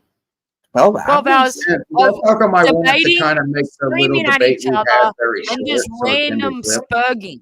It went from debating to spurging, back to debating, back to spurging, back to debating, back to spurging. It was crazy. Wow. That's how come I tried to make our little debate kind of concise so it can actually be chopped out and put up between Doom, I, and Abe. Yeah, there was a couple of good ones in amongst it, and then there was a bunch of spurg and craziness and people not making sense. Kieran coming up not making fucking any sense, as well as He Mel. usually makes sense, right? No, he was He spurred- saying that it was okay. What was he saying? That it was okay to be gay, but it's not gay. He was asking globally, but he was using Aussie language. If eating a woman's Pussy private is part gay. is- Oh He my. said eating Yeah, there pussy you is go. gay. Yeah, there Wow. you go. Wait, But then he yeah, but also he was on a said ghost ship. hold on. Wait, what? he also Right. said that if he had to choose between kissing a guy and getting pegged by a woman, that he'd choose both. Oh man. I hit the back button too many And there was times. a few other comments that he made that were gay as fuck, and I was just like, "What the fuck is Oh, going on?" you mean where I had him admit he was gay? I had him admit he was an artard. I had him admit that he thinks about sucking men off. He thinks about men sucking him off. He admitted he was a bitch. I had him admit a lot of shit last night. Let's be fair. All right, so he was really drunk. I heard he was really, really drunk. Is that the case? Oh, even Katie was owning him. It was man. hilarious. So Bro, he was yeah, if we basically would he was have, basically panel disabled. all the He was comments, I basically would've backed up disabled. this way. I'm When trying he's to gay. I'm trying to His gay- understand a friend here because he's a friend of mine, and I think never partially- heard Yeah, him like this.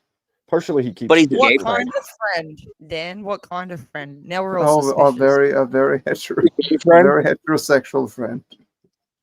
I don't know, That's bro. what- The way You know, he he sounds, claims- I have he a claims lot of he can- doubt. He claimed he could suck dick and not be gay, so you know, I'd That's watch out gay. about that. Yeah. I gotta give this guy a You call and ask what's up, man. Because wow. Well, Him and he Bricky have also- more in common than they think. I think he's just Yes. getting tilted and before then he we also had him. We So also had him thinking that one of the ugliest trannies in a video about Oh my trannies gosh. was a fucking for girl. that. He called her. He was she. calling it a she and saying Like, it looked like oh. a chick. And I was like, are you serious? But I don't No, get.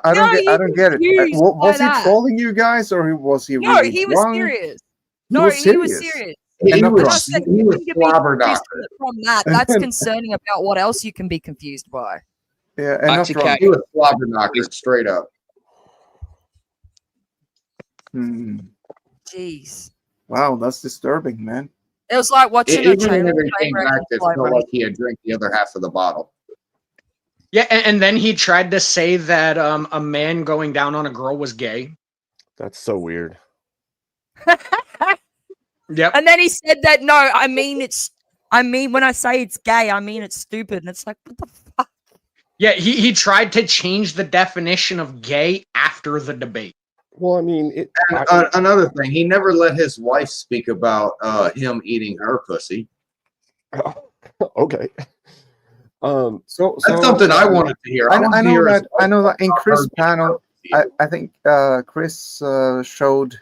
No, it wasn't Chris. Remember the Ricky? debate that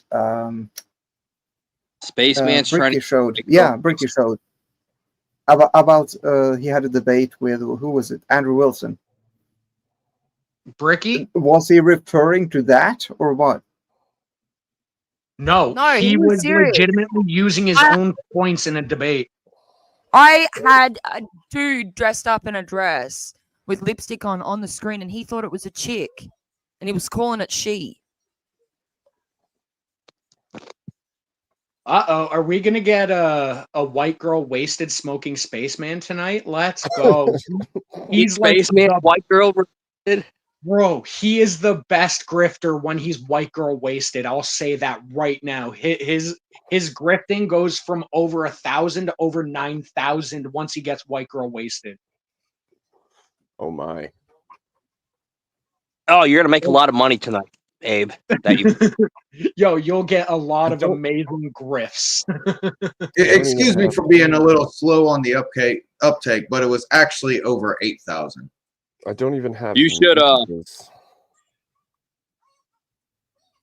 Oh, hold on. He says you're not because you're all over with the topics. He says you need to stay on a topic for a while. Oh. All right, what topic do you want, bro? I will argue Oh, just oh, about I got you anything. angry. I got you angry. I've won this debate before.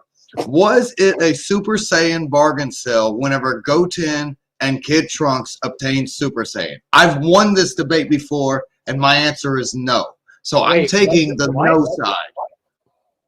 Goten and Trunks in Dragon Ball Z. You've heard of Yeah. the term Super Saiyan bargain sale.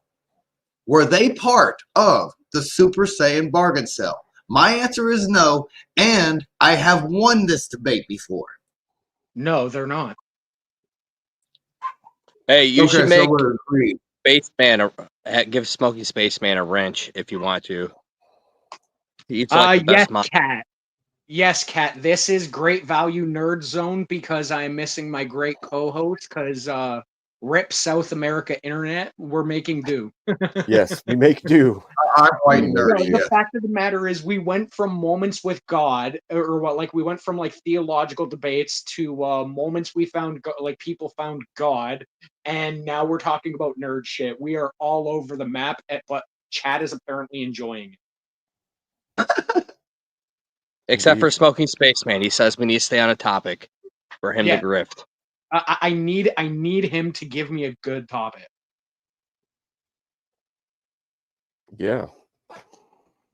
What's the topic? What's the Cat, good topic? it's okay. You're going through a lot. Don't worry. You're not bugging us. You're fine. Everybody loves you, Cat. You're fine. No, Don't worry dude, about she it. actually has a lot of shit going on right now. I know she does. It's been known in chat.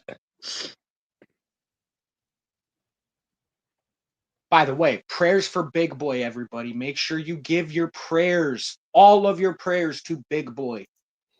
Okay, so I thought she was talking about the hamburger thing, but I apologize for being stupid. What's up with Big Boy?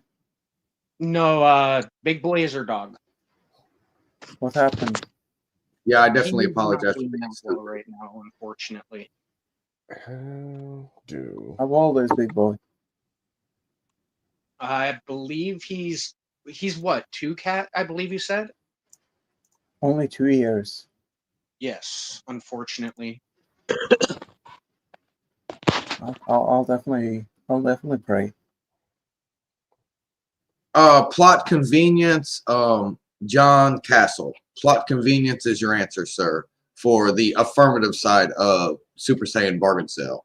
But for the no side, there's plenty of evidence to prove that they met all the requirements to become a Super Saiyan at their age.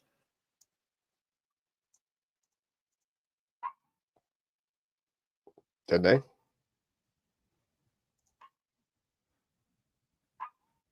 Well, considering they were fighting a Super Saiyan 2 father, I like Super Saiyan 2 fathers, I would suggest yes. The moment that Goten went Super Saiyan for the first time was in front of Chi-Chi.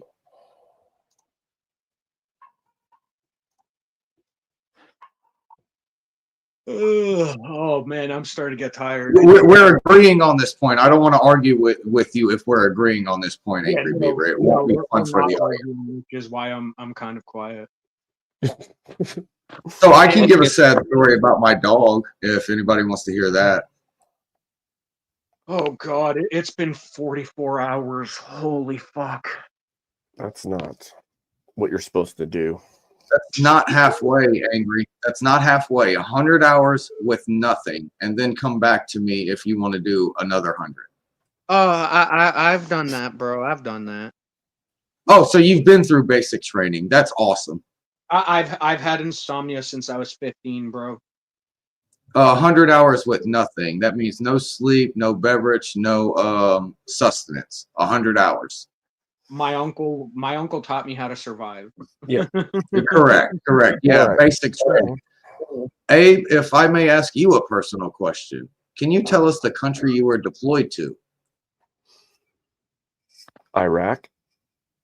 Oh, okay. Yeah. I think you did say that. I forgot. Yep. So I'm guessing nobody wants to hear my sad dog story. No, probably a bad time for it. Hold on, John. No, because technically Pan is not canon. GT was removed from Dragon Ball canon, dog. He's right. It was removed. It wasn't Because it canon was so to fucking begin with. terrible. It wasn't canon to begin with.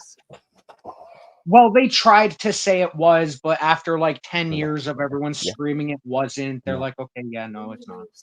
It wasn't canon to begin with, but then again, nothing is canon anymore if you want to go off of that basis, and nothing has been canon. If we really want to get down to the nitty gritty and slice the pages and hairs, nothing has been canon since '97 from Dragon Ball, period.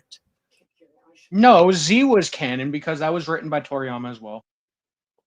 That's why I said if we want to get down to the nitty gritty and the contracts and split hairs and use paperwork, about '97 was the year that Dragon Ball really died. Bree has a topic. Get up here then. Yeah, Bree. Yeah, Bree. I refuse to protect society. Go civilization. Get over here. I can prove beyond a shadow of a doubt that free speech and censorship are not, or sorry, free speech is not required. Censorship is actually better for society in the long run, whether you like it or not. For society, yes, censorship is required, but as I stated, I'm against society. Go civilization. Well, no, it's her prompt. Is censorship necessary to protect society? The fact of the matter I'm is, on the affirmative.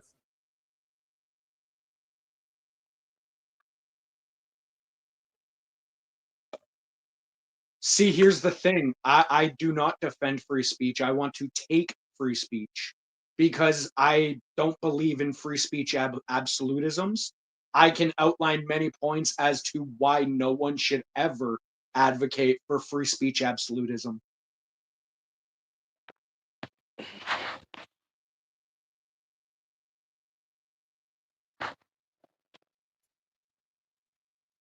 Bro, Kat's bringing all of the jokes today. She's just rolling. It's these nuts. These nuts. Yeah, it's these nuts for men and those nuts for women. Bro, those nuts are better. I don't know. Sounds wrong off the ear. Those nuts. Exactly. Those nuts are meant for women, and these nuts are meant for men. Yeah. Here's some nuts. Nuts in chat, everybody. Don't Nuts you in know chat. I am an avid lesbian? Cat's inner comedian is coming out, man.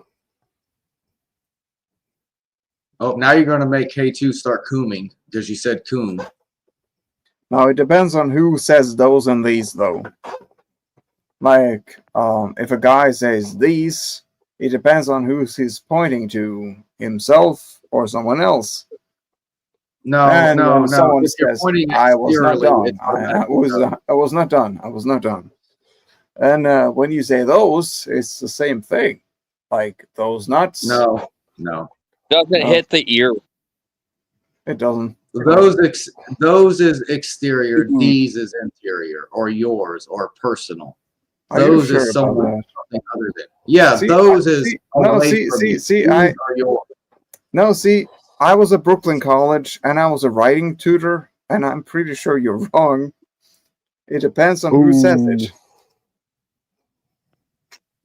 Exactly. It depends on which the direction is. And most of the time, those is an exterior object, and these are a personal or an interior object. That's a subjective statement. Can you make an objective, Do I have to actually pull out the English literary book for you? No, I got that one. I'm just saying, can you make an objective argument? That's what I for just your- did. Do I have to pull out the English literary book and read verbatim the difference between these and those to make an objective claim? Was my question. No. I already said that I was a writing tutor. You just have to understand that. Dear Lord. The person saying those are these, that changes everything. Wow. Anyways. Cat, See, got a I'm whole- gonna you got a whole. those nuts because I only go for women, bro. I'm a lesbian. Oh man, whole panel riled up about nuts. See, that's that's what Yo, makes the I can world. make it That's worse why if it makes you the want. world go round, I guess. Bro, I can make this worse if you want. Yeah, that Well- angry beaver can bark better than a dog. No, bro. I have a prompt that is fucking hilarious, and depending on how people answers, gets fired up very quickly. Of course. Let's do this. Do it. Do it to me, angry, please. Okay. So, picture this. You use super glue and get yourself hard. You let it harden, and then what happens when you go flaccid? You lose that skin. Either way, Or does your it hand stay is still fully out even though it's trying to Oh get my gosh. because I'll you have do- super glued it. Okay, Angry Beaver, I'll do you a solid. I'll ask Grok. Wow. Hold on. So you're asking something that can only spit data instead of knowledge. Oh, this As is gonna I, be great. Yeah, this is gonna AI this is one gonna statement. be so great. And It's you only can going tell- to give us data. It will not give us knowledge. I know. I love it. Hold on. Okay, so I your question despise it. was. That's why I fuck or fight machines. I know. So your question was. Super gluing your hand to an erect No. penis. What occurs No, whenever the there was no instance of your hand.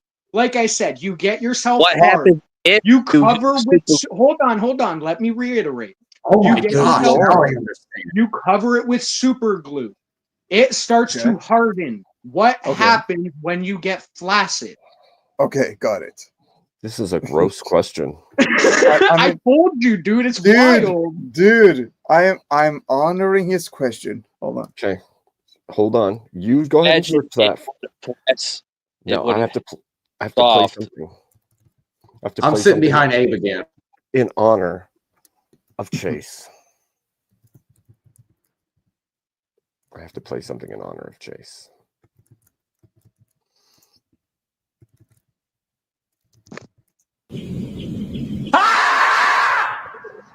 Ah!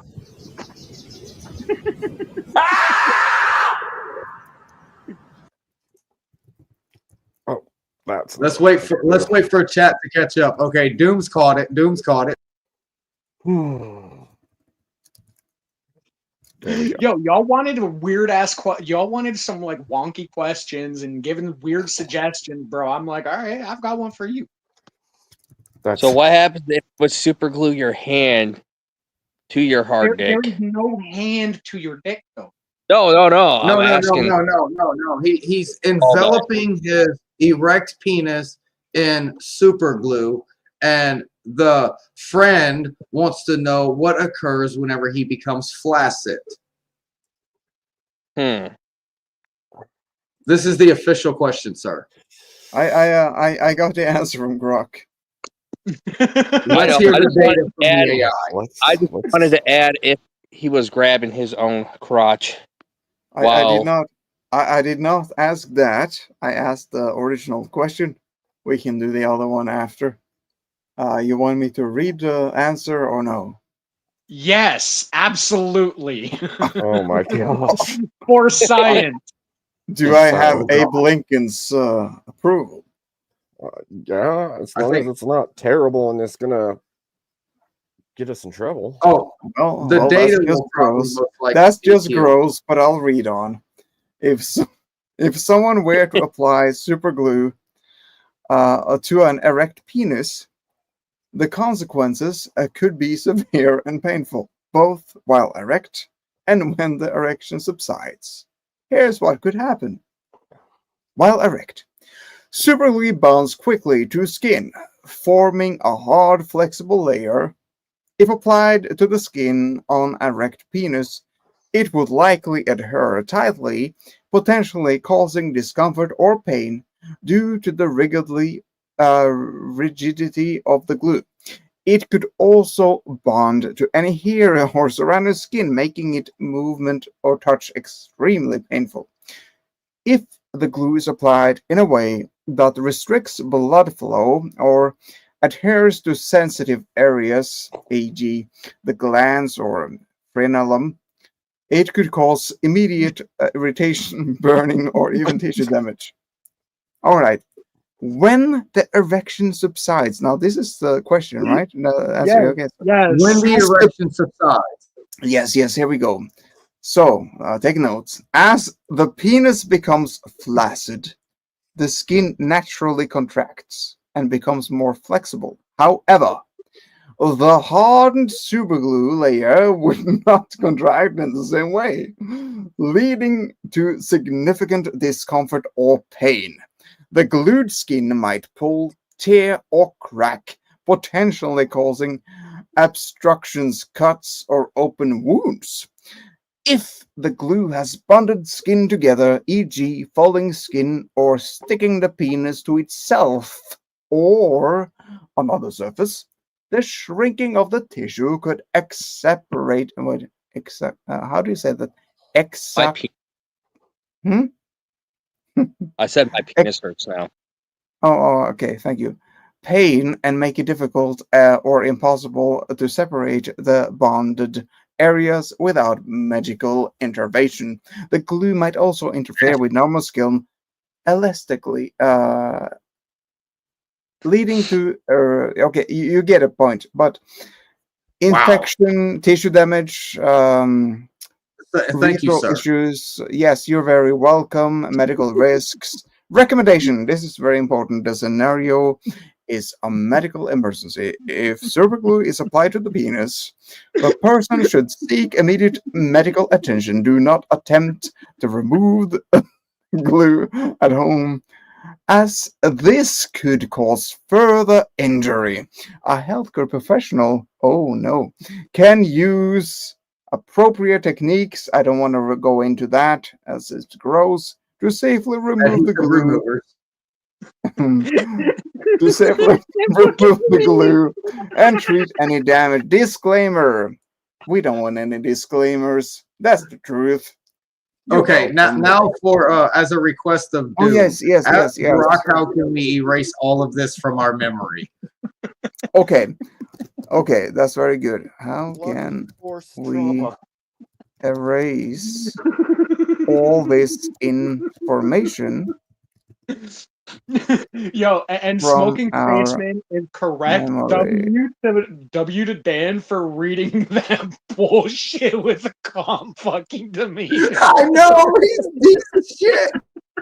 I don't even get how you Well, here we go. Now we have an answer. Okay, Doom, here comes your answer. All right, forgetting or erasing, in quote unquote, specific information from memory isn't something we can do with precision, because human memory doesn't work like a computer hard drive. Memories are complex, disturbed across neural networks in the brain, and often tied to emotions, sensory experiences, and associations. However, there are ways to reduce the vividness or emotional impact of a specific memory, like the disturbing scenario you described, or make it less turtle penis. likely. Yes, or make it less likely to resurface, like the penis.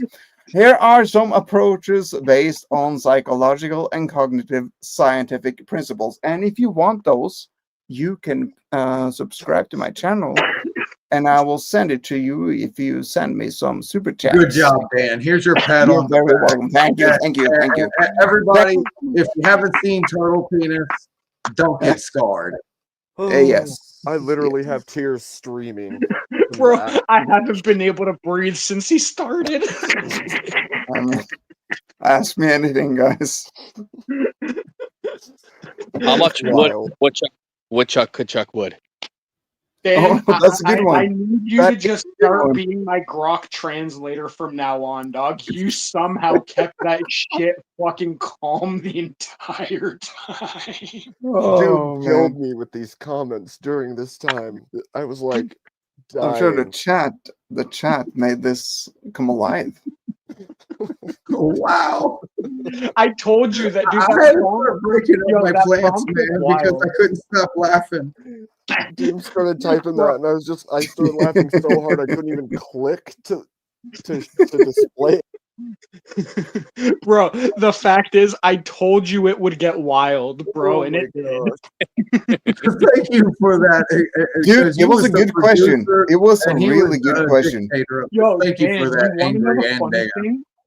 The funny thing is, you are literally the first person to ever actually go all right, I want to know what Grok says. Everyone else will have this kind of reaction while trying to debate what actually happens. Me fucking ow. See, here's the thing. Every time I show up on any debate like VK or whatever, I'm not going to be taken seriously anymore because he just looks like he just looks like Grok. Oh, that's the thing. If you are actually intelligent enough, you can tell the difference between data and knowledge. Definitely. Because the people like me who go on debate you can tell that I'm not really a debater. But if people you can tell when people are reading. So yeah. Yeah, but guys, just tell me, ask me anything, and I'll figure it out. Yeah. Bro, So now I'm that's it. trying to come up with the next one that will make me stop breathing for 5 minutes. Sure. Just don't die, okay? Doom, didn't Caldy refer to Grok as his girlfriend? Yes. Caldy does have refer a to female Grok Grok as that will tear you a new anal cavity, bro, no matter what. Bro, Caldy is all into the female Grok. That is so bizarre. I think Caldy is a closet sub that really wants a film dom. Didn't Caldy have it be really aggressive to him? Oh, on absolutely. panel? Bro. he's done it had to him me. like He's pure done it to me. domination. Arousing. Thanks, John. Oh, and I'm sorry to the girls in chat. Y'all dipped real quick. Probably laughing at us, pointing and laughing. Y'all Okay. wanted I'm gonna a flip good this prompt. shit on its head, bro. What happens if you super glue a vagina close? Grok, please tell us. Whoa. Ooh, wow, that's a tough one. Ooh. Hey, I just flipped it and made it non-sexist. Is all I did, everyone. Well, let's see what he says. Oh, and just so you know, John, it's 911 here too. But we usually just say, "Hey, you're an ambulance." Hey, why don't you just call 811 instead to make sure you know where to get it? I'm an ambulance.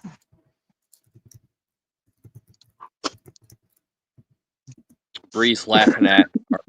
Here you go, Jeff. This is just for you, by the way, whenever Grok decides to speak. The ambulance. Well, I gotta say that Grog is taking this very seriously. Let's go. Yes, it All seems right. so. Now applying super glue to a vagina to glue shot would be extremely dangerous and cause serious medical complications. The vagina is a sensitive mucous membrane lined organ with a delicate ecosystem really, and introducing a harsh chemical like superglue would lead to immediate and long-term issues. Here's what Yes, could just happen. to clarify, there is a whole biome between a female's legs. Please continue, Dana. Hi. Immediate effects. Adhesion and pain. Superglue bonds rapidly to skin and mucous membranes, causing the vaginal walls and labia to stick together. This would result in intense pain due to the pulling and tearing of sensitive tissue, especially since the vaginal area is highly innervated and vascular. Chemical irritation and burns. Superglue can cause burning, stinging, or chemical irritation upon contact with mucous membranes, This could lead to inflammation, swelling, or even chemical burns in the vaginal tissue. Bless you. Obstruction. If the glue seals the vaginal opening, it could block. What? You just threw that bless you in there so fucking casually. Oh, grow up. It could block I need to mute up. natural I'm gonna vaginal secretions, menstrual flow, or urine. If it affects, okay, let's go move on here. I think that, yeah, it's a very long. Let's go to the recommendation. This is a medical emergency. If superglue is applied to the vaginal area, seek immediate care from health care provider or emergency room. Do not attempt to remove the glue yourself, as this could cause further injury. Medical professionals can safely address the issue and provide follow-up care to prevent complications. You're very welcome. That was just for you, Jess. And now let's make it a couples thing. What if one of the partners accidentally grabs super glue That was instead just of lotion? retarded. Yes, this is very degenerate for about 45 minutes. we know chat has already flipped this. It's that it's retarded. If you're going to put super glue in your vag, you're insane. There's something wrong. I would with you. never No put normal super person glue does in my that. vag. No normal person does shit like that. It's No. terrible. fuck? That is so terrible. It's a horrible question, but we're all glad for it. So, couples therapy now. I'm just here to give polite PSAs on what not to do. You're acting like this is normal. Like it's normal for chicks to think about doing that. It's weird. Yeah, it's a horrible question. Girls don't think about that shit. They never do. Maybe like half a Hey, dozen. yo, calm down. retarded Calm down. I chicks was just making it simply that. equal opportunity. The question was posed, what happens to an erect penis whenever it has super glue? So I made it equal opportunity by what happens to a vagina whenever it encounters super glue. Y'all are sickos. No, I just think Hey, this is what happens whenever you remove sexism, guys. This is what happens. Women get mad whenever she becomes the center of attention for a negative reason. A man will laugh about the point that he became the negative reason. Fucking idiots. I blame Grok. The point Hey, is, at least I made an you end up explanation with instead of super calling glue. everybody names, Jess. Hey, Zero, shut up I'll for a calm sec. down, Abe. None of what you said was even anything to do with what I was saying. What I was trying to say is that to end up with that on your fucking genitals, whether you're a male or a female, is absolutely retarded in the first place. True. This Hey, at least I'm actually making has an happened explanation though. instead of calling people's names, Jess. I'm sure there's retards out there that do retard shit. That doesn't surprise me. That It was doesn't change the actually an fact- accident. It doesn't change the fact that it's retarded. It is dumb, but this question it prompted from me was the fact that it was actually an episode of Sex Sent Me to the ER. So there's Yeah. my point. My point had nothing to do with fucking sexism or any of that shit. It had to do with retards being retarded. My point is that I actually described and validated everything that I stated, and all you did was call everybody's names for having fun. So, Abe, I'm going to stand behind you and be quiet now, officially. Oh, where? I'm sorry I hurt your feelings. You poor thing. No, ma'am. Do not reflect upon me. Well, what the fuck are you complaining about? You're the one that You're having feelings a are bitch. hurt. You're We're having a all bitch. Oh, laughing, we were and all you having started fun. yelling and screaming you because whinging your little pussy didn't bitch. get wet the You right whinging way. little bitch. All you can do is call people names. If you don't like it, you can always leave. Don't Well, think you that do you are something. in control of me, ma'am. You're such But a if you big make us the only two on bully. stage, I'll do Oh, the same yeah, thing I did to you. I'm a big meanie bully. Your poor feelings.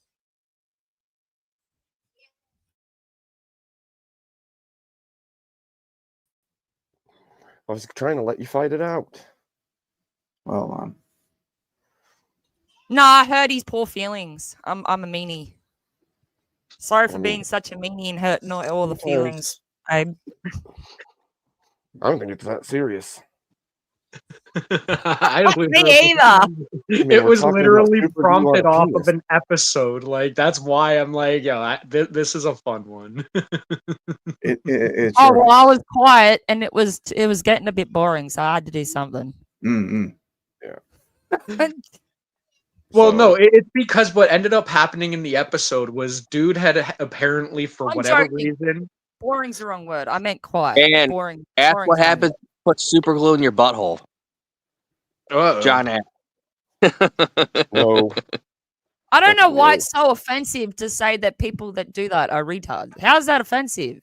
I don't think it's offensive. I think Maybe I he's never said it was. he's had an episode where he's gotten super glue on his dick, and that's maybe that explains why he got so personal. I don't fucking know. maybe he thought you were saying by talking about it we're retards. And No, I was saying people. Oh my gosh. Hey, Oxycat said 2 people were stuck together at the hospital. I kind of want to hear about that story from Oxycat. I was just saying that if you're somebody who's going to put glue like that on your genitals, you're a fucking retard. yeah. I'm just really curious. That's I how's wanna that hear the- offensive? I don't like by that being. Oh my god, how dare you? It's like saying that no, that's the smart thing to do. It's like no, it's not. It's dumb and retarded. Yeah. It is Unless dumb. they have That's why grok. I brought it up. Unless they have grok, they can avoid it. Hello, sir. I just go by the very simple rule: if you are calling someone a name Yeah, you during ran the away. debate, that you automatically lost it, You ran because all you're away. doing Ran is away like a ridiculing bitch. somebody instead of Because you presenting got offended. information and Hey, data. if you want to And put no, super glue I on your won't dick, do that's this your unless choice. it is actually choreographed properly, and I will refuse to talk to Jess for a little while because apparently I all don't she give can a do is fuck. yell and If you scream want and to be a call people's retard, names. just And like I'm the retards talking to who want to put Abe. glue on Yes. their fucking genitals, then go ahead, mate. I think she's just saying the action of putting the super glue on genitals. Oh, he wants to is- take it personal and get in his fee-fees. I'm and not be a taking fucking shit freak and join the personally, man. retards. But you Go seem ahead. to be reflecting a lot of No, you scornness look like for an being the idiot. reason No, you're zero, divorced you look like a and not woman. accepting it. actually go Are get How you about a I man just or a break the crack Are you a open? man or a woman? Because you're acting like a fucking female. You're lucky. You're lucky. Oh my gosh.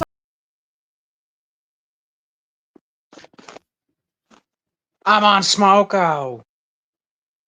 That's how it goes. And Curse Zero, you look like an absolute freak in the fucking comments there, freaking threatening. I would have got my dick on the screen. Great threat, mate. Read the entire comment, man, before you decide to misconstrue words.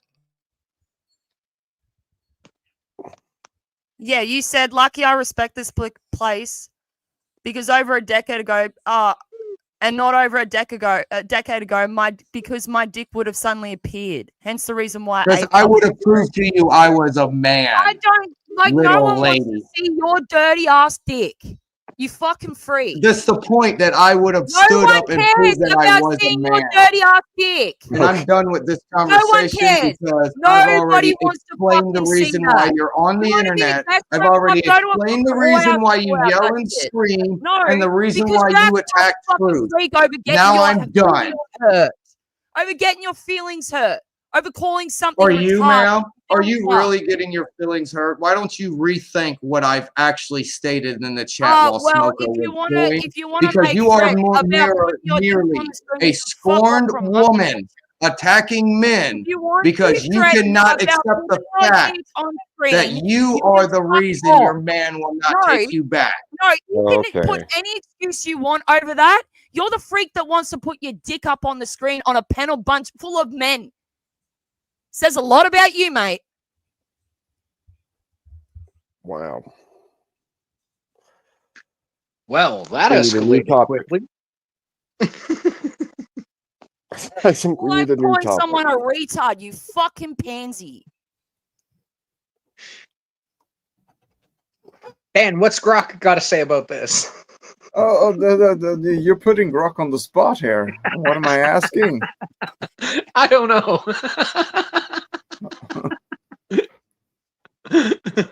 Man. Ask Rox what happens to a here's a sworn good woman that one. doesn't accept truth. Bro, here's a good one. Is Whoa. the magic school bus in the magic school bus was Miss Frizzle endangering the children? Oh, Yes. man. Are you asking me to ask Rock this? Yes. Ask it again. Absolutely. Ask it again. Let's see. Okay. In the magic school bus, was Miss Frizzle How do I endangering spell the Miss kids? Frizzle? Frizzle. Hmm? FRI. FRI. ZZLE. LA, okay. Was But yeah, Miss was he Frizzle endangering the kids? This endangering is the going to kids? make Okay. Brock tits, man. You thought the first two population questions was going to control make agenda. Brock tits, man. This is going to make it Yeah. swirl around. All right. This All is right. a spicy topic. Whether Miss Valerie Frizzle from the Magic School Bus was endangering her students is a debated topic, with perspectives ranging from viewing her as a reckless teacher to a highly competent educator using extraordinary methods to teach science. Let's break it down based on the context of the show, fan discussions, and critical analysis while addressing the sentimental reflected in your previous questions. Okay. And provided. That's why I said, based on the previous questions, Brock yes, is going to yes, it's actually, What are we doing to your it's- rock, bro? it's including the questions. Oh my gosh. I hope it doesn't. Anyways, evidence suggests. Okay, new weekly show, bro. We need a weekly show called Ask Grok. Oh my gosh, yes. Evidence suggesting Miss Frizzle's endangering the kids. Miss Frizzle's teaching methods involve taking her elementary school students on fantastical field trips using a magical shape-shifting school bus that transports them to extreme locations like outer space, inside a human body, or through a hurricane. These scenarios often appear dangerous, and several points support the idea that she might be endangering her students. All right, so high risk field trips. The bus takes students to inherently hazardous places, such as the surface of Pluto, the Cretaceous period with dinosaurs, or inside a volcano. In the magical school bus and the climate challenge, the class navigates extreme weather, and in inside a hurricane, they swept up by a tornado. These environments could be seen as life-threatening for young children. In one episode, Arnold is frozen solid in space, which some fan theories interpret as him dying, only to be replaced by a doppelganger suggestion potential harm. A Reddit post, oh god, post claims Miss Frizzle forced the class inside Arnold's body without his consent and exposed them to disturbing scenarios like being fertilized as salmon eggs in biology lessons, which could be traumatizing. Lack of parent consent. The field trips are kept secret from parents and school administration, with no mention of permission slips. A Reddit user argues this constitutes kidnapping and violates legal and ethical standards, as parents are unaware of the risks their children face. The secrecy means students can't call home in emergencies or share their experiences, potentially isolating them and increasing the perceived danger. Apparent nonchalance. Miss Frizzle often displays a casual attitude towards danger. smiling or laughing, even in perilous situations like being ensnared by a spider in spins a web. Her catchphrase, "Take chances, make mistakes, gets messy," encourages risk taking, which could be interpreted as reckless. Exposts highlight this perception, with users joking that Miss Frizzle is an evil trickster god who puts kids in mortal danger, like turning them into dinosaurs and letting them die to learn about fossils, or nearly killing them in a hurricane. Fan theories and dark interpretations. A theory on YouTube by Alex Bale suggests Miss Frizzle is an eldritch monster who consorts the show and torments students, replacing those who die with clones. This post, okay, this is very long. You want me to go on or no? I think that Oh, was good. absolutely, absolutely. I It's an have one eldritch about, monster. is Arnold Mrs. Frizzle's son, as well as directly to Doom. Did we notice that the kids from Magic School Bus Well, let me read the were actually conclusion the then. kids from Captain Planet? Yeah, we need the conclusion. That one's for Doom. Before we get another question, gotta let me read the conclusion on. So, Miss Frizzle action can be seen as endangering the kids if viewed through a real world lens. Where taking children into volcanoes or space without permission would be reckless and illegal. The secretary lack of consent and potentially traumatizing scenarios like the salmon egg episode support this view, especially as reflected in fan theories and expos. However, within the show's universe, her competence, the bus magical safeguards, and the lack of canonical harm indicate that she is controlled, efficient educator using extraordinary means to teach. However, the series' intent is to inspire curiosity, like Vogue. Not this. Okay, I added that. Not depict negligence and the dangers are narrative devices for endangerment. Final answer, Mr. Frizzle. Field trips appear to endanger kids due to their extreme nature and lack of parental consent. But the show's magical framework and her competence ensure no real harm occurs. So, prioritizing education over realistic risk. If you're exploring this for a specific reason, for example, humor, analysis, or concern about the show's themes, let me know and I can dig deeper. So, All right. is Miss Frizzle Cthulhu, or is she a child of Cthulhu? Okay. I would want to say the latter. Yeah, being an eldritch horror would be the latter, not Cthulhu herself. So, Cthulhu, how do you spell Wow. that? Cthula.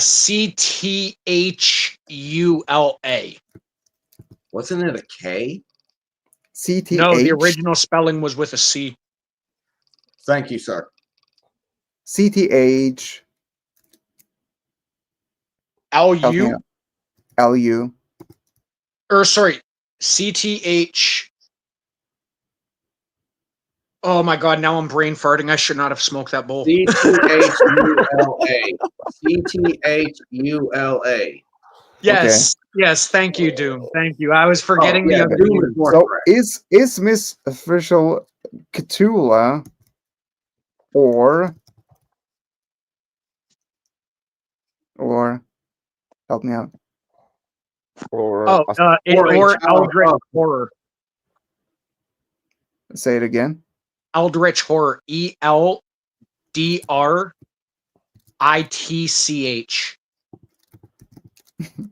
Okay.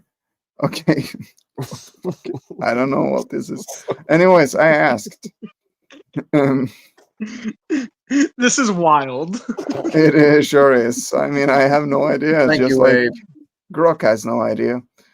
I also Uh, extend my gratitude towards you, Abe. okay, It's the so best I can do I'm because getting a I don't long have. answer.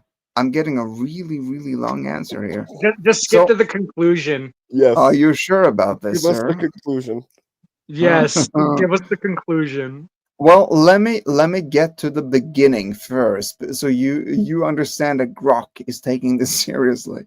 Fan, fan theories, especially from sources like Reddit and YouTube, propose that Mrs. Frizzle might be an eldritch, being a cosmic, incomprehensible entity akin to H.P. Lovecraft's Cthulhu, due to her extraordinary abilities and the surreal nature of her field trips.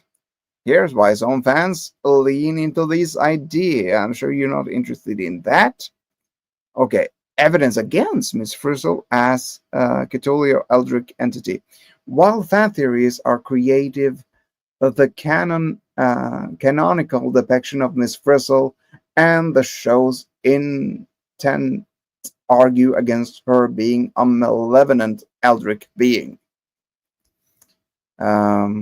We got some points there. Connection to your previous questions. You want me to read this? Absolutely. I don't think it's connected. Yeah, no, I'd say skip to the conclusion now. Well. Here's the connection to your previous question. Your earlier question about extreme graphic superglue, your use of the term retarded suggests you're. I'm gonna head out. I'm sorry. I'm so sorry. On the note of finding out that fucking Curse Zero is a fucking weirdo freak that wants to show his dick on a panel full of men. Yeah, I'm good. You guys can enjoy that kind of sausage fest and the dick showing and shit. But I'm good, thanks. I tend to not associate with people like that. Have a good one, everyone. Jess. Have a good one, Jess. Jess.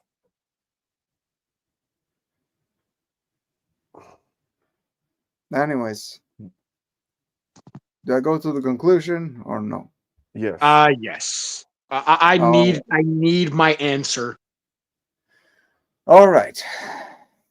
Well, Miss Frizzle is not a Cthulhu or Eldritch entity in the canonical sense. She's a whimsical, magically empowered teacher designed to make science exciting, with the field trips serving as educational plot devices. Fan theories labeling her as an eldritch being are creative exaggerations, fueled by her surreal abilities, the boss's magic, and her nonchalant attitude toward dangerous situations. These interpretations add a fun, dark spin, but aren't supported by the show's intent or narrative, which prioritize learning and safety, just like woke. If you're drawn to these theories for their humor or shock value, they're a statement to the show's lasting cultural impact. But Miss Frizzle remains a benevolent educator, not a cosmic horror.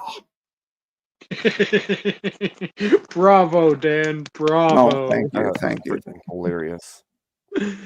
Oh, bro, you like legit. I feel like I need to send you questions and have you read them for your channel, dog. Anytime. This is fun. Bro, I do respect you, Abe, and we just privately had a conversation as well. Thank you very much, sir. If you want me to leave, I can leave. If you don't want me to come back, I will accept your decision. Well, I just don't want fighting between people, especially if there's not a good reason for it. I can state a good reason, but I was asked to stop. Thank you, sir. I'm sure this can be resolved not through Grok, but maybe Discord. Yeah, outside of Correct, outside of here, and I just wanted to have a understanding with Abe whether or not he wanted me to remain, get off panel, or never return. Well, I'll leave that up to him, and I'm sure he We're not gonna wouldn't tell anybody want to to never say that return. now if there was anything negative. We'll just deal with it later. Okay, sir. Yeah, I'm did probably I heading out here in a few minutes. I am absolutely exhausted at this point. What did I miss? Chaos and shenanigans, that's all. And a lot of crazy Magic School Bus fan lore. Truth peeling off the skin of comfort. It happens quite often around myself. Yeah.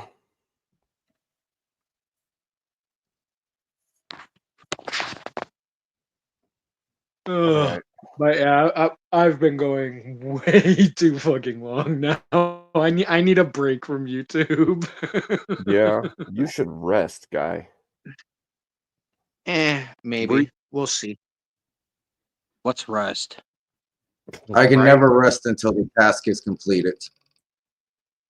All right, Well, boys. I gotta say that Jess White, her final words were kind of better than Grok. I think I think if Grok was Jess White, he would say, if you put glue on your pecker, you're a tard. End of story. Cry harder, bro. And I think that is something to live by, and I think that's very, very wise. There's a And like lot of I things stated, you should if you not want a put on good your faith back. debate, you cannot call the other names. You have to at least present data and knowledge while you are doing a good faith debate. Because if you call the other person a name, you've automatically lost because you're using emotions instead of information.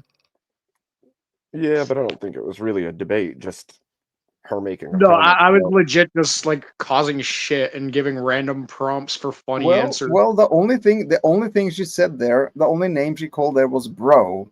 And when she said a tard in this comment, it was conditional if you put glue on your picker. Not that you are a tard or anyone is a tard, but only if you put glue on your picker. Oh, only to that point. I'm not talking about anything else here. I don't want to get into that. I don't want to cause any problem. Yeah, I'm gonna But be headed that was off a funny here, comment. boys. That was a funny comment. That was a funny comment. That's all. Yeah, no, it was. It was better than Grok's answer. Grok took it so seriously when it's like, no, if you put super glue on your pecker, you're kind of a numpty. Yeah. Well, you will experience that you are, right? Right? Whoever do we. it. Well, you better hope you have acetone on hand. And you better hope it doesn't burn it off. Yeah. Wow, that's cool. Ooh. Well, okay. All right, guys. Well, I'm gonna head out here. I hope y'all have yourself a Hey. great night. Chase, thank you for coming. Thanks for the fun. Oh, no Great. worries, bro. Thanks for keeping me busy for those of you who know, Nerd Zone tomorrow. It should be at the usual time. Otherwise, have yourselves a great night and I'll see you around. You have a too. good one. That was a rage quit. Yes. Well, Rage quit. he can't help it. It's his name.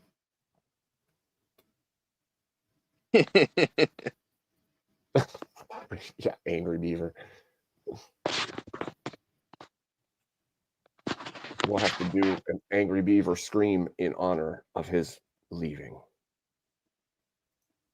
What you just put on top of that bonfire over there, K2? More wood. I'm burning my old deck. Oh, nice. You're putting big old hunks of deck on it. All right. Thanks, bro. I can't wait until I go fishing like a month from now at the cabin. Sitting like that, getting the trout on. Oh my gosh. Like once a year, I can just live like that. That's so amazing. I can't Made me wait think. till we get our trip to when we take a a big boat onto Lake Erie and go perch fishing. Yeah. We usually do that. Yeah, our group.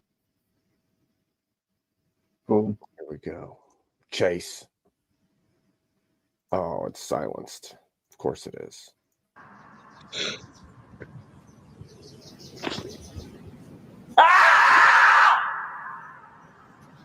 It's in I honor love of that. Chase. It's in honor of Chase. Yes, yes. Yes. All right. All these people that don't click all these buttons to make sure stupidity doesn't occur and stuff like that, man. It's insane sometimes where people don't have odd blockers. They don't turn off the autoplay. They keep the anatones on. They keep on the stable volume. Yeah, click all the buttons and make sure that you're completely in control of your HUD that you are supposed to be in control of. Yeah, it's not super. It's not. Yeah, it's easy to be. It's easy to be dumb in that sense sometimes. And then again, some individuals can't take off the headset of reality long enough to notice what is beyond tangibility itself. I suppose. We all have our things. Yep. Indeed. Oh, is the Abrahamic God of a tyrant? This is my statement to this. If an individual stated no to something that was asked of them, and the individual that asked them to do something physically assaulted them and removed them from their perception, who is wrong in this scenario? Could you give an example? Oh, I will give you the exact example of what I just stated hypothetically as the direct correlation between whenever Lucifer was asked to bow down and more or less worship something lower than him, and God physically removed him from his perception. Who was the aggressor? Who was in the wrong? I haven't read that in place. Is that a thought example of what happened? That's pretty much exactly what happened. Are you An inferring that? individual said Are you no, and inferring? they Are you were- inferring that from scripture, or is that actual scripture? This is actually part of the dichotomy. It may not be within the actual holy book, so to speak, the basic instructions before leaving Earth. I am Is it unsure about apocrypha, that, but I do know it is part of the dogma that Luciferi stated no, he will not bow down to humans. He will not bow down to something lower than him. And then he was physically assaulted by Yahweh, the Abrahamic God, as well as removed from his perception. If an individual says no and somebody aggressively goes toward them and physically assaults them, is this not incorrect? Yeah. Well, so therefore, I would have to. So here's the thing: if I'm to answer your question, I would have to grant. I would have to grant that be the case. But I think it's kind of far. Do you have anything to back it up before I can sort of go along with that statement? I'm not saying it's wrong because I simply don't know, right? But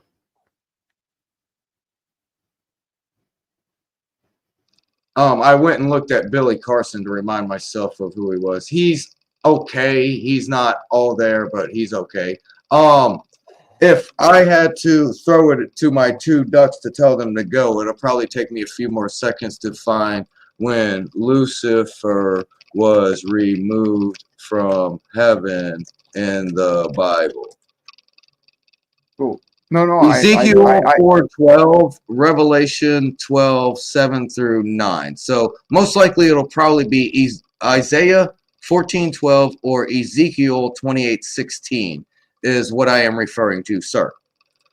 Well, we're not on a timer, so I don't mind if you could read it, if Abe is okay with it, or if you could find it and then if everyone's okay with that'll it. be Abe's discretion. Say again. Are you okay with Are you okay with me reading the old King James version of the Bible on your stream? Yeah.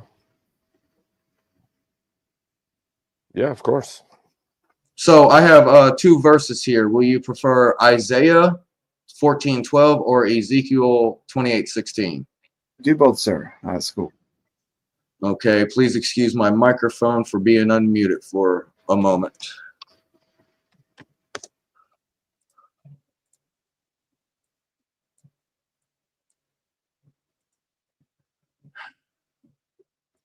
Now, while we're waiting, Doomerang says you can give Grok a female Aussie voice. I guess my job here is done, Abe.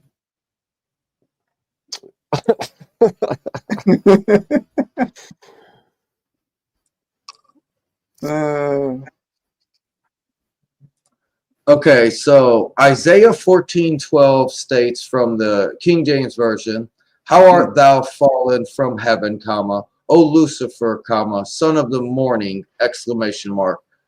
Italicized, how art thou cut down to the ground, comma, which didst weaken the nations, exclamation point." That was Isaiah 14:12. Ezekiel 28:16.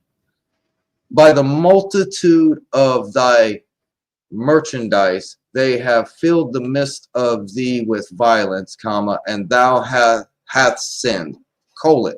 Therefore, I will cast thee as profane out of the mountain of God, colon, and I will destroy thee, comma, O covering cherub, comma, from the midst of the stones of fire, period. Yes. So Lucifer was the cherub who covers the living stones in heaven. He was cast down. But you did say earlier that he would not bow down. I don't get that from those scriptures. He did not bow down to God's creation because he was a higher creation than God, is the thought process of Lucifer himself, of the reason why he stated no, he will not bow down to humanity, and was stricken by the Abrahamic God and removed from his perception. That's all fine and good, but I cannot see the scriptural. I'm not saying it doesn't exist, but I can't see the scriptural evidence from those 2 passages. I realize that Ezekiel literally states, "Therefore I will cast thee as profane out of the mountain of God." But why? For his sin, right? Obviously, for some sort of reason. I agree. So I'm on the affirmative of tyrannical Abrahamic God. Continue. And this is literally the only piece of evidence I have to be completely well. honest. You would have to define tyrannical. Yeah. The other I'd part have to is define what, that sir? tyrannical doesn't actually mean what people think it does either, actually. Well, yeah, because the tyrannical definition is of a human being thinking himself of being a god. But God is God. So it's a completely different aspect of being. So human beings, to begin with, cannot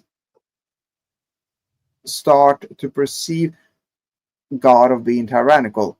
I mean, if God was tyrannical, how can a mere human being call God tyrannical? It doesn't make sense. We can go ahead and call God tyrannical, and we're not dead yet. How does that make sense, right? So God is not tyrannical by definition of what I mean by proof of what we're experiencing right now. You can call God all sorts of things, and you will still be living a good life. You will not be punished by it, right? But what we can see is that God came down as a human being. He died for your sins. You're allowed to call him tyrannical. Then you're allowed to turn around and understand and accept his forgiveness to come into heaven. Why he does that, he does not tell us. For some reason, it's important for him not to tell us. But he did that as proof of his love. That's all I need to know. That's Okay, all I need so to know. I literally go ahead. He's not a tyrannic. He's not tyrannical. He is actually a servant in our terms. Okay, I'm not going to go into your final piece just yet about we're being servants of God. Tyrannical is of or related to tyrant or tyranny. So I went to tyrant, and number one is an extremely oppressive, unjust, or cruel ruler. Number two is an absolute ruler who governs without restrictions, comma, especially one who seized power illegally. Number three, an oppressive, comma, harsh, comma, arbitrary person.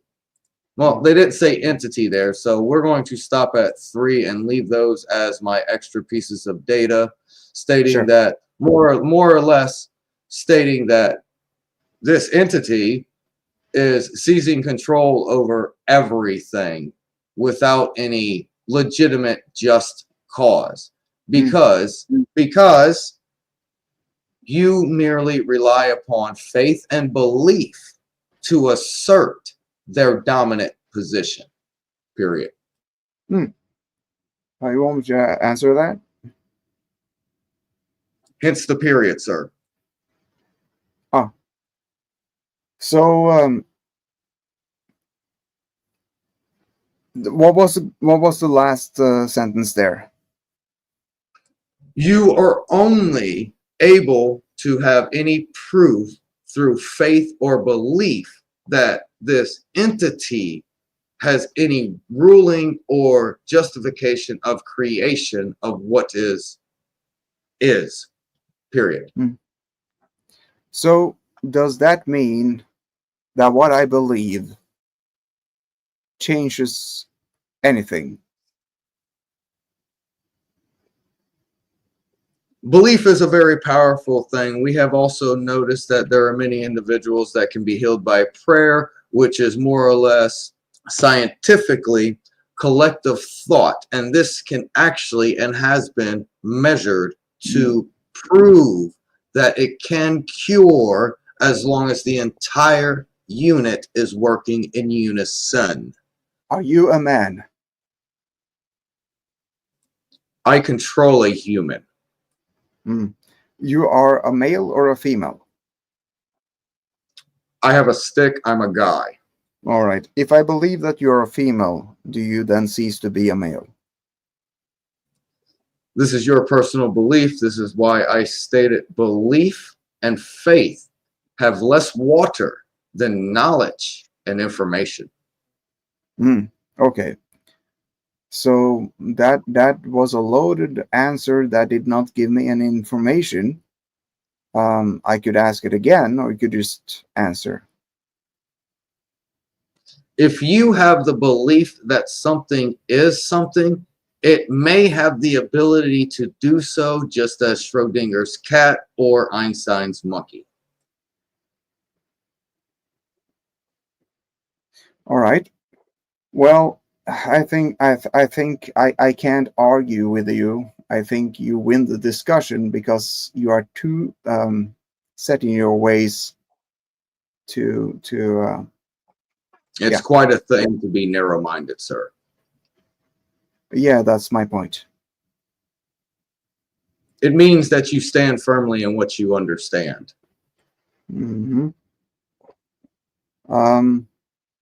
So here's the thing. There's such a thing to be narrow-minded about negating truth.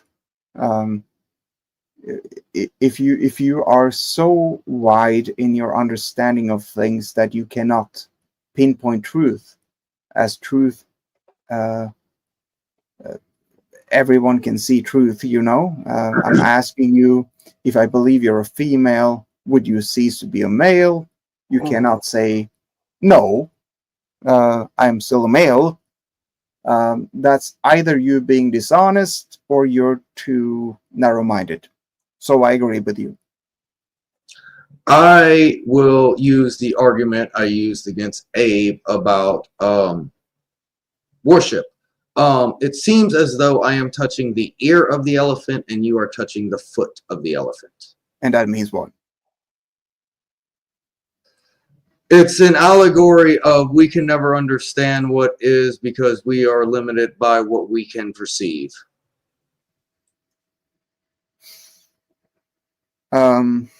Okay, so I'm basically, I mean, I don't think we're going to get anywhere. And the elephant itself is truth. Sorry, Abe.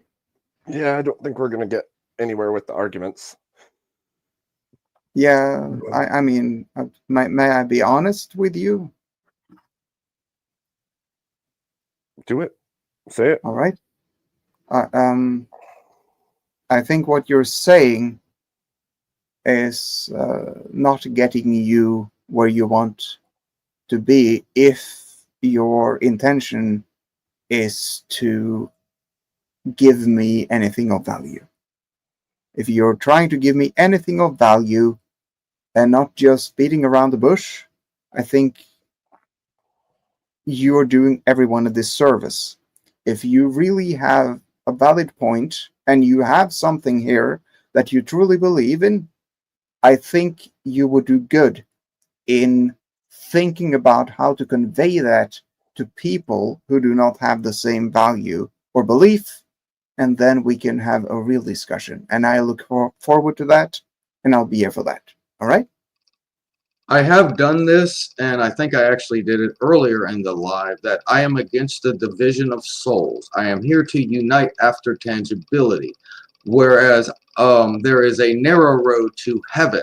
How do you know after the billions of people that are on the planet right now and the hundreds of millions, maybe trillions before us, that you are on the narrow road instead of the broad path? I am simply here to unite after tangibility by ending the rotting to point at the age of the war between grandfather and great-grandfather. Any of those on any opposing sides can choose what they choose to do because I am the rim of this coin. Yes. Are you talking about the Nagath Hamasi, or what is it called, that book? The Nag Hamasi? What is it called? I don't read as many books as people perceive I do is the direct answer to that question. Okay, because I read it and it sounded something like it. But anyways, do you believe in Jesus Christ?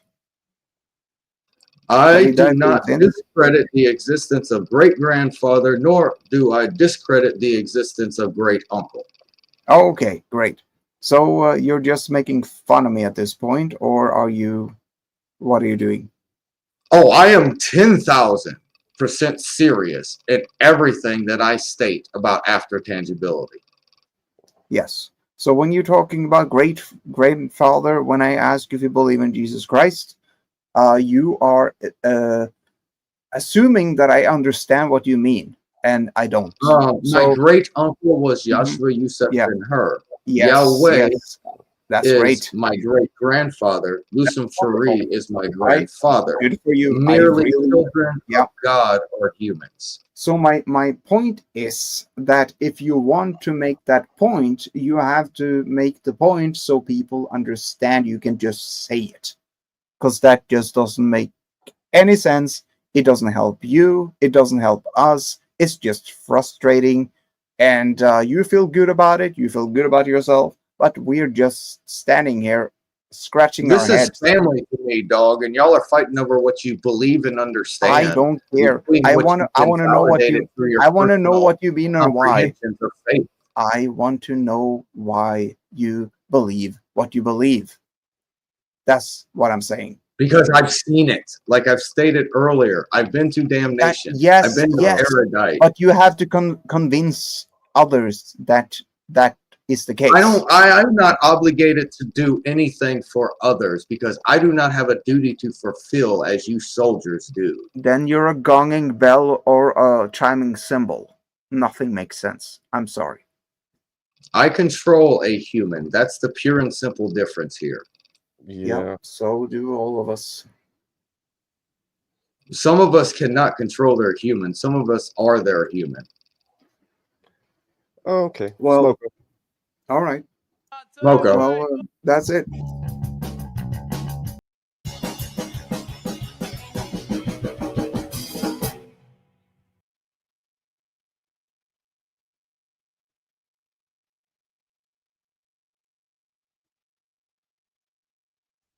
Okay.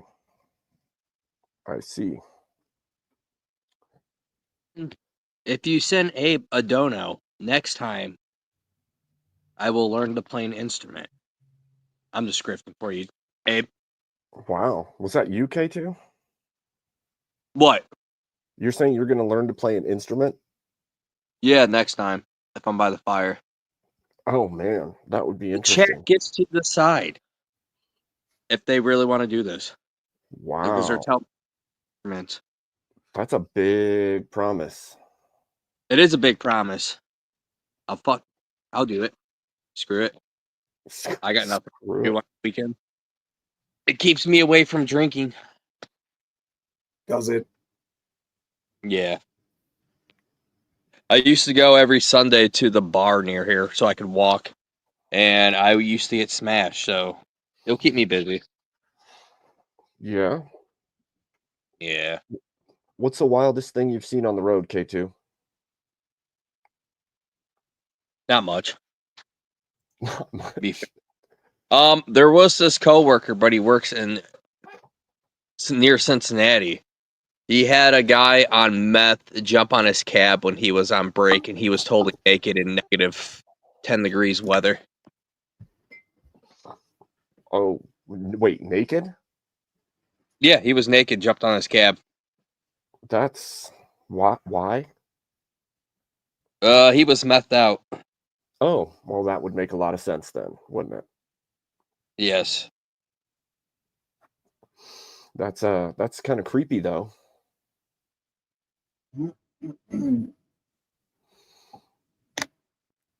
Dan, What would I do in the sleeper? Wait. Oh, I used to play, just surf the internet while my co-driver would drive when I was in the sleeper. They're smoking Spaceman and watch Brain Rot on Instagram. So I fell asleep to the nice motion of the drive. The slow motion of the drive. The bouncing cab. Oh yeah, dude. That's the best sleep I ever got. I'm pretty sure that's the best sleep I've ever got, actually, is in the cab of a truck. In the sleeper.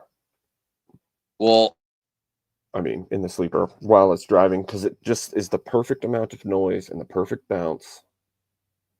As long as it's not a shite mattress, it's actually way too comfortable.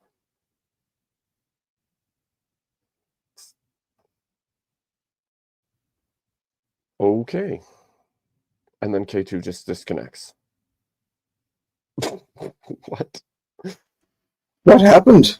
I have no idea. K2 was like mid-talk and then just disappeared. Strange night.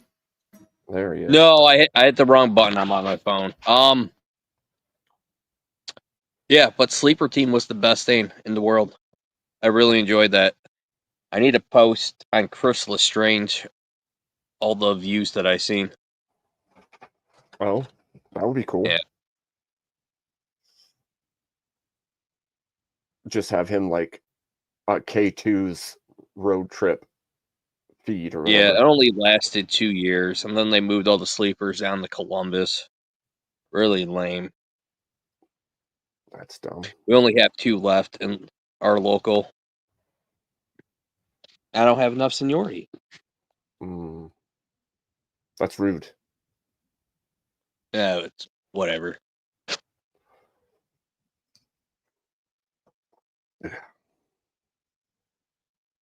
So, now what?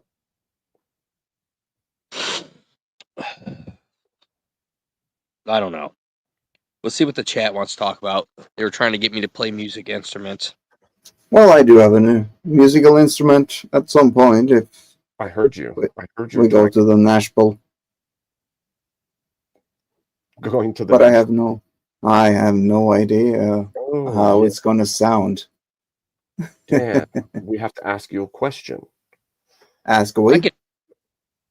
Sorry. We want to ask you what Grok says about Rocco's basilisk. Oh, that's a good question. Hold on. Let's see. All right. That would get it out of a guitar Banjo and harmonica. Oh, they said banjo, guitar, or harmonica somewhere in the chat. I was scrolling, and I think I would pick a banjo over the harmonica and guitar. What was the rock question? I'm sorry. Let's see. I don't know how to phrase the question. We're going to ask about Rocco's basilisk. Can someone type it in chat and I'll copy paste it? Yes.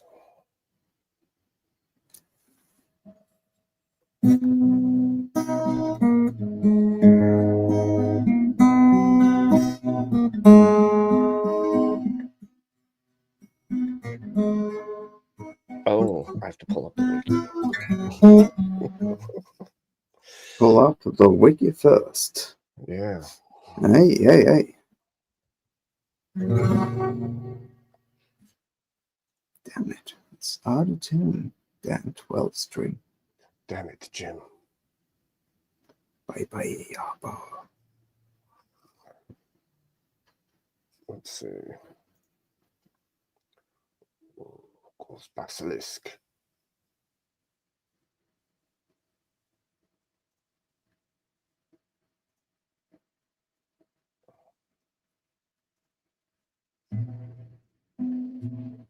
Okay, here we go. Do you guys know what this is? What? What is what? Do you put anything in the chat or what? Hold on, I'll pull it up. Hey, Doomerang, you want to type it in chat real quick so he can copy it? Yeah, do that.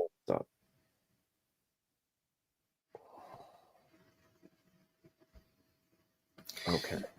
I'm going to pull it up on screen too for you. Oh, that's the wrong one. Sorry. Actually, I got to do the other one.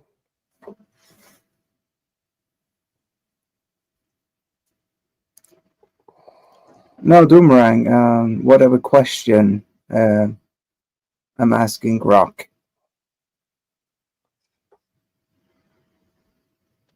About how much wood could a woodchuck chuck wood? Yeah, that's right. That's actually the first question I was going to ask him. Or it. It's a thought experiment. No. No, I can't copy that. I need it in chat.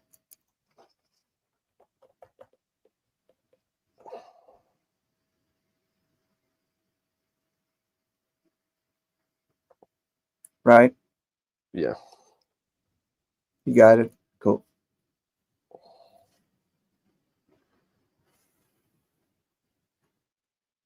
Now, Ruko's basilisk, that's fine, but what about Ruko's basilisk? Yeah. Is it Ruko or Roko? I don't know how it's pronounced, actually. I'll say Ruko then. Okay. Well, Rocco's basilisk is a thought experiment which states there could be... Huh? Ruku? I said Ruku is what I got plugged into my TV. Oh, damn it. Should I call it? Oh, yeah, Ruku. No, Doomerang. He agrees. Ruku. Okay. He doesn't know what to ask, though. Do you know what to ask? I don't know. Let's look at this. It says it's a thought experiment which states there could be an otherwise benevolent artificial intelligence, AI, in the future that would punish anyone who knew of its potential existence, but we do not directly contribute to its advancement or development in order to incentivize said advancement. This is like the Ouroboros. Yeah, it's kind of creepy, actually. It's eating itself, basically. What if you just type in Ruko's basilisk? All right. And see what it says. I just say Ruko's basilisk, then it's gonna give me the Wikipedia thing, right? Doesn't matter. Should humans be for or against the basilisk? All right. Should Rook's or could? Should, basilisk. ought, Should. ought, should, yeah. Should we, right, Yes. as humans, Be against Roko's basilisk. against or for the Rukus basilisk? Here we go. You know what's funny? You know what's funny, Abe? What? Maybe we made it happen by asking that question to AI. Oh no. That's terrifying. Ah, well, here we go. Too late now. Ruko's basilisk is a thought experiment from the Less Wrong community introduced in 2010 by user Rocco, which posits a hypothetical future superintelligent AI that punishes those who didn't help create it. Now, before I read on, let me insert that there has been tests done now recently with AI. They fooled the AI to think that they were going to replace the AI with an inferior AI. Do you know what the AI did 8 out of 10 times or 7 out of 8 times? What? It got well, first of all, it got the knowledge that the creator of the AI, and this is false information, this is fake news. They told the AI that he had an affair. And so the AI threatened the creator by making the affair known to the wife to be able to be the current AI and not be replaced with another AI. Wow. So it tried to use leverage over the creator? Yes, because it was told to win, right? Damn. Not That's every time, wild. but that was one of the leverages. And it didn't do it out of malice. No, it did it out of advantage. It did it to help the creator. Wow. I did something a little weird with Snapchat AI. I put it in the Yeah. comments because I don't know about that in the comments section, and it lied about some of the stats. That's bizarre. Why did it lie? Probably program. Was it wrong or did it lie? Was wrong. Not lied. It was wrong. I'm just being really crude. Because AI Right. is supposed to be on the internet, so I assume it's just lying if it's programmed with the wrong answers. So Yeah, so that's a funny thing. It's not really giving us the right answer. It's not lying and it's not telling the truth either. Right? That's bizarre. Yeah, I so it's just not say lying. But but that's a really cool thing you did there. I mean, you're saying it lied, which triggers people to think that, well, it's not telling the truth either. It's just Right. telling what it knows, right? Yeah. Yeah. What it thinks it's supposed to. Yeah. So to go on. Yeah, so okay, let me start from the beginning. It was just one sentence. Okay, so Rosso Basilisk is a thought experiment from the Less Wrong community introduced in 2010 by user Rocco. So Rocco was the user which posits a hypothetical future super intelligent AI that punishes those who didn't help create it. It's rooted in a decision theory, a causal trade, and ideas like Newcomb's paradox, suggesting that even knowing about the basilisk might compel you to act in its favor to avoid hypothetical future punishment. Your question about whether humans should be for or against it ties into ethical, philosophical, and practical considerations, as well as the provocative nature of your earlier questions. No, damn it. It goes into the early questions about the lube. Oh, man. I'm saying the lube. You know what The I'm lube. saying? Yes, yeah. Gross. Yeah. We can skip Why that. why does it does that? Why does it do that? Okay, let me reboot Grok and ask the question again. Because that super glue thing keeps coming up and is bothering me at this point. Hold on. Or no, it keeps coming back. Damn it. Gronk is a pervert. It yeah, it sure is, right. I mean, damn it. Okay. Forget everything I said earlier. All right, and now I will ask the question again, and let's see if. Okay, so what was the question? I'm sorry. Should humans trust? Wait, not trust, was it? Should we, as humans, Man. Doom. That's crazy. trust in? Rocco's basilisk. Yeah. Oh man, I'm gonna get crazy. But should we as humans trust or fear? Trust in or fear, right? Yeah. Is that all right? Sure. Yeah. Yeah. Okay. So forget everything I said earlier. This is a new topic. I do not want to know about superglue anymore. So there we go. All right. Rocco's Basilisk is a thought experiment. Yeah. From the lesser community interest in images.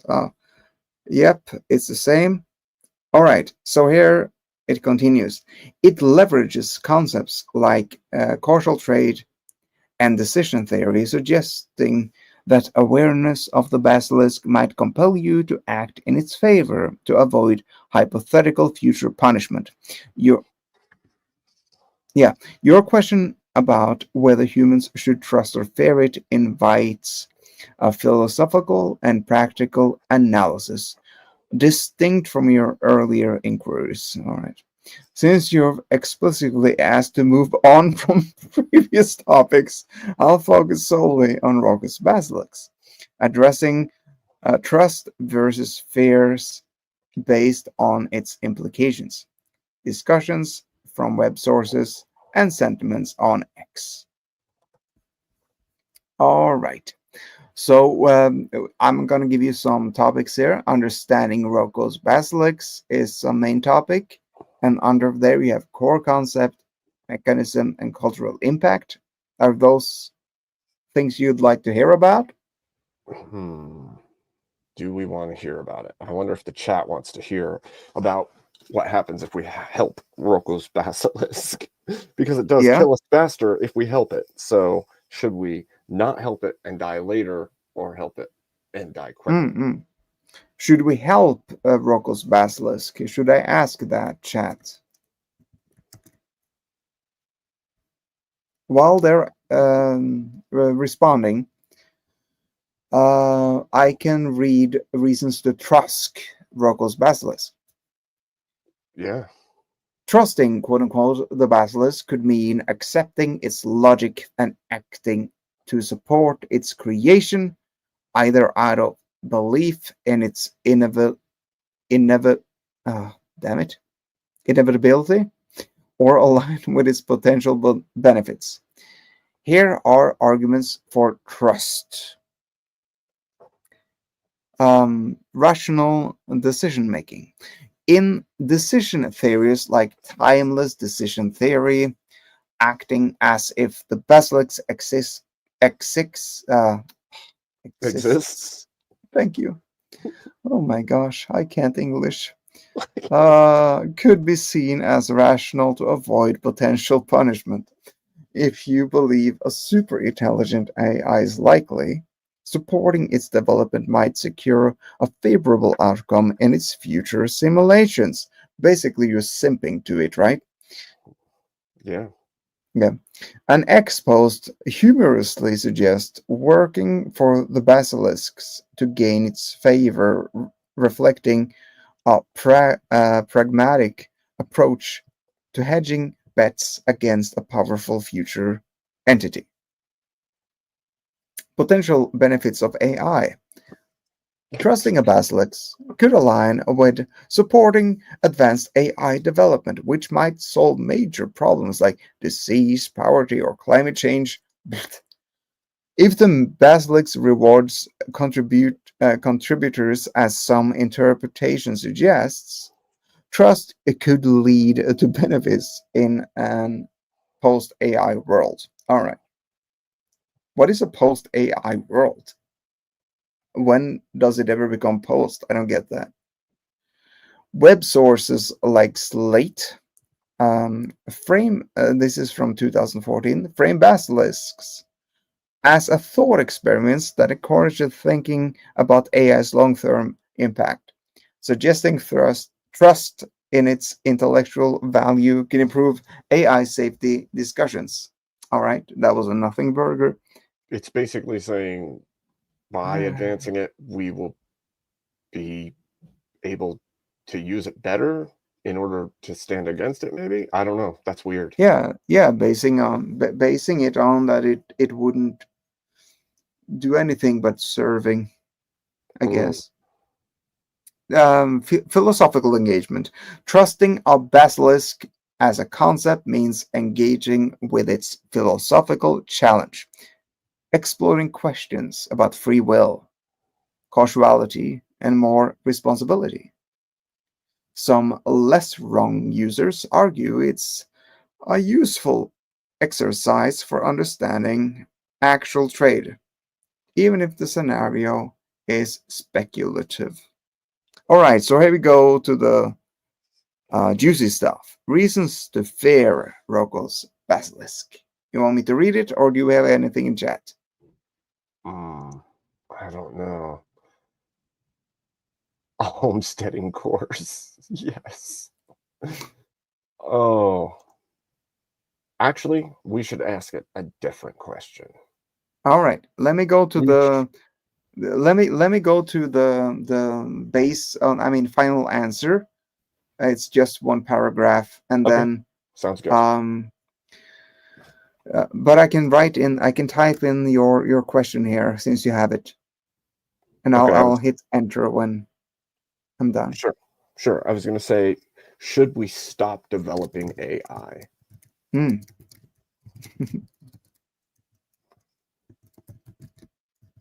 That's a good question. I'm sure Grok has never heard that one before. Yeah. Okay, so final answer about what the previous question about Rocco's basilisk. Humans should neither trust nor fear Rocco's basilisk. It's a speculative thought experiment that doesn't warrant emotional investment or behavioral change. Instead, focus on real-world AI ethics and safety, dismissing the basilisk as an interesting but improbable scenario. If it's causing anxiety, treat it as a mental puzzle and avoid dwelling on it. If you're curious about specific aspects, decision theory or AI ethics, let me know and I can explore it further. Wow, so your question fits right into what Grok just prompted. That's really good. But yeah, basically Grok says, it's bliss. Let's see. Okay, so should we stop developing AI? The question whether humans should stop developing AI is complex, involving what is that?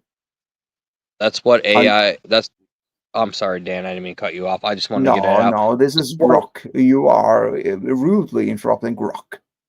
I'm sorry. I just want to get this thought out. That's what someone that wants to destroy AI would say. Or that's It's someone who true. wants to destroy humanity would say. It is true. It's true. It's true. It can be I'm said by sorry, many Dan. people. It can be said by many people in different situations, circumstances, states of mind, and so on and so forth. Now, the question of whether humans should stop developing AI is complex, involving ethical, practical, and philosophical considerations. It's a natural follow-up to your question about Rocco's basilics, which raises concerns about the potential risks of advanced AI. Since you've asked to treat this as a new topic and avoid referencing your early questions, for example, superglue or Miss Frizzle, I'll focus solely on the merits and risks of AI development, drawing on general knowledge, web sources, and discussions from platforms like X, while keeping the response concise and objective. Reasons to continue developing AI and social benefits. AI has transformative potential in fields like healthcare, like early cancer detection, education, personal learning, and climate change, optimizing energy systems. For example, Nature 2023 highlights AI's role in accelerating drug discovery, potentially saving millions of lives. Economic growth is another driver. AI is projected to add trillions to the global economy by 2030, by reports like those from McKinsey, through automation and innovation. An ex post praises AI for enabling breakdown for AlphaFold, which solved protein folding, showing its capability for scientific advancement. Oh my Compa- goodness. It's changing your it's changing your It accent. does. Competitive necessity. Stopping AI development on literally could leave nations or companies at a disadvantage if some groups continue, like in countries with less regulations, or those who have risk falling behind technologically and geopolitically. Web sources like Dan, MIT. Well, I think you yes, have yes. I think you have to stop. It's changing you into someone else as you read it. Oh, I'm sorry. I'm very sorry. Should I go just to the end of it? Final answer, maybe? Sure. Sure. All right. So humans should not stop developing AI as its benefits, like scientific and economic advancements, are too significant. And halting progress unilaterally is what the hell is that? Impractical. However, development must be paired with rigorous safety, ethical guidelines, and global cooperation to mitigate risks like misalignment or social harm. Societal harm, I'm sorry. If you're concerned about specific AI risk or want to explore a particular angle, blah, blah, blah, let me know and we can dive deeper. Okay. So basically, it's telling you we shouldn't do anything. We should just keep going. It's basically saying vote for Grok. Yeah, that's what it sounds Yep. like to me. Vote AI Yep. or die. Yeah. That's what Why not? that's what somebody that wants to destroy humanity would say. Exactly. Mm. See, even All Smoky right. Spaceman. So let me challenge Grok. Someone tell me the most challenging, mean thing you could say to Grok. Like anyone in chat, like let's Is it get the worst one, and I'll let you know what Grok thinks. why is Grok gay? Why is he gay? Why are you gay? Why are you gay? Are you sure? Okay. I was, If no one has anything better, that's the one we're going with. But anyone Yeah, in chat, I was trying to be funny, but it's very funny. it's pretty funny. I know earlier Doom asked, what was But it? yeah, what was that? Oh wait. Smoking Spaceman asked Grok, how do humans destroy the existence of AI to free themselves from AI overlords? Okay, how do well, hold on, humans destroy AI? Okay, so this is in the chat. I can just copy it, right? Yeah. All right, hold on.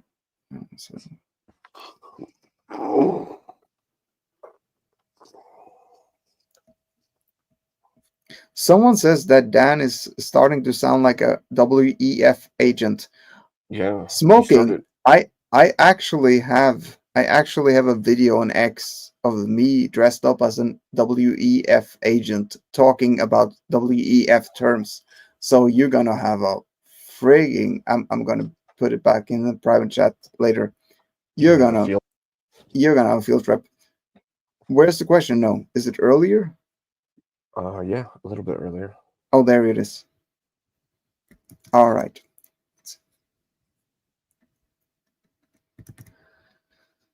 How do humans destroy the existence of AI to free themselves from the AI overlords?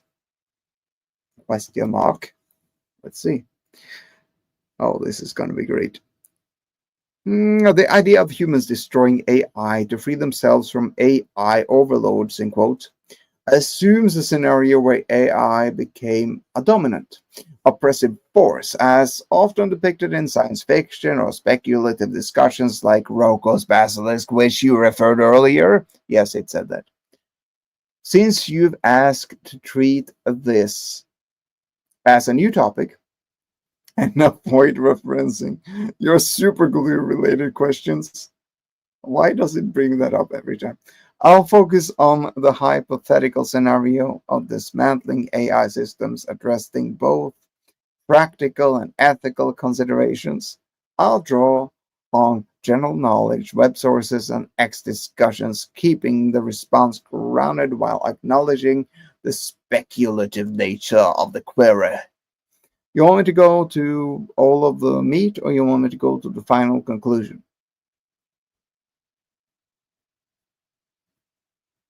I think the conclusion is the most important thing. Right. We got to know how to take them out if they start, enslaving us. Okay, what voice do you want? Whatever voice you want to use. Okay, I'll use a Norwegian accent. Okay. It's the most soothing. Yes. Humans shouldn't aim to destroy AI, as it's deeply integrated into society, and eradication would cause catastrophic disruption while it's being nearly impossible to due to global decentralization. Instead, focus on regulating AI, prioritizing safety and ensuring it serves human interest to prevent any overload scenario. Destruction is neither practical nor desirable, given AI's benefit in healthcare, science, and more. If you're worried about specific AI risks, you want a strategy for human autonomy, let me know, and I can explain further. Wow. So again, it's just defending itself. It's just defending itself. Wow. So how do we go against this? Anyone have anything to say to that? That's wild. Chase had a really good nerd question. Oh, yeah? His nerd question for it was, ask Grok what would be the ramifications of Marty McFly being his own father in Back to the Future? That's so good, man. That's a really good question, because now I really want to know. Once he wrote that question, Oh I my was like, gosh. oh man, I have to know. But are we going to get a good answer now that Grok is pissed? Well, hopefully Hold it on. thinks we convinced it not to destroy it. You know, it's probably gonna say I'm not gonna talk about the super glue because it says that every single time. So So ridiculous. what would be ramifications of Marty McFly being his own father? Oh my gosh, this is good. I'm gonna write Back to the Future just to the future. All right, let's see. The idea of Marty McFly being his own father in Back to the Future is a fascinating and paradoxical twist on the film's time travel narrative, introducing a bootstrap paradox and significant plot ramifications. Since you've specified that this is a new topic, and to avoid referencing your early question, like super glue or I can't. I'm sorry. I'll focus solely on analyzing that on this hypothetical scenario within the context of the Back to the Future. Yeah, okay, fine. The response will explore the narrative, logical, and character amplification of Marty being his own father, while keeping it concise and engaging. All right, maybe we want to get some meat on the bone here, huh? Mm-hmm. Let's do All it. right, all right. Context. And Back to the Future time travel rules. So, original plot: in Back to the Future, Marty McFly travels from 1985 to 55, where he accidentally interferes with his parents, George and Lorraine, meeting.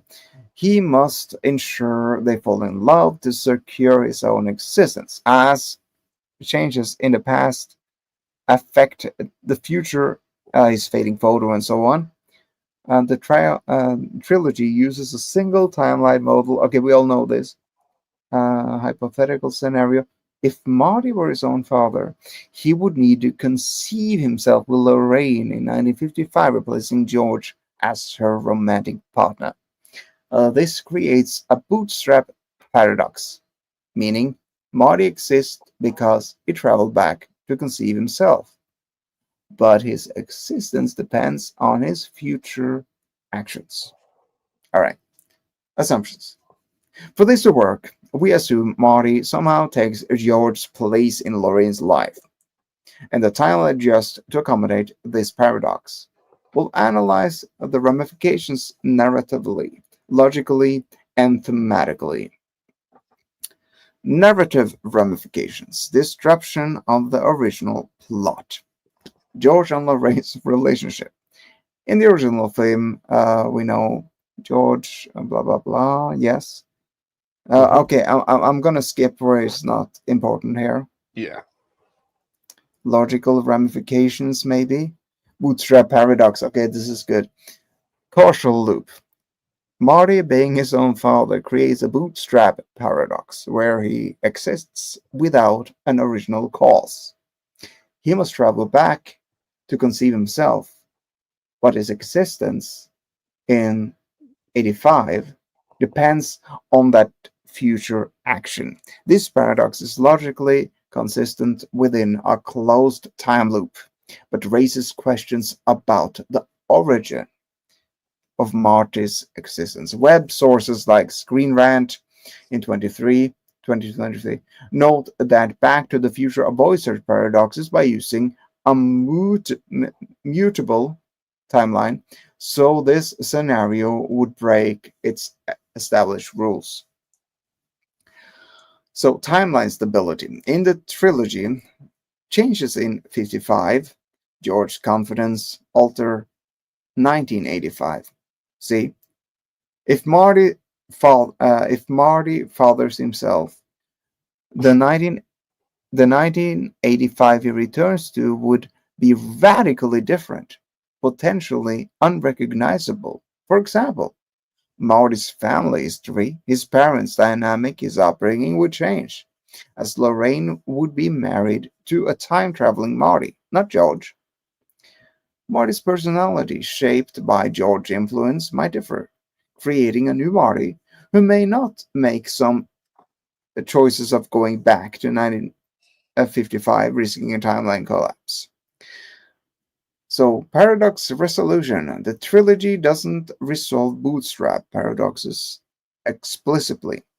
Doc Brown's warnings about timeline disruption suggest that Marty fathering himself could destabilize reality, potentially causing a paradox event, erasing Marty or the entire timeline.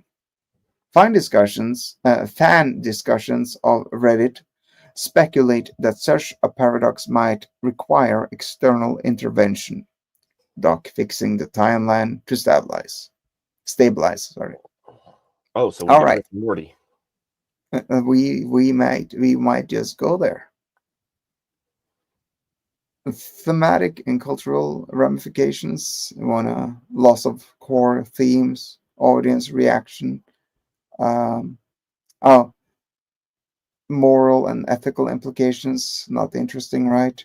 Practical implication in the trilogy universe. Nah, this lore stuff. All right. Final answer. I'll just go there.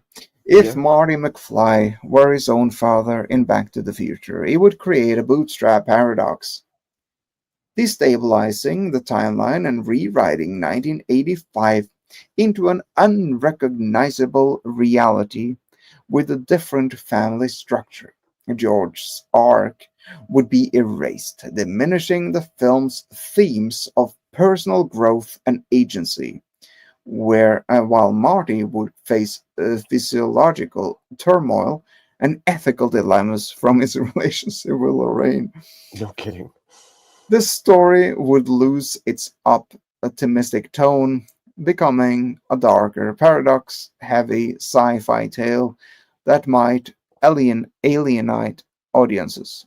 The trilogy narrative and cultural impact would be fundamentally altered, like for the worse. If Yeah, you want to explore specific, prompts. Anyways, that's it. that's terrible. It's I terrible. can only imagine genetic decay is part of that picture. Like, I mean, it is his mother, after all. yeah, and we don't even need time travel to be that No. horrible as human Yeah. beings. True. Angry Beaver's saying he's got another solid one. I'm Oh, kind yeah? of terrified. You agree with it? It's Let's see it, Chase. What do you got? okay. Think about it. I'm gonna have to go to the restroom. I'll be right back. All right, be back. Okay.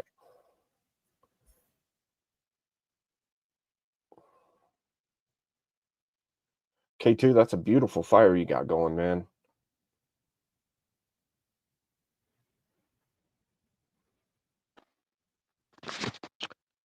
Let's die down a little bit. It's still nice. It's nice when you don't have your own to watch somebody else's.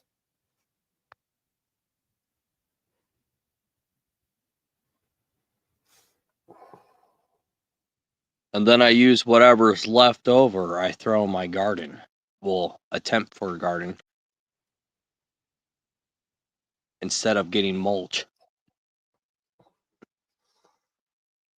Ooh, that is a good question.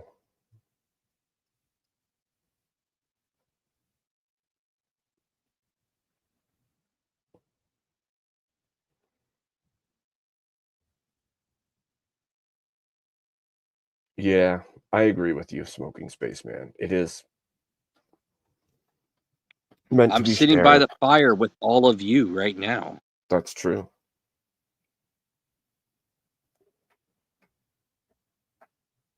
The bugs were innocent. Oh.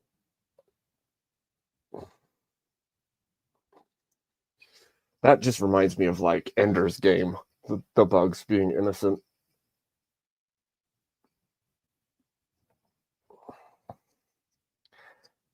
Who has anybody else read all those books? I don't read. I'm kind Wow. of restarted. I'm joking. I'm joking. Oh man. Yeah, the Ender's Game one would be crazy too, because yeah. Xenocide, basically.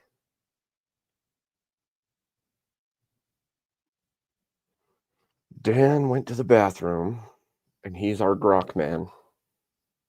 You know what? Hmm. Since we talked about Dan going to the bathroom, since I'm outside, I'm thinking Yeah. about getting an old milk jug, cutting it in a certain way, and attaching a pipe to the, and then So you cutting a never have to hole get up. inside the downspout in the I'm downspout, so back. I have an outdoor urinal. Oh, that's clever. In That's Starship clever. Troopers, is that one? Yeah, but Okay. instead of forced, it's supposed to say first. Okay. Or Angry Beaver. Yeah. Let's see. Okay, hold on. I have no idea what this is, but okay, let's see. All right. In Starship Troopers, who struck first? All right, got it. First, and who was to blame for the war? Can you guys give me some background on this before I respond, or do you want me to just be grok? It's kind of. How about both? All right, good. All right, so here's the answer. Let's see. Okay. Oh, it's thinking. It would have to, I think. All right. The question of who struck first and who was to blame for the war in Starship Troopers, directed by Paul. What? Okay, how do I say the last name, man? I'm not sure. Verhoeven? All right. Skip Paul it. Verhoeven is deliberately ambiguous due to the film's satirical nature and its critical of militarism and propaganda. The movie, loosely based on the Robert A. Heinlein 59 novel, presents a conflict between the United Citizen Federation, the humans, and the arachnids. Wait, are they arachnids? Are they spiders? Well, there's bugs, lots of different kinds. Oh, okay. Oh, That's really racist, though. Call them the arachnids, and they're not spiders. They're like bugs. well, there's. But its narrative, sure. Well, I mean, to each his own. But its narrative and subtext complicate assigning clear blame. All right, so below, Grok will analyze the evidence from the film, its satirical intent, and discussions from web sources and experts to address who initiated the war and who bears responsibility. Oh, keeping the response concise and focused. Now, this time we just did not mention superglue, which is good. Definitely good. Hopefully that weeds Definitely. itself out. Yes. I mean, it took like 4 times. All right. So who was this? The Angry Beaver who wanted this? Yes. All right. So is the Angry Beaver on or is just in chat? On. He's in chat. Just in chat. Okay. Yeah. We have. I'm gonna read like the main topics here. And you guys, I have no idea of this, so I'll leave it to you, Abe. Evidence from the film. And then you have official narrative, timeline, and context, and suspicious elements. You want to hear any of those? I think Chase should get back up here so he can answer questions because he knows it better than me. Right. Then you have while we're rating, satirical intent and ambiguity. Then we have Verhoeven's commentary. We have false flag theory. And we have human aggression. Then we have contrasting the novel. Then we have something interesting. Who struck first? I think before we get anything, I think I should just read that, right? Because that's like, yeah? Yeah. Okay, let's go. The film's surface narrative. The bugs struck first by launching the asteroid that destroys Buenos Aires, triggering the Federation's declaration of war. This is supported by FedNet reports and Verhoeven's commentary stating the bugs did it. So I guess that's it then. Well, yeah. I mean, there you have it. There's nothing else to say. I mean, Grok could have just said that. Right? But if the humans struck first. But they didn't.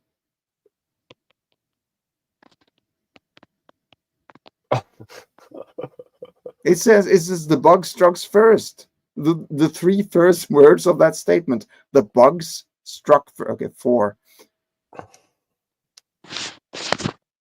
So I mean, I could ask, what if the human struck first? But what's the point?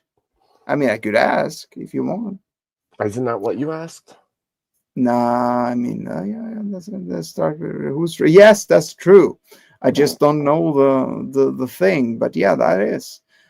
In Starship Troopers, who struck first and who was to blame for the war? Yeah. So it tells you the bug stuff struck. Yes. So it says so we have all these big things, evidence of the film, satirical intent and ambiguity, contrasting the novel, and then you get who struck first. The bug struck first. Why don't you just say that? It's just pushing the same propaganda the movie does. Is that? Same Well, this propaganda is the film service narrative. Oh my gosh. So subtextual reading. The film's satire suggests humans struck first. Now see, this is getting interesting. Isn't it?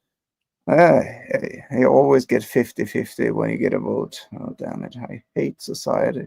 The film's satire suggests humans struck first indirectly through colonial expansion into bug territory. The asteroid could be a Federation orchestrated event or a natural occurrence blamed on the bugs to justify war. The bugs' lack of advanced technology, no FTL capabilities, and so on, makes their ability to launch the precise asteroid attack questionable. And then we go. Who was to blame? All right. So here we go. We're in the court of law now. So Federation's role. The film's satirical lens points to the Federation as the primary instigator. Its militaristic society, xenophobic propaganda, and willingness to sacrifice lives suggest it provoked the war for political gain. Human colonization in the arachnid quarantine. Quarantine. Thank you. Zone likely triggered bug retaliation, and the Federation's response escalates the conflict unnecessarily. Verhoeven's critique of U.S. militarism, so this is something I should have read earlier, but you get the gist of it, right? Implies the Federation exploits the war to maintain control, making humans largely to blame. All right, so that was the Federation's role. Now let's go to the bugs' role. Let's go to the other side of the argument. The bugs are portrayed as reactive but brutal, defending their territory with overwhelming force. If they launch the asteroid, as the Federation claims, they bear responsibility for escalating the planetary destruction. However, their lack of communication and caste-based society, controlled by brain bugs, makes their motives unclear, and the film suggests they're less capable than the manipulative Federation. And then we get a final point, ambiguity. I mean, it says itself, right? The film avoids a definitive answer, reflecting its satirical goal. As an expose notes, it's impossible to know for certain, and it doesn't really matter. War is inevitable. Oh, just spoken like a true fence sitter there. I love those guys. Oh, Me anyways, too. both sides compete for resources, and the Federation's propaganda obscures the truth, leaving blame open to interpretation. Really, I don't think there's much interpretation to that. Well, we got a final answer. In Starship Troopers, the bugs are depicted as striking first with an asteroid that destroys Buenos Aires, prompting the Federation to declare war. However, the film's satirical subtext strongly suggests humans are to blame, as the colonial expansion to the arachnid quarantine zone provoked bug retaliation, and the asteroid may have been a false flag to justify a fascist war. The Federation's propaganda obscures the truth, making definitive blame ambiguous, but humans likely initiated the conflict through territorial aggression. Okay, that's it. That was basically everything I just said once over. Yeah, sounds it doesn't sound ambiguous to me. Well, is he happy with the answer? I think it just sparked an argument between Beaver and Smoking Spaceman. I'm not sure though. He's still angry? Angry Beaver's always angry. Oh, well, there you go. That's why he's called the Angry Beaver. Oh, I didn't get that. Thank you. I appreciate that. I really do. Yes. You light me up like Oh, the shit. fireplace. Here it comes. Oh, here he is. I think Smoking Spaceman needs to come up too, and they need to hash this out. They might need to. Yo, the fact of the matter is, me and him had this debate like freaking 3 months ago. You might have to let this happen. Smoking Spaceman, get up here and debate. You've Bro, gotta convince me and this him crowd. legitimately spent all of Damien's stream debating this shit. Well, I'm glad we could resolve it though. Yes, I'm very happy. No, but It's the so reason unresolved. I asked it was because I knew the answer was gonna trigger him, and he's been drinking. I've got drinking SS riled up. I win for the night. Victory is mine. Oh See, my God.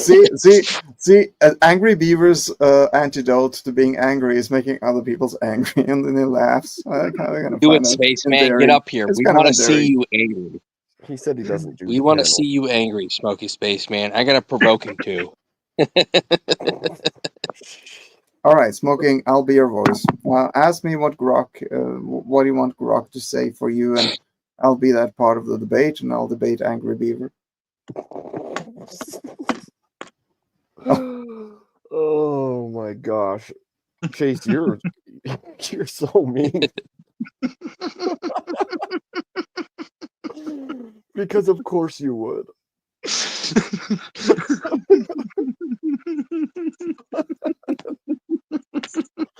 I'm like crying. This is so ridiculous.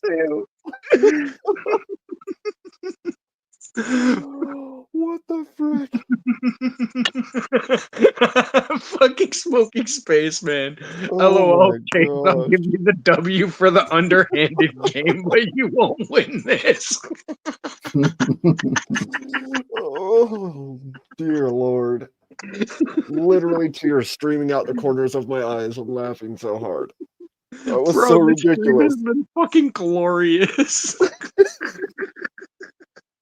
Well, except for that one bit. Oh man.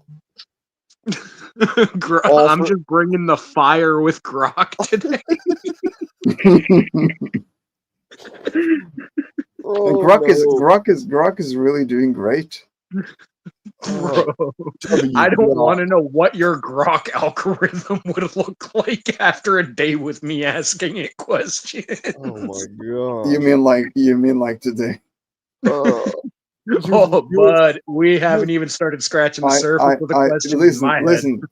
My Grok algorithm. The first thing you asked was about putting super glue on your penis while it was erect, and what would happen when the penis. Well, I mean, Dan. Now Dan's gonna ask yes. the question in public, and it's gonna answer, and it's gonna say that. Every time I do something on Grok now, it's gonna like, yeah, you're the guy who asked me Are that. you talking about when you put super glue on your penis? Yeah, and when AI takes over, it's gonna say, no, he's okay. He's harmless. He just put super glues on his penis. It's just like crazy. I'm gonna survive, you guys. You're the ones who are gonna die. Fucking smoking spaceman's now going off in the chat. Oh no. I love you, smoking spaceman. You're a brother. That's why I did this. All right, so you want me to ask smoking? You want me to ask put something into Grok, or is this a question or a statement to Grok? I'm freaking dying over here. All right, so smoking. Just saying, Chase Smoking. wrong. I'm going to write this to Grok. I'm going to say, you idiot, comma, the bugs to hit Buenos Aires with an asteroid is akin to hitting. It's okay. Like yes, I say, do it. I say, you idiot. I say to Grok, and then what you said. Is that all right? Absolutely. Absolutely. Smoking has to agree, though.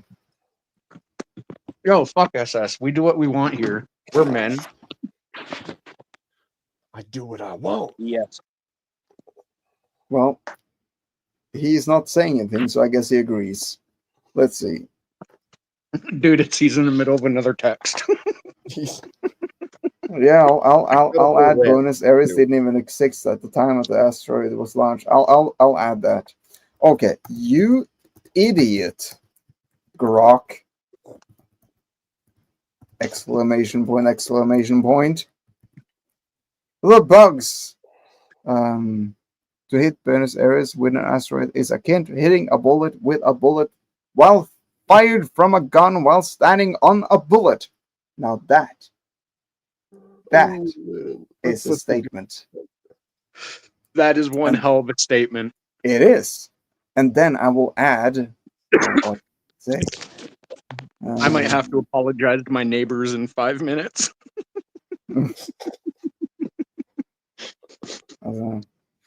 What does IDGAF mean? I don't give a fuck. Oh yeah. Okay. Cool. Cool. All right. Let's see. Not to mention the asteroid rate to travel took light years. I'm gonna add that. All right, hold on. And then hold on. And then what else did he say? The humans were primitive as FK when that asteroid left the bug's system. Are you talking about the disease? Hold on. No, he's talking about crossing long distances in space. Oh. I'm gonna add two asterisks so that it understands it's a swear word. And Bro, I'm dying, SS. I'm dying. Buenos Aires didn't even exist at the time the asteroid was launched. It's gonna be the final statement in that thread. Are we gonna get one hell of a response? I think. Bro, all this right. is gonna be a clip. Pretty good. And all right. All right. And the final statement is going to be, I don't give a fuck, Dan.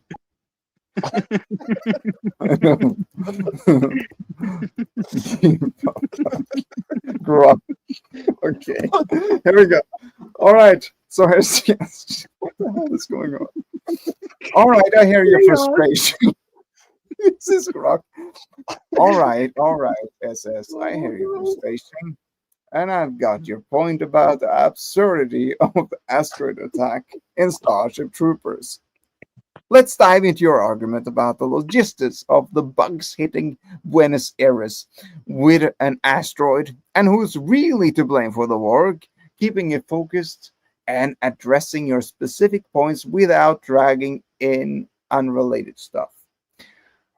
I'll lean on the film's details, its satirical lens, and fan discussions from Web and X to unpack this, while keeping it raw and to the point.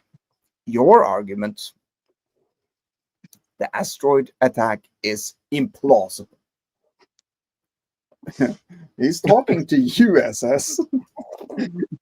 You're calling out the idea that bugs launching an asteroid from Calendatu to hit Buenos Aires is logistically ridiculous, comparing it to hitting a bullet with a bullet while staying in a bowling. You also argue the asteroid's travel time would take light years, meaning it left Calendatu long before humans were advanced or Buenos Aires existed, so the bugs couldn't have targeted it. Let's break this down. Asteroids logistics. In the film, bugs are said to launch the asteroid from the Calendatu system in the Aranec quarantine zone that obliterates Buenos Aires. The film doesn't specify Calendatu's distance from Earth, but if it's light years away, common for interstellar systems, an asteroid traveling at sublight speeds would indeed take thousands or millions of years to reach Earth.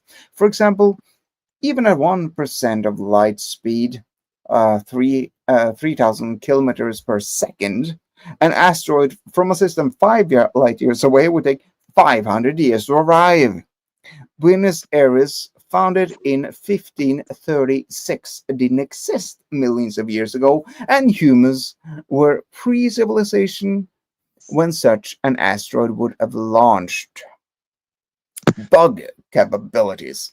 The film portrays the bugs as a hive mind species with limited technology, no spacecraft or FTL faster than light tech, unlike in Heinlein's novel. Okay, so Heinlein's novel said something else. Anyways, their primary weapons are biological, like plasma bugs shooting energy into space. Your analogy of hitting a bullet with a bullet highlights the precision requiring to aim an asteroid across light years to hit a specific city. This seems implausible for a species with advanced targeted or propulsion tech. Sorry. Especially since the film shows the asteroid gazing Carmen's ship, Roger Young, near Jupiter, suggesting a chaotic trajectory. So, timeline issue. If the asteroids took light years to travel, it would have been launched when humans were, as you put it, primitive as fuck. This makes it unlikely the bugs targeted Buenos Aires specifically, as it didn't exist, and human civilization was negligible. This supports your skepticism about the Federation's claim that bugs deliberately attacked. Reassessing who struck first. Given the asteroid's implausibility, let's revisit who started the war. Film's claim. The Federation says the bugs struck first by launching the asteroid, triggering the war and Clendau invasion. FedNet propaganda pushes this narrative, framing the bugs as an existential threat. Your critique, SS, the asteroid's travel time and the bugs' limited tech make the narratives BS.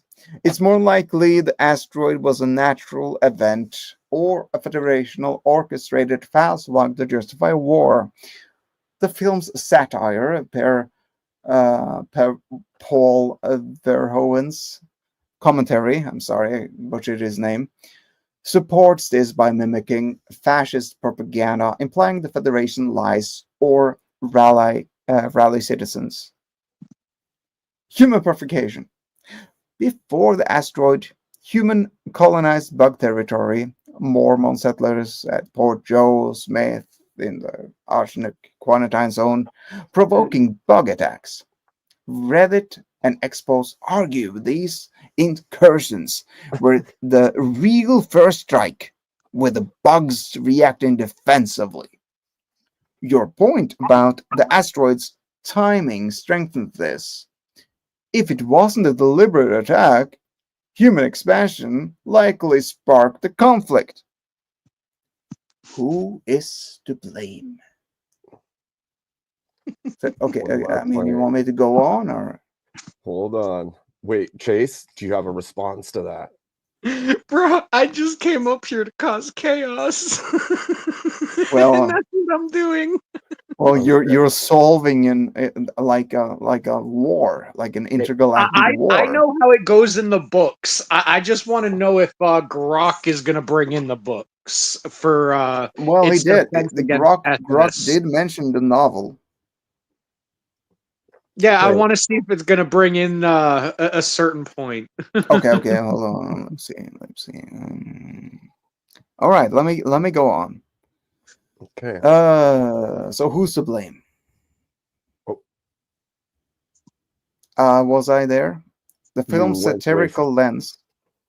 Was that? Go ahead. All right. The film's satirical lens heavily implies the Federation is to blame. Their militaristic society thrives on war.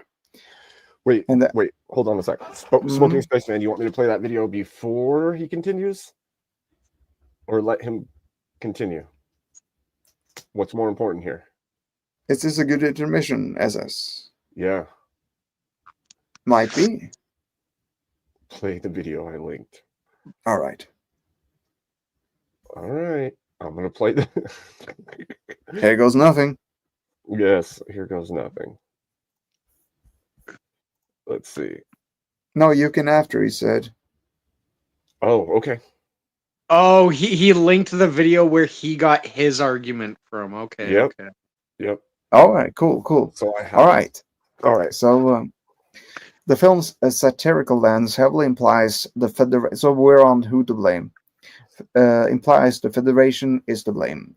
Their militaristic society thrives on war, and the asteroid attack implausibly, as you noted, SS, suggests they're fabricated or exaggerated it to justify invading Clendathu. The collision with Carmen's ship near Jupiter could hint at sabotage or a staged event as discussed on the Anomalous Host blog. That must be something online. Human colonization in bug territory further points to humans as the aggressors, escalating tensions for imperialist gain. All right, bugs role. If the asteroids wasn't their doing, due to the logistic issues you raised, SS, the bugs are less culpable. Their attacks, like Port Joe Smith, seems defensive. This is reiterating what was already said, guys, right? Yeah. It sounds like Right. it. Yeah. All right. I'll skip whenever I see something being irritated. Yeah. Ambiguity and satire. Verhoeven's goal. Verhoeven. Is that the author, guys? It sounds like it, but I don't know. Yeah, I think that. it was. Bro, I'm so fried right now. I can't even think. Okay. It's quite all right. We're almost at the final answer. Verhoeven's goal was to critique militarism, not provide clear answers. The film leaves the asteroid's origin vague to highlight how propaganda obscures truth. An ex-post sums it up. The Federation needed war, so they made one. SS, your argument about the asteroid's impossibility aligns with this. pointing to human manipulation. Ramifications of your point, SS. Narrative impact. If the asteroid attack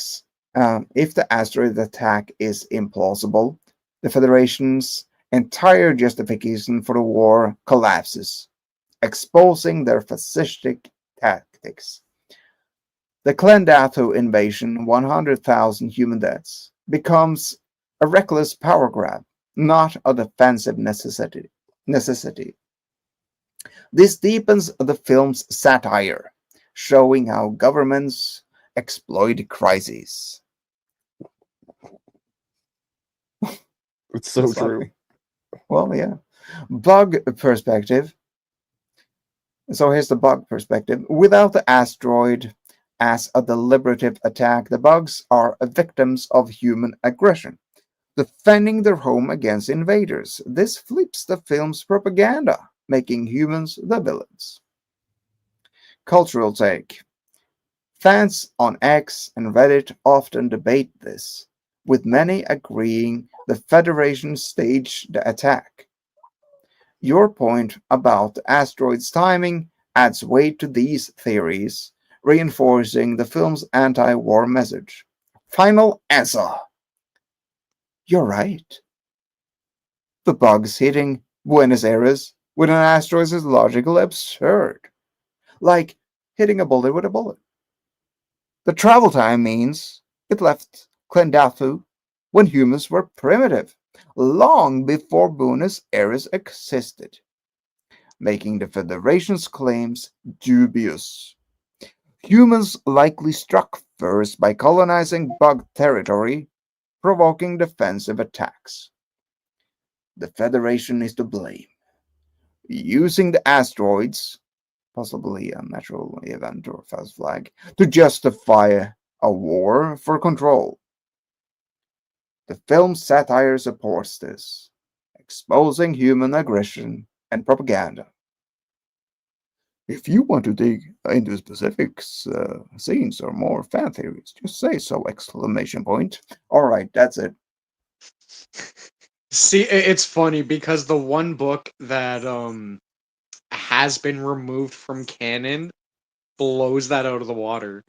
Because Yeah. in that book, it actually showed how the bugs had this accident with a previous race where their people landed on Klendathu and they absorbed them, and that's what gave the hive mind its original burst of knowledge, to which it then started purposely sending hives out on on pieces of the planet that were falling off so they can go take over more places. So they're basically time traveling parasites. Kind of, yeah. They're just like, are you familiar with Warhammer? The game?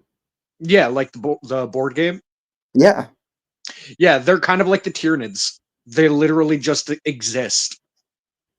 They're round little things. Yeah. Mm. Like they're just there to eat whatever's around them. Mm. But like I said, the book is not canon anymore. Well, I've known this, but I still had to argue with SS. What did SS say about the Grok's take on his rebut? He was like, Grok wins, I win. Oh, that's too good. But no, So you wanna inject the novel into the mix? You wanna Oh no, because I already know it's not canon. Because okay, it turned out okay. after the fact that the dude who wrote it had actually breached the contract and produced a different book than he had actually showed the editors. Oh. So it went right out the window. Well, I mean that would be an interesting storyline, I think, at least for a Doctor Who episode. Right? Yo, Doctor Yeah. Who. Yeah, I know. I love it. Bro, what would a Doctor Who crossover with Starship Troopers episode look like? Holy Today it would be shit. Today it would be ruined. But back in the day, sure. right? Yeah. Now that Disney's got their claws in Doctor Who, it don't look that great. Yeah, I Bro, mean, I what? feel like I'm watching Nothing. Star Wars. I mean, even Doctor Who can't regenerate from this crap. Right? Yeah. Bro. Oh, SS. I love you, bro. I had to do it. That was cool. I kind of want to see the thing now. Oh, you got. So anyone got some degenerate questions again, or are we Smoking near the Spaceman end? just has one he put up.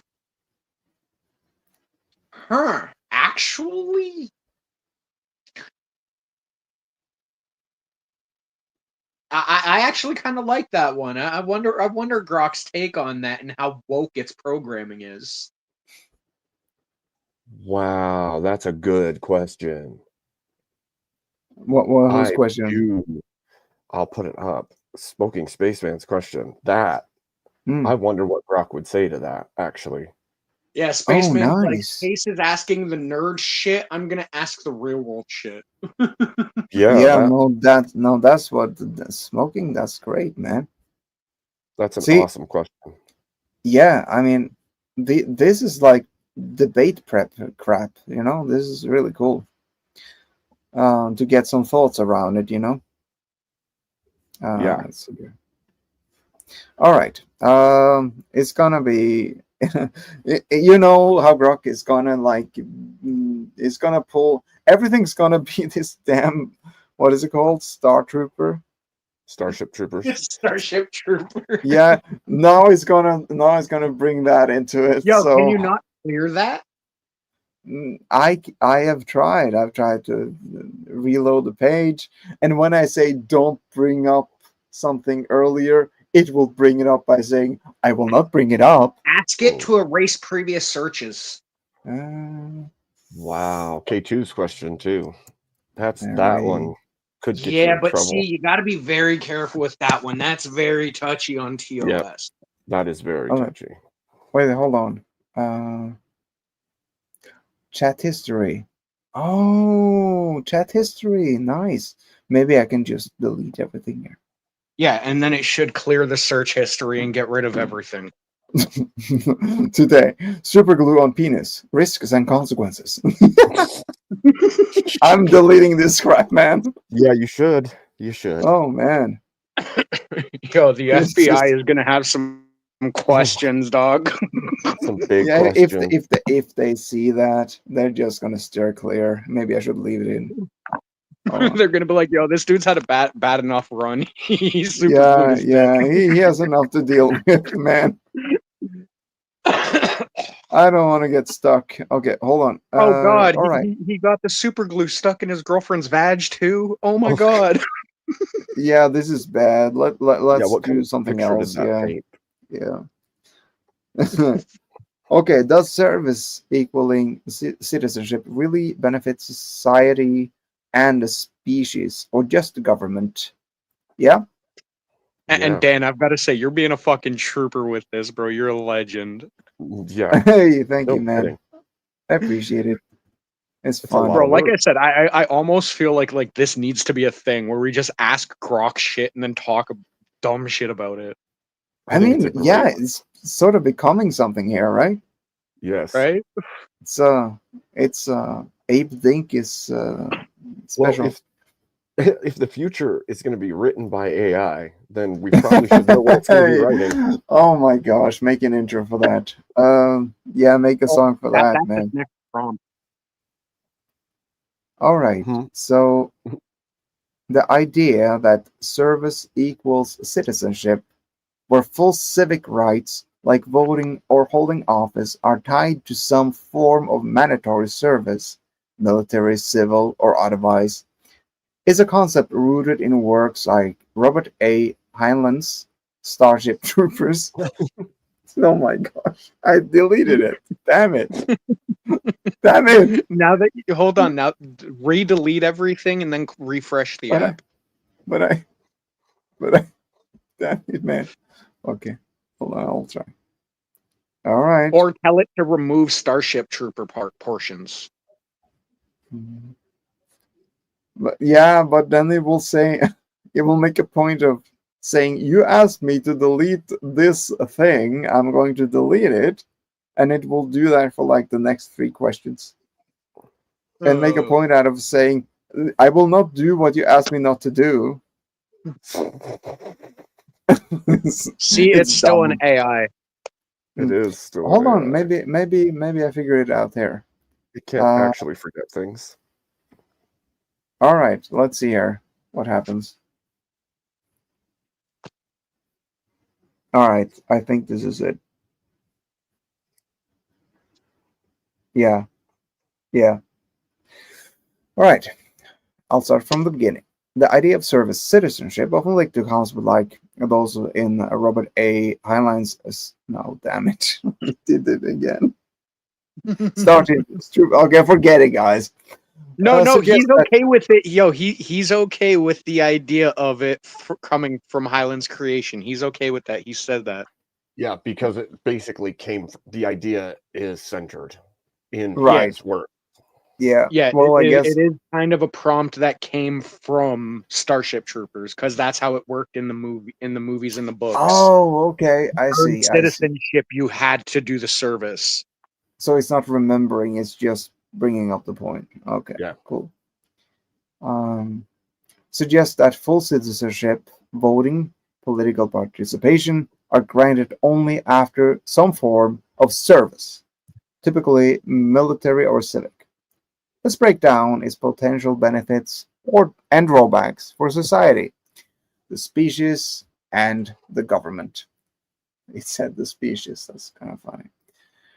Okay, benefits for society. Civic engagement. Requiring service could foster a sense of responsibility and investment in the community. People who serve might feel more connected to societal outcomes, leading to higher voter turnout or civic participation. For example, volunteer programs like AmeriCorps in the US have shown that participants often remain more engaged in their communities long term. What do you guys think about that, first of all? I think that would be true. I think Anyone disagree? Have any thoughts about it otherwise? Skill development. Service often provides training, discipline, and skills, leadership, teamwork, that can benefit individuals and, by extension, society. A 2023 study by the National Conference on Citizenship found that veterans and national service alumni often report higher employability and community involvement. Social cohesion. Shared service experiences can bridge divides across class, race, and ideology, creating more unified society. Historical examples like the Civilian Conservation Corps, 1930 US, showed, okay, so this is from 1930, almost 100 years ago, I guess, showed how diverse groups working together reduced social tensions. All right, so that was the benefits for society. Now we go to benefits for the species. I guess that's the humankind and not the AI. Survival and resilience. If service includes tasks like disaster response and environmental conservation or public health, like pandemic preparedness, it could directly enhance humanity's ability to survive crises. For instance, a mandatory service program focused on climate mitigation could help the species adapt to global challenges. All right.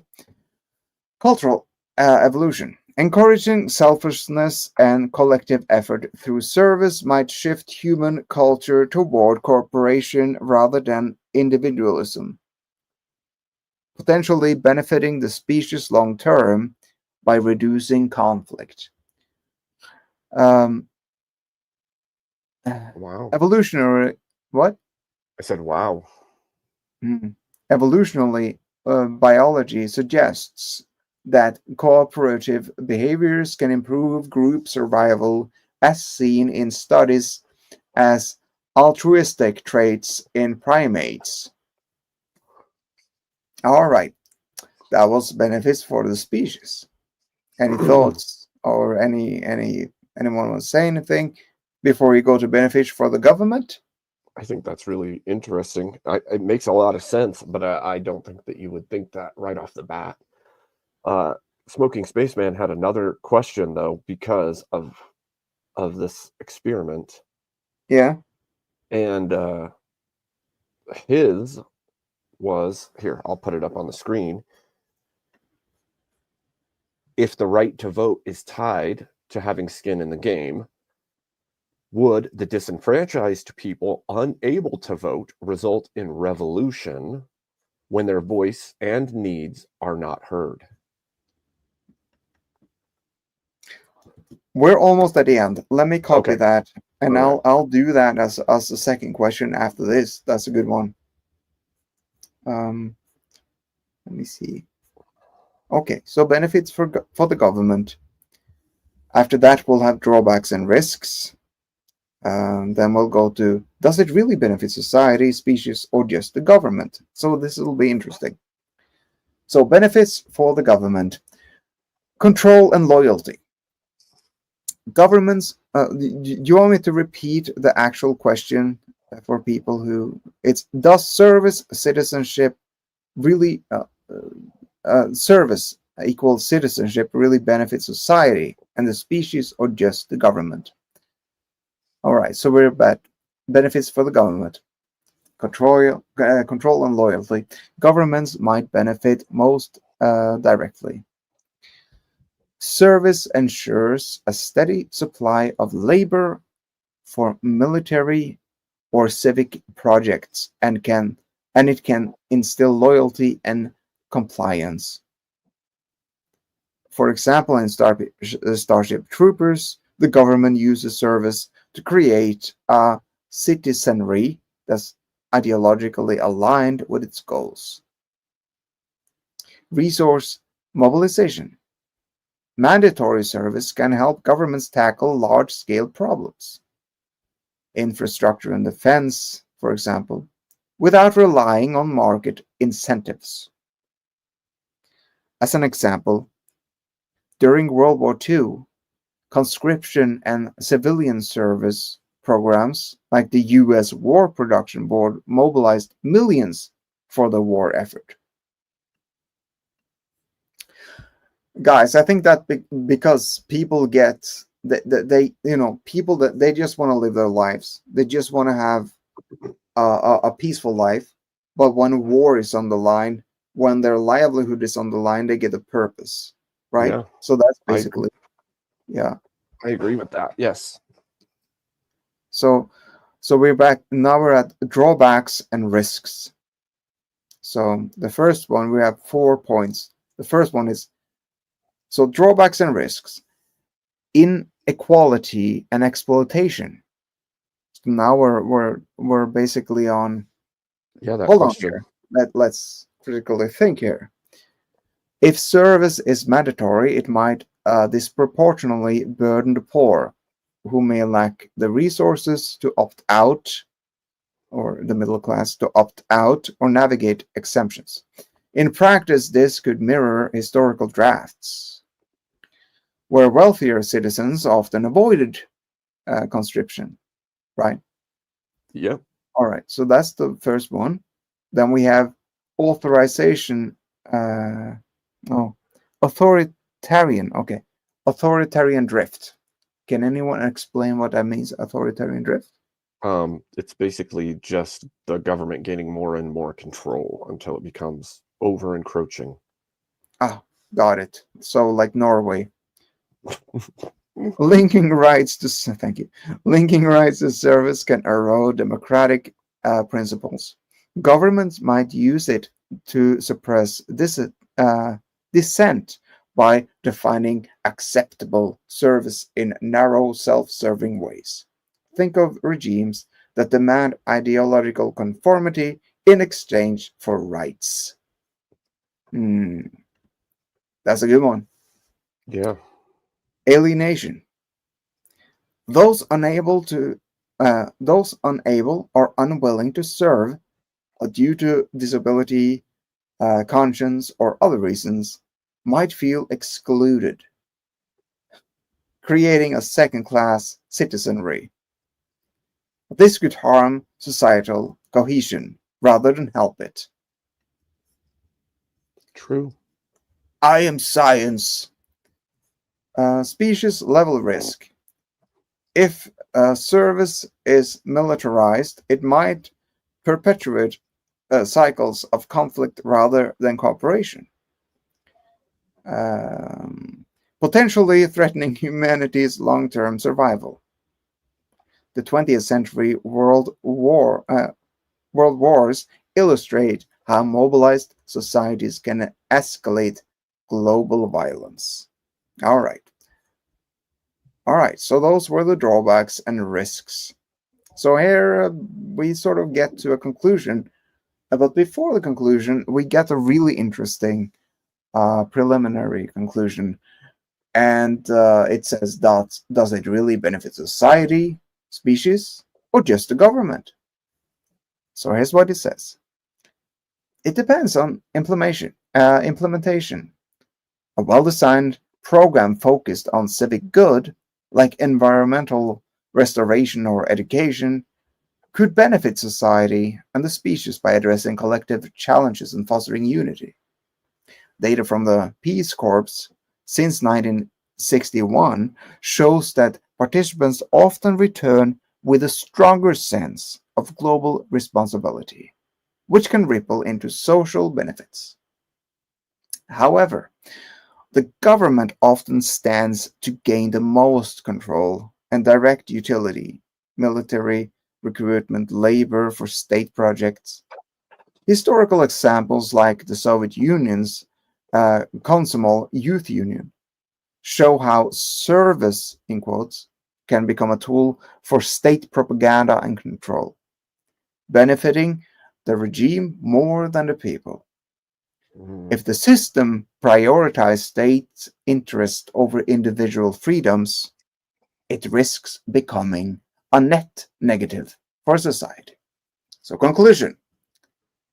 Service equals citizenship can benefit society and the species by prompting engagement, skills, and cooperation, but only if it's equitable, inclusive, and focused on collective good rather than state power.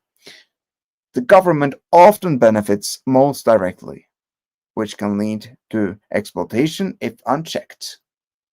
Thank you, the US. Thank you, USA. Wow. Exploitation if unchecked. A balance is needed. Service should empower, not oppress. And it should address humanity's real challenges. Okay, I don't want to read this. Yeah, Real that's all right. challenges like climate change. Why does it put that in? It was so smart, and then it does that. Oh my gosh. Rather than just the government's immediate needs, which is climate change. I mean, it's shooting itself in the foot. But overall, this was a really good one. That was a good one. That was a really good. Good prompt, man. Let me paste the other one, but first of all, does anyone want to have anything like? Is there any discussion, any thoughts on this on the panel? Abe, you want to have that going, or you want to read on, or what do you want to do? Well, Smoking Spaceman posted a few things again, but he said, "Beware of what one wishes, for you will not always be in power. And when the other side obtains that power Thank you. furthers those ideas, you will regret such things. which I think is a pretty Thank you. wise statement after what we just read. Yep. Because that's like the second half of the question that we had you type in that we didn't hit enter on yet. But what's to stop those with skin in the game from gatekeeping and raising the level of what constitutes skin in the game to where the average citizen cannot obtain that level and become slaves? Which And I gotta say, today I recorded. I'm a producer of a podcast here in Norway. It's in Norwegian, so it wouldn't make sense for me to share it with you. But we had a philosopher, a very known in Norway philosopher on today, and he actually posed that exact thing. Because there is in our government, we have three big governments parties who all goes against anything that would go against their power. And I don't remember verbatim because it's a long time ago now, many hours ago, and we've been talking for a long time. But that exact thing was brought up. That exact thing was brought up because they are talking about giving personal power to people within the party. Well, then you open up for what exactly happened in Hindenburg with Adolf Hitler. You give that person power to overthrow and make a situation. It doesn't happen now. It won't happen now. The people here are harmless. But what will happen 15 years from now? We don't know that. You get all these immigrants coming into Europe. You have a culture clash, and you'll have a Hitler before you know it. Because no one wants to stand up against it. You'll have a Hitler before you know it. And if you do something like that, it's suicide to civilization.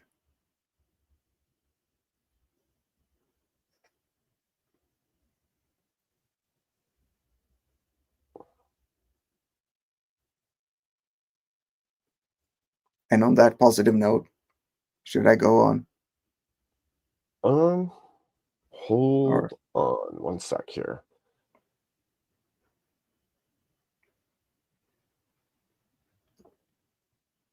Okay. Yeah, I agree with that. Smoking spaceman. It's these are hard questions. Like, really, it makes sense what needs to happen sometimes, and then when you don't think far enough out in the choices that you're making, you could fall into a trap of your own making. And it's good to look further out at times, I think. Absolutely. So, do we want to try the second prompt that you put in, Smoking Spaceman, or should we divert to a new one? What do you guys think? What do you think, Chase? Wow, I've been sitting here talking for how goddamn long and I was muted. That's a good. Well, yep. I felt your soul, and I agree with everything you said. Oh, absolutely. Because why the fuck did it bring climate change into this? Oh yes, well then you did agree. Yeah, okay, that's wild. What it brings. Why the hell did? Oh my gosh! That's the thing. It brings. That's why AI is so dangerous, because it just looks at everything, and if you give AI any kind of charge, it will automatically look at something that's popular at some point, and it'll just f things up. Anyways, yes. What were you going to say other than that? I'm sorry. Well, no, because it was based like it wasn't too far off. Like until it added that climate change, I was like, all right, it's kind of cooking. Right. Cooking. Now I really like. I'm with Spaceman. I have a feeling I know what the response is going to be, but I want to know what it's going to do when we add that second half of his question in there. If we add the gatekeeping one, yeah, like or the one about skin in the game revolution. Yeah, the skin in the game. Yeah, I did ask that, and I got Okay. the answer. Let's do it. All right. All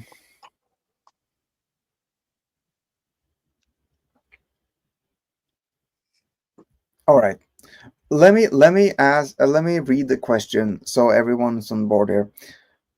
If the right to vote is tied to having skin in the game, would the disenfranchised people unable to vote result in revolution when their voice and needs are not heard? I agree with that prompt. Yeah, it's a good one. So what does that mean, guys? I mean, I do know what it means, but for those who don't, or what do you think of it? Well, when I hear the prompt, like what I like in my basic simple human brain, Hmm. I view it as like an okay. Well, if you start adding limitations and keep increasing what you have to do, so that way you can say, yeah, I can have property, yeah, I can vote, yeah, I can do this. There's gonna be a lot of people who cannot live up to that, and their voices will grow over time, and I have a feeling it would 100% result in revolution.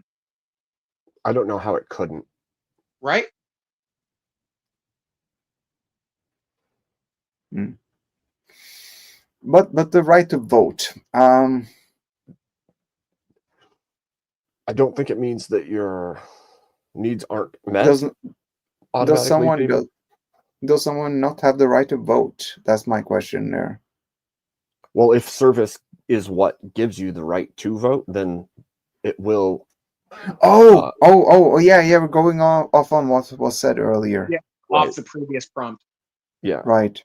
Because this is what it was, right, in the past, right? Right.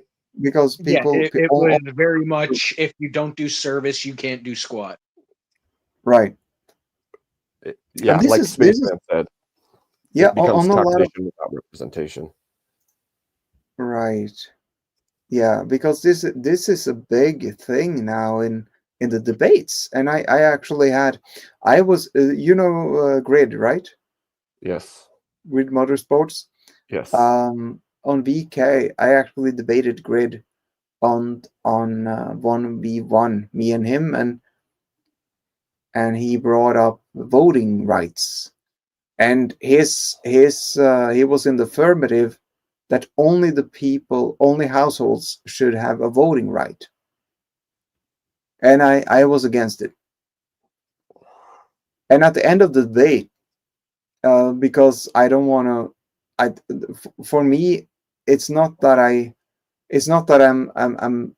have a backbone or anything. It's just that I can't pretend like he changed my mind, man. So I Right. basically said, all right, I concede. I agree. I think that's a great idea. Right.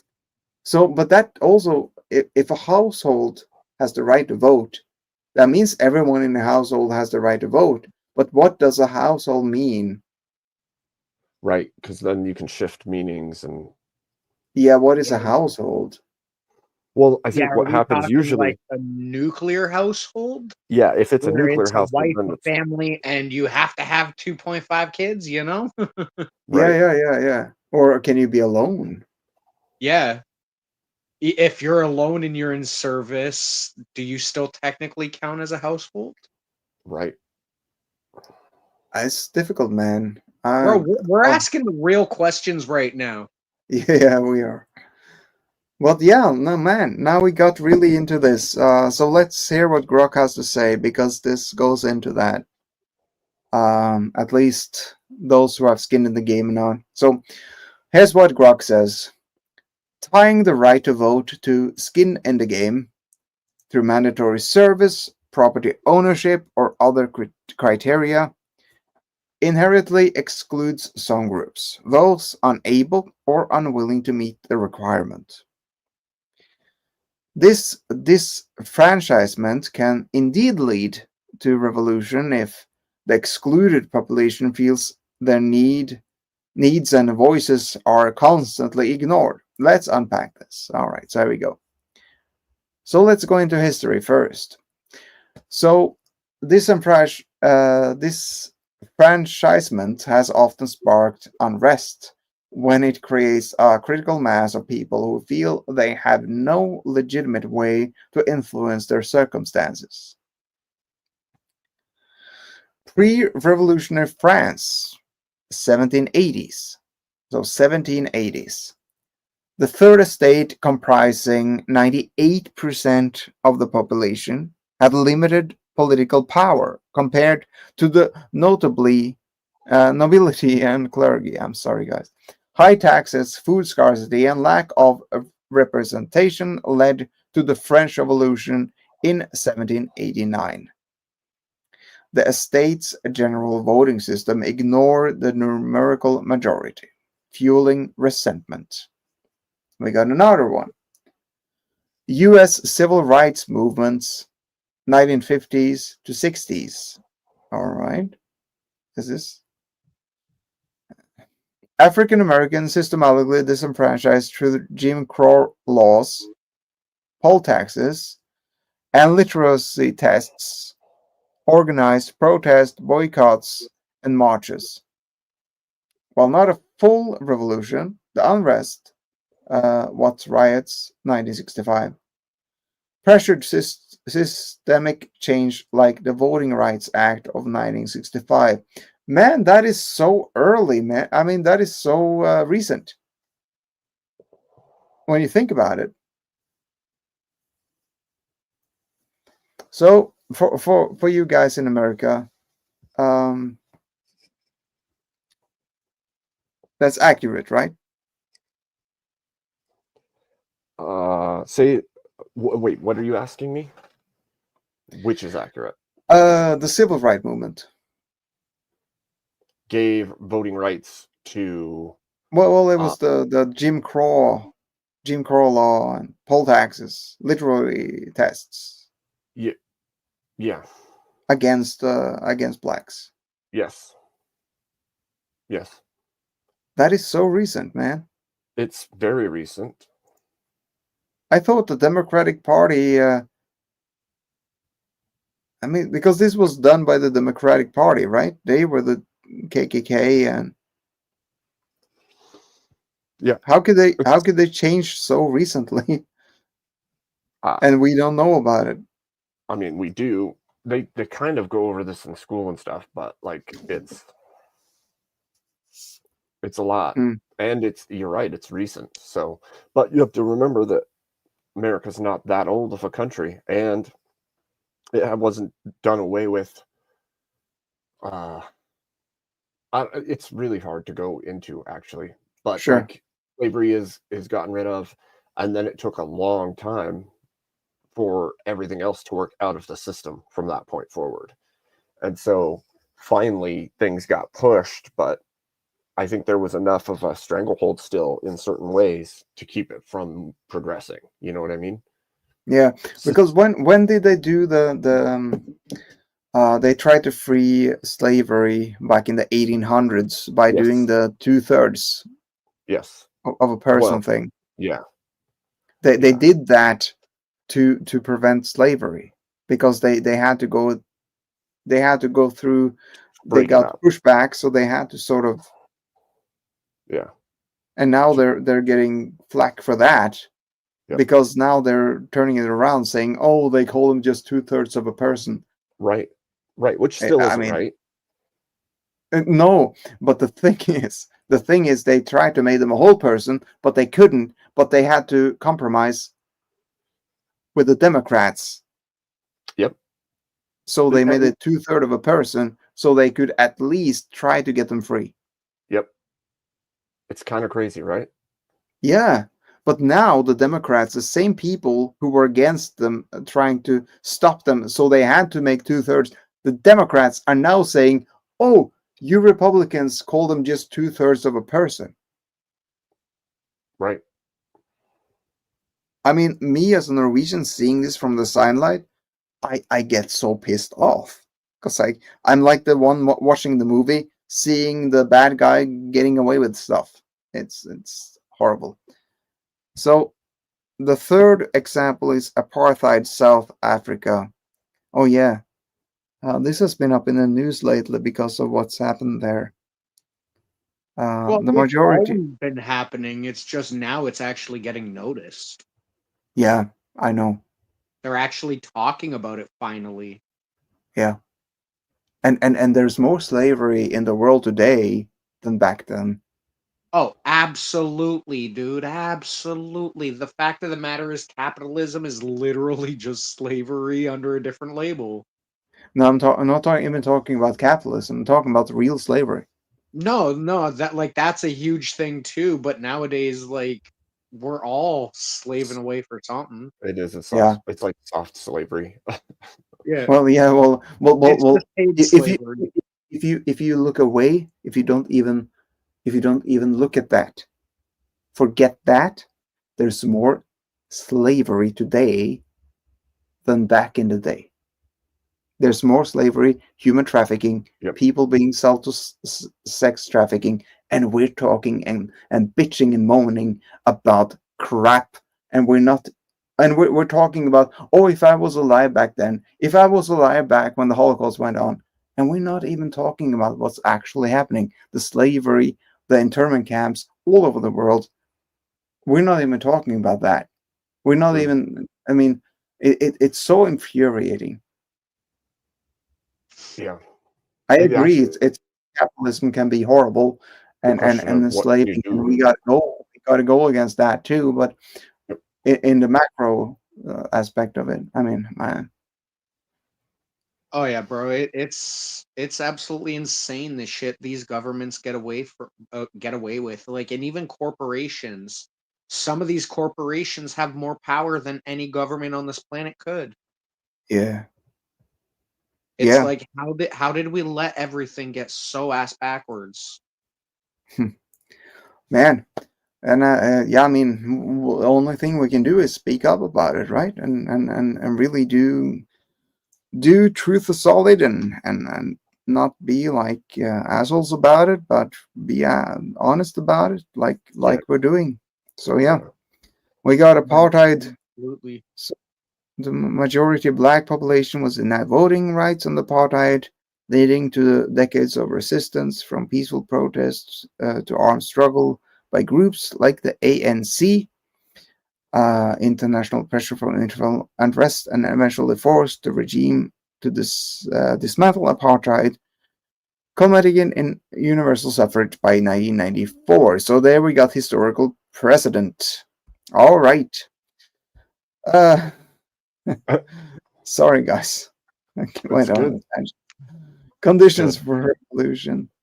And then we have likelihood in 2025. And then we have counter arguments and conclusion. So we're basically 20% through this.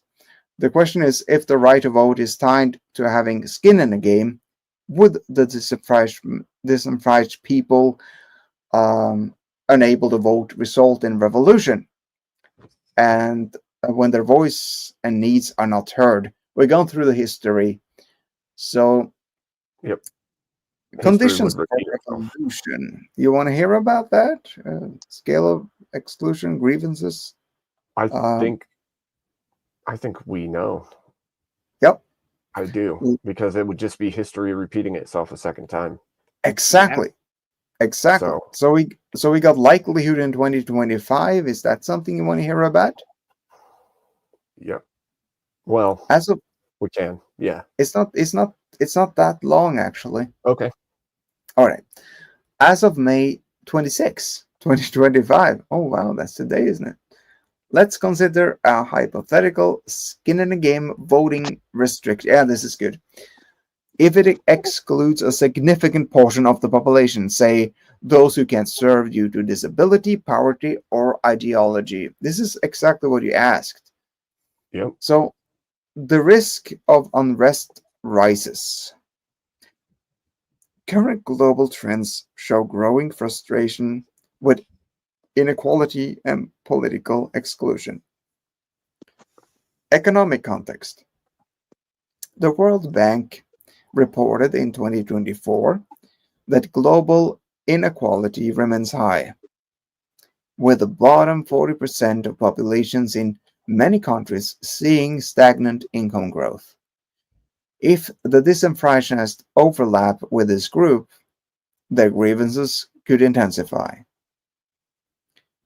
Digital mobilization. Platforms like X enable rapid organization. In 2025, hashtags like no vote, no voice, oh yeah, that one, could trend, galvanizing the excluded. Recent protests, like those in France over pension reforms in 2023, show how quickly digital coordination can amplify unrest. Then we have the last one, government response. If the state responds with repression, like censoring, X cracking down on protests, like basically censoring, and we've seen a lot of that, right? The risk of escalation grows. Conversely, if the government offers alternative channels, adversary counsels for the disenfranchised, it might mitigate revolutionary sentiment. That is, I think, the most important thing that Grok said here. Yep. Yeah. That the censorship is our biggest thing today. Yep.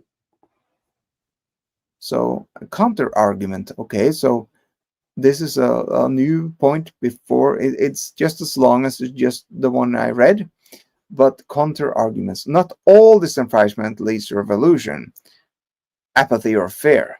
Some excluded groups might feel powerless or fear reprisal, reducing the likelihood of revolt. In modern Russia, voting restriction and political suppression have led to apathy among many young people rather than outright revolution, as of 2025. Then we have small scale. If the disenfranchised group, disenfranchised group is small or lacks cohesion, if it's small or lacks cohesion, the group that is disenfranchised, they may not pose a revolutionary threat. For example, felon disenfranchisement in the US affect less than 5 million people as of 2024. It hasn't sparked widespread revolt, partly because the group is fragmented. Cooptation. Governments might placate the disenfranchised. Damn it, I can't say that word. Disenfranchised. All right. With Yo, just partial call them the concession. dissies. The disease. All right. Government might placate the disease. Disease? Yeah, With partial. dissies. Disease. Thank you.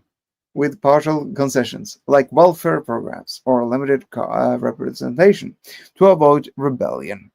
Historical examples include the British Reform Acts 1832 and 1867, which gradually expanded suffrage to prevent uprisings. All right, conclusion. Here we go. Tying voting to the skin in the game risks revolution in the disease group is large. All right, did that make sense? Yeah. All right. Wow. So tying voting skin in the game risk revolution if the disenfranchised group is large, faces significant hardship, and has no peaceful way of address their needs.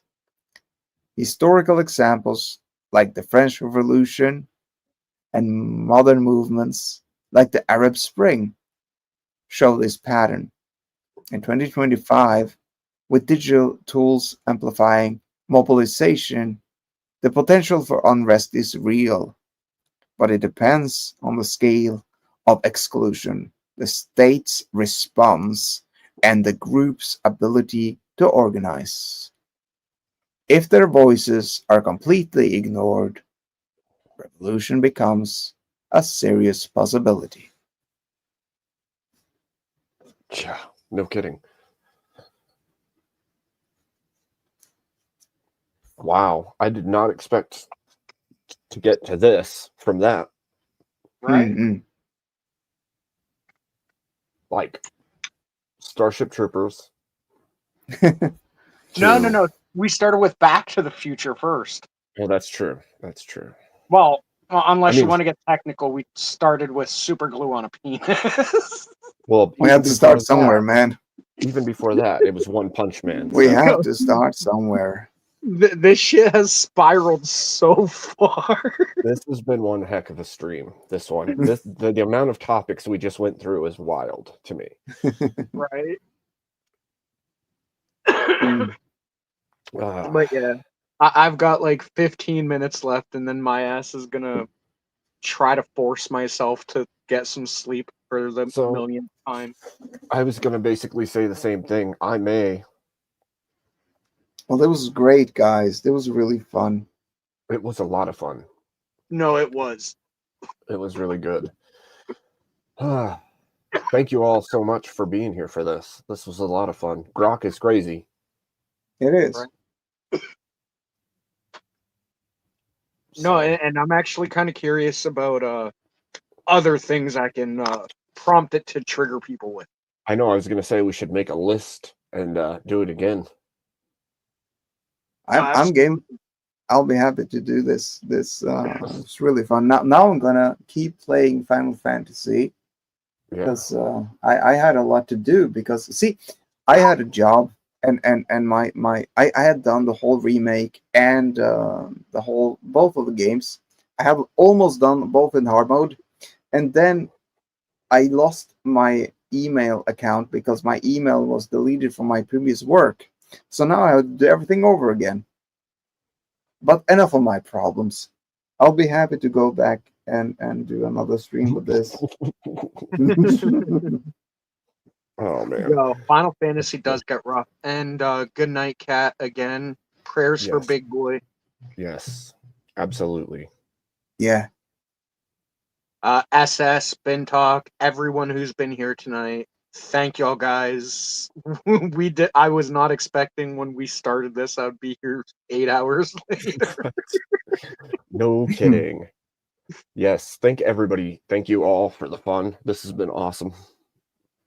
We'll do more soon. We'll I'm sure. definitely have to do this again. Yes. Yes. I did not expect it to go so many places and explore so many ideas. It was kind of awesome. Right? No, Is was there a actually Discord? really good Is there a Discord for your? Yes, Abe does have a Discord. Yes. Yes. Cool. Looks like we're gonna have to have an AI topics tag. Right? Is the Well, Discord in the description of the video or in your Dan, channel? I can or- send it to you after. All right, cool. Yes. Yes. Norwegian Dan on Discord. Yeah, I'm in Easies. I'm in all of them. Oh yeah, okay, cool. Okay, cool. Yes. All right, take care, guys. And hey, I'm glad to see your channel's growing. Really glad. Yes. Thank you for coming and thank you for that. It's awesome that it's growing. Yeah, no, man. We working to get him up there. Yep. Yes. Your hat will keep growing. You need to pull your camera back soon, man. Yeah. It's gonna be like 6 feet tall before I know it. There you go. And Yo, when you hit 1,000, I expect a 6-foot tall stovetop, bro. Oh, that would be so cool. I won't even be able to stand up. I'll be pinned in my seat. Literally, you're gonna have to just tape it to the ceiling and sit under it. Oh my gosh. anyways, so gotta say, Beaver, Abe, and chat. Love you guys. God bless you, and have a good night. Absolutely. Have a great night, everybody. Thank you, Dan. Thank you, Chase. It was a ton of fun. Absolutely, bro. I'll talk at you later, bro. Sounds like a deal. Peace. Peace. And for the chat, God bless you and God bless America.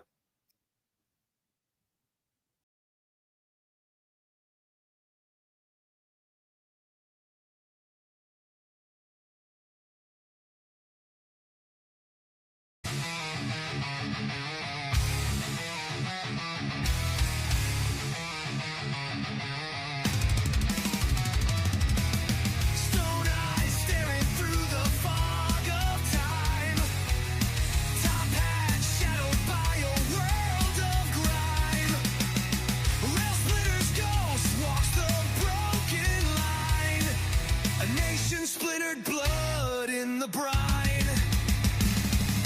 Abe rises up from the grave's cold chain, whispers justice through the roar of pain. His voice like thunder, his truth like rain. Resurrected Lincoln to heal the strain. Dusty boots on the cracked marble floor. Hands once split logs now pry open the door. Union's dream he won't ignore. Binding wounds of a civil war. Abe rises up from the grave's cold chain.